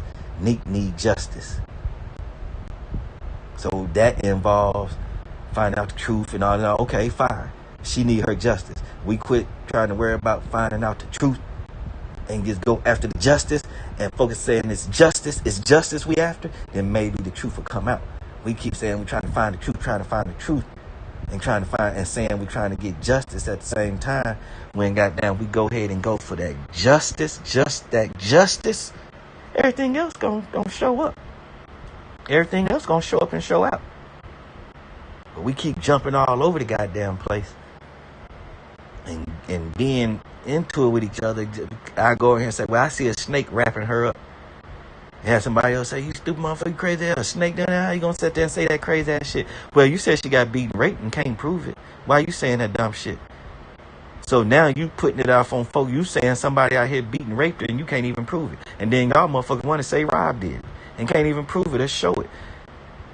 So y'all the crazy. I'm not crazy. Y'all the crazy one. I'm showing the footage. CNN is showing the footage of this. They want to call me crazy and stupid and shit and get mad at what I say and flag me and shit like that. How you gonna get mad at me from what I'm showing in the footage? Let's get down to the point of maybe who did this to the footage. Was it a YouTuber? Was it the editor? You know what I'm saying? So different people been getting into it. They'll say, oh, Kanika carried. No, motherfucker, she walked. No, motherfucker, they killed her and dragged her. Everybody getting mad at what somebody's saying. Like, that's dumb. All this shit we've been getting, I'm guilty of it all day long. Everything I'm saying about what people have been guilty of about this Kanika case, I'm guilty of it too. Cussing folks out, crying, hollering, thinking I know the answer, thinking I done solved it. Got this information about this. Somebody show this hallway. I want to put my 2 cents in when I think about the hallway. We've been so divided. That's why she ain't got the justice. It's so many of us, but we so divided, she can't even get the justice. But when it came to other things, motherfuckers damn near agreed. Motherfuckers agreeing on the Nipsey. Motherfuckers was agreeing on the Jasmine Elin case. Agreeing on Kendrick Johnson case. Everybody agreeing on the Sandra Bland case. Everybody agreeing on the Stephon Clark case. Nobody agreeing on the Kanika case. And this the one case they got 1 million people trying to solve it. That's helping Kanika. 1 million people helping Kanika. But none of the 1 million people can get together. You done seen panels where they been teaming up, then they get into it, and when they go off, they come back on live talking about, I don't want nobody thinking, God damn it, I support what they saying over there. I don't want them bringing up my name in the live, and I'm not there, and they're making it seem like I'm rocking with that shit. Or they come on live and be like, we didn't get nothing out of that. That person gets taken that, but y'all was on live like y'all rocking out and this and that, and then nothing came out of that live. You came on talking about each other. Shit crazy than a motherfucker. What the plan of the fakes and what came out of that? The plan of the fakes coming out of there, respecting posting stuff, trying to agree with trying to see where coming from. No. Every time I went over there and clicked on all I heard, rah, rah, rah, rah, I ain't listening to this shit. Clicked off on it. 30 minutes later, an hour later, I go back over there, still live. I click on, rah, rah, rah. I'm like, damn, is anybody else? I clicked, I swear to God. It must have been about an hour later. So they live had to be about 3 hours. Went back all that, rah, rah, rah, rah, rah. I said, damn. Ain't nobody, ain't speaking, ain't nobody else speaking. Every time I clicked on it, all I heard was his voice. Like he know it all and like we don't know nothing, like we crazy. And he got the answer. And it's that way. He got the answer. He ain't answered it for us. He said it was all fake shit in Germany, this and this, that. He ain't proved shit. Only thing he proved was those midgets. Like J Money was short. And that other short lady that's only about 2.5 feet tall. That's the only thing he proved. He brought that to the table. The midgets. Thank you. Because everything, when I got on his eye, I said, you know what? Let me go at this punk. Because he ain't proved shit yet. And when I started going at him, he had to quit the Kanika case. He couldn't say nothing else about Kanika. He started trying to be about Jasmine all the time. Then started being about Malia all the time. He had to let the Kanika thing go. Because everything he was saying, she foreign, this, that, and the third. Boom, boom, boom. I used all of it to show how it's leading up to Kanika being dead. Them flying her in from goddamn Africa. Being Magnus, they finally brought her over here because they want the kidneys. And she walked from the damn airport over here and they killed her. Keep on saying she from Germany. Come on with it. Keep coming with it. Keep on. Come on. Talking about she from Germany, but they showing the pictures when she young with Monifa and them with the hairstyle. She was only about 12, 11, 13 years old. Come on with it, man. Come on. To where he couldn't put out no more information about Kanika that we didn't know and trying to find shit that we didn't know because I was using it all against him and showing how all that shit was adding up to still make it show that they killed Kanika. He had to stop. I stopped him dead in his tracks. You can't tell me team footage didn't stop Planet of the Fakes dead in the tracks when it come to Kanika. I stopped him dead in his tracks. Everything he said, I flipped it on him. Just how I said them faggots can flip. Straight man can go thinking he doing everything and not, that ain't gay. And a gay person can point that out. How he sit down. How he done bent his leg to turn around to sit down in the chair. Look how you turn around to sit down. You got both of your legs and your knees together, and then you spin around and squatting down. So by the time your butt get to that part sitting down, you already in that shape to be bent like that. You bending down, motherfucker make a straight man feel gay when you hear that motherfucker talk. How you sitting down. Shit. How you chewing your food. They can flip that shit on you and show you, well, that right there looks sweet. Motherfucker go chewing hard. Motherfucker, yeah, you can't even chew regular no more. Motherfucker to sit there and point it out. You chewing like that look gay. You sitting down like that look gay. You done took off your shoe and scratching your damn top of your foot right there. What gangster you see taking off his shoes and scratching his damn foot? You had these other motherfuckers that think they all this and all that. Have to pull off their shoe and scratch their goddamn foot. You done had to come out that goddamn $1,500 goddamn Louis Vuitton boot and scratch your motherfucking foot, nigga.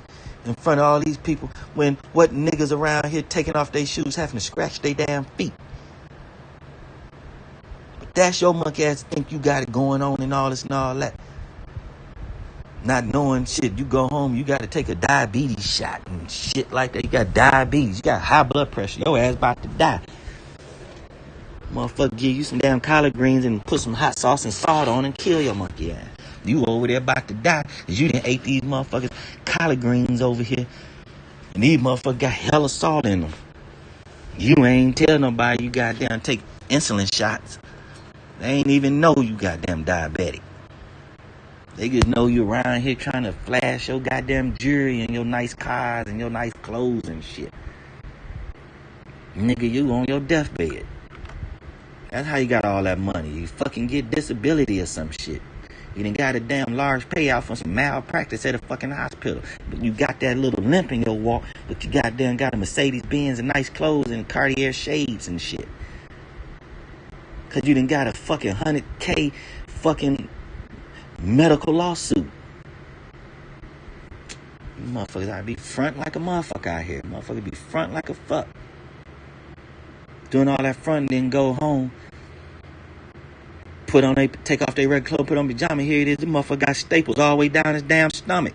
You done had goddamn gas pass, goddamn surgery. You done had goddamn... Man, people crazy.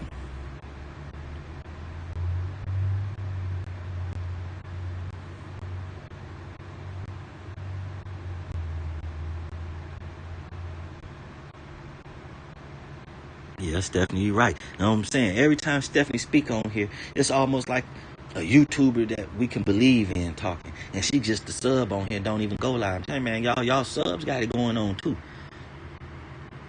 Shit, y'all subs out here got a bigger name than me. Shit, you got Rinks' Places, Steph. Yolanda. I mean, Yo-Yo. Miss Knowing different people, shit. Doughboy, all the people been on the case and this and that, and they ain't went live not one time. and got a more of a stronger name on the YouTube streets about Kanika and telling the truth and stuff than me. And I go live and put myself on the line, put my whole understanding out here. And some of y'all subs got a louder voice than mine. And y'all ain't never went live. So don't think what you saying ain't getting counted for. It's getting counted for. You being over here, Stephanie, saying what you saying, it's being accounted for. It might only be a few of us over here in this snap, but man, this stuff going to the internet can be on here forever. Nobody got to catch this right now. They catch this shit 3 weeks from now, huh? This video, what are we talking about for 4 hours? 4 hours? I've been giving Nick my boy. I've been telling myself, man, I wish I could get Nick 3 hours, 4 hours again. And I've been doing it naturally. Not even trying. 4 hours? Wow. Amaze myself sometime. 4 hours, huh? Okay. How much we love you, Kanika. We took on loving you. And how I didn't want to get to really dogging out them other girl. People like, oh yeah, Monifa, old funk ass, this, that, and the third. They ugly than a motherfucker. If this happened to Monifa, and Kanika was Monifa and all them, look the way they look and everything, his names and that, and Monifa's name was Monifa, but she the one out there will be saying she was a beautiful soul. Why they kill that beautiful girl like that? They wouldn't be saying she got a big ass nose, a fucking lip raised up and show her top teeth. Her hair ain't always on fleek. They have been saying she's so precious. So that's why I don't go saying Monifa, old funky ass, big nose ass, Irene, old black ass, old dark skinned, stupid hairdo looking ass. Can't stand them mushroom hairdos like that, different color. Nah, it ain't no need of my old funky ass, old wide, round nose ass. She thinks she all that. Nah, because if it been one of them girls, we'd been saying that precious life they took. Took on loving this child because we know attitudes of white folks, we know attitudes of black folks, we know attitudes of drunk white folks, we know attitudes of drunk black folks, we know attitudes of white people on high, we know attitudes of black people, high on weed, pills. We know this already. So it's already established in a white and black world. Negroes now walking into freezers trying to cool off and chill out. Ain't happening. Is she known for going at home and opening up the refrigerator and letting all the cold air from the refrigerator cool off? Was she known for taking pills and drinking Hennessy and wandering off from the crowd any other time? Are any of them known for picking up a drunk friend, taking them out of the area, and then leaving them somewhere to go find something? Shit like that don't happen with black people. Motherfucker riding around, smoking weed, drinking liquor, playing music real loud, with a gun in their lap. We already know the average white person not doing that. But nowadays, younger white people, you see that white motherfucker with tattoos from head to toe, he just might be doing some niggerish shit. That motherfucker know Famous Dex every rap song. You know what I'm saying? He know Tay-K whole album. He might be riding around with that pistol, drinking lean, smoking weed. The average white person that talk like this, sound like their nose are stopped up or talking out of their nose, they wear shirt and ties every day and this and that. They might even do computer crimes, internet crimes. They not out here riding around smoking weed with illegal guns and stuff. Just like niggas ain't getting drunk and going off into no damn basement by themselves in a hotel, going into a damn freezer. She already looked like she didn't know where she was going, right? Trying to find, just walking around. Or they wanted to say she walked straight there. Get the fuck out of here. She already walking around stumbling places, don't know where she going, then that means she don't do that. She don't do that. Black folks don't do that. White people ride around with a rebel flag in their car window. Black people don't ride around like that. So we got to understand and out here what black folks do, what white folks do, that we can set in stone. We know this. Black folks ain't running around here on methamphetamines if it ain't liquid. If it ain't liquid. Motherfuckers ain't got no little crack rock. That's a methamphetamine. That's meth that they done made from goddamn cell phone batteries. Motherfucking mouthwash. What the fuck they was putting together that day they showed on that damn film, the motherfucker making crystal meth. Niggas don't do that shit. Motherfucking smoke crack. Why the fuck they gonna smoke some crystal meth? For what? Some ice. For what? They can smoke a crack rock. Get high. Motherfucking get on somebody's nerves. Come down off the high. And then do what they got to do to get high again. Like go breaking somebody's house, breaking somebody's car, or get to begging. Or donate plasma, donate blood. You know what I'm saying? Taking shit to the pawn shop to get high. Motherfuckers do what they do. We already know this. We already got established what Negroes do and what Caucasians do. They want to say, well, what about the new country songs black folk made, the Old Town Road? Negroes started off singing country songs. Fuck you talking about? Shit came from black folks. Rock and roll came from black folks. Jazz came from black folks. Classical music came from black folks.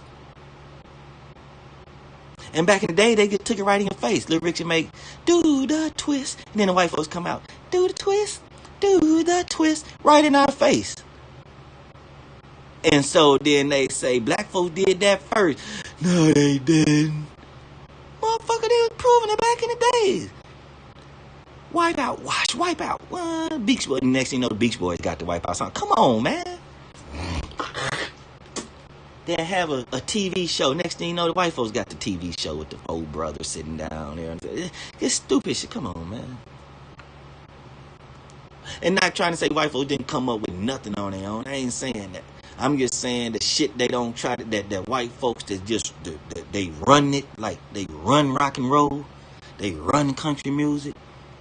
Black folks was doing that shit. They said Elvis Presley stole the style from goddamn Chuck Berry.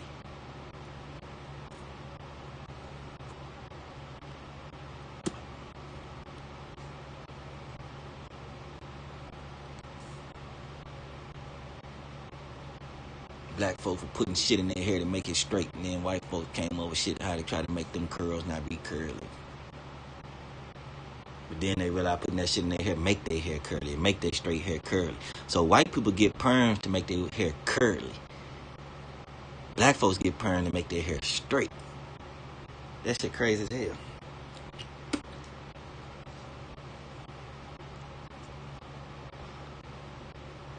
White folks go out in the sun, catch a tan.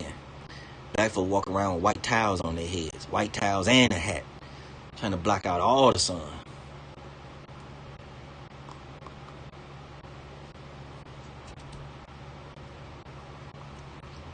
It's just, man, the shit just been so fucked up so long, man. Shit just fucked up. You sit here and try to say I ain't racist, and turn around and could see a video of a cop shooting a black dude, and racist shit just come over me right then. That fucking pig, that fucking honky. Then come right on YouTube Live and be like, I love you, C-Rod. And it's the days and times that we live in. It's this air, man. It's this water. It's the soil. It's the energy in the air.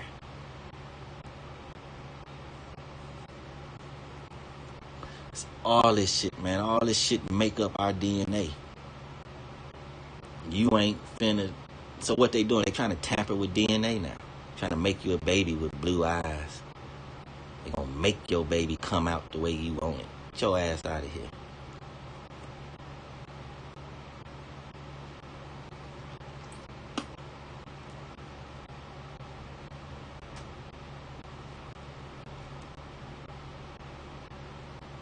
I ain't saying though, man, it's sad that I have no control over people's thoughts of brown skin. And the reason I say that is because I have brown skin. And there's nothing I can do about it.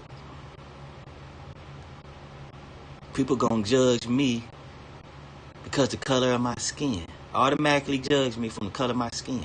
To the point where we do it too. We don't see motherfuckers look crazy, might have some nappy ass hair, some dirty clothes on, like that thug ass nigga. That nigga from the trenches for real. We don't see a white person that might be poor and call them poor white trash. We don't see an uppity white person and be like, look at that privileged motherfucker. It's in our DNA, man. They got us so conditioned. A baby be born right now. A white baby and a black baby born right now. That black baby is a nigga.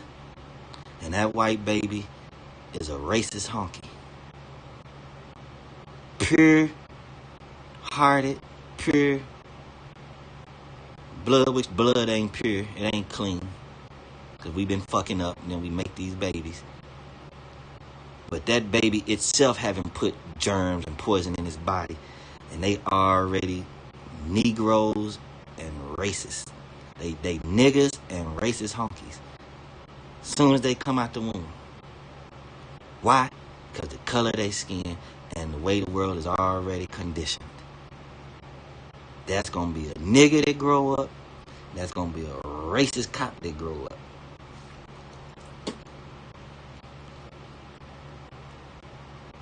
But now that we done came to grips with all this shit, and we know it, we confronting it head on. We ain't ashamed of it no more. I ain't ashamed of being a nigga. White people ain't ashamed of being white. We can get some, if nothing else, some understanding. You don't like black folks. I don't like racist white people. Stay away from me. I'll stay away from you. When you see me, you ain't speaking nicely, saying hi, then just don't say nothing at all. Just don't say nothing at all. These motherfuckers want to get out here and perpetuate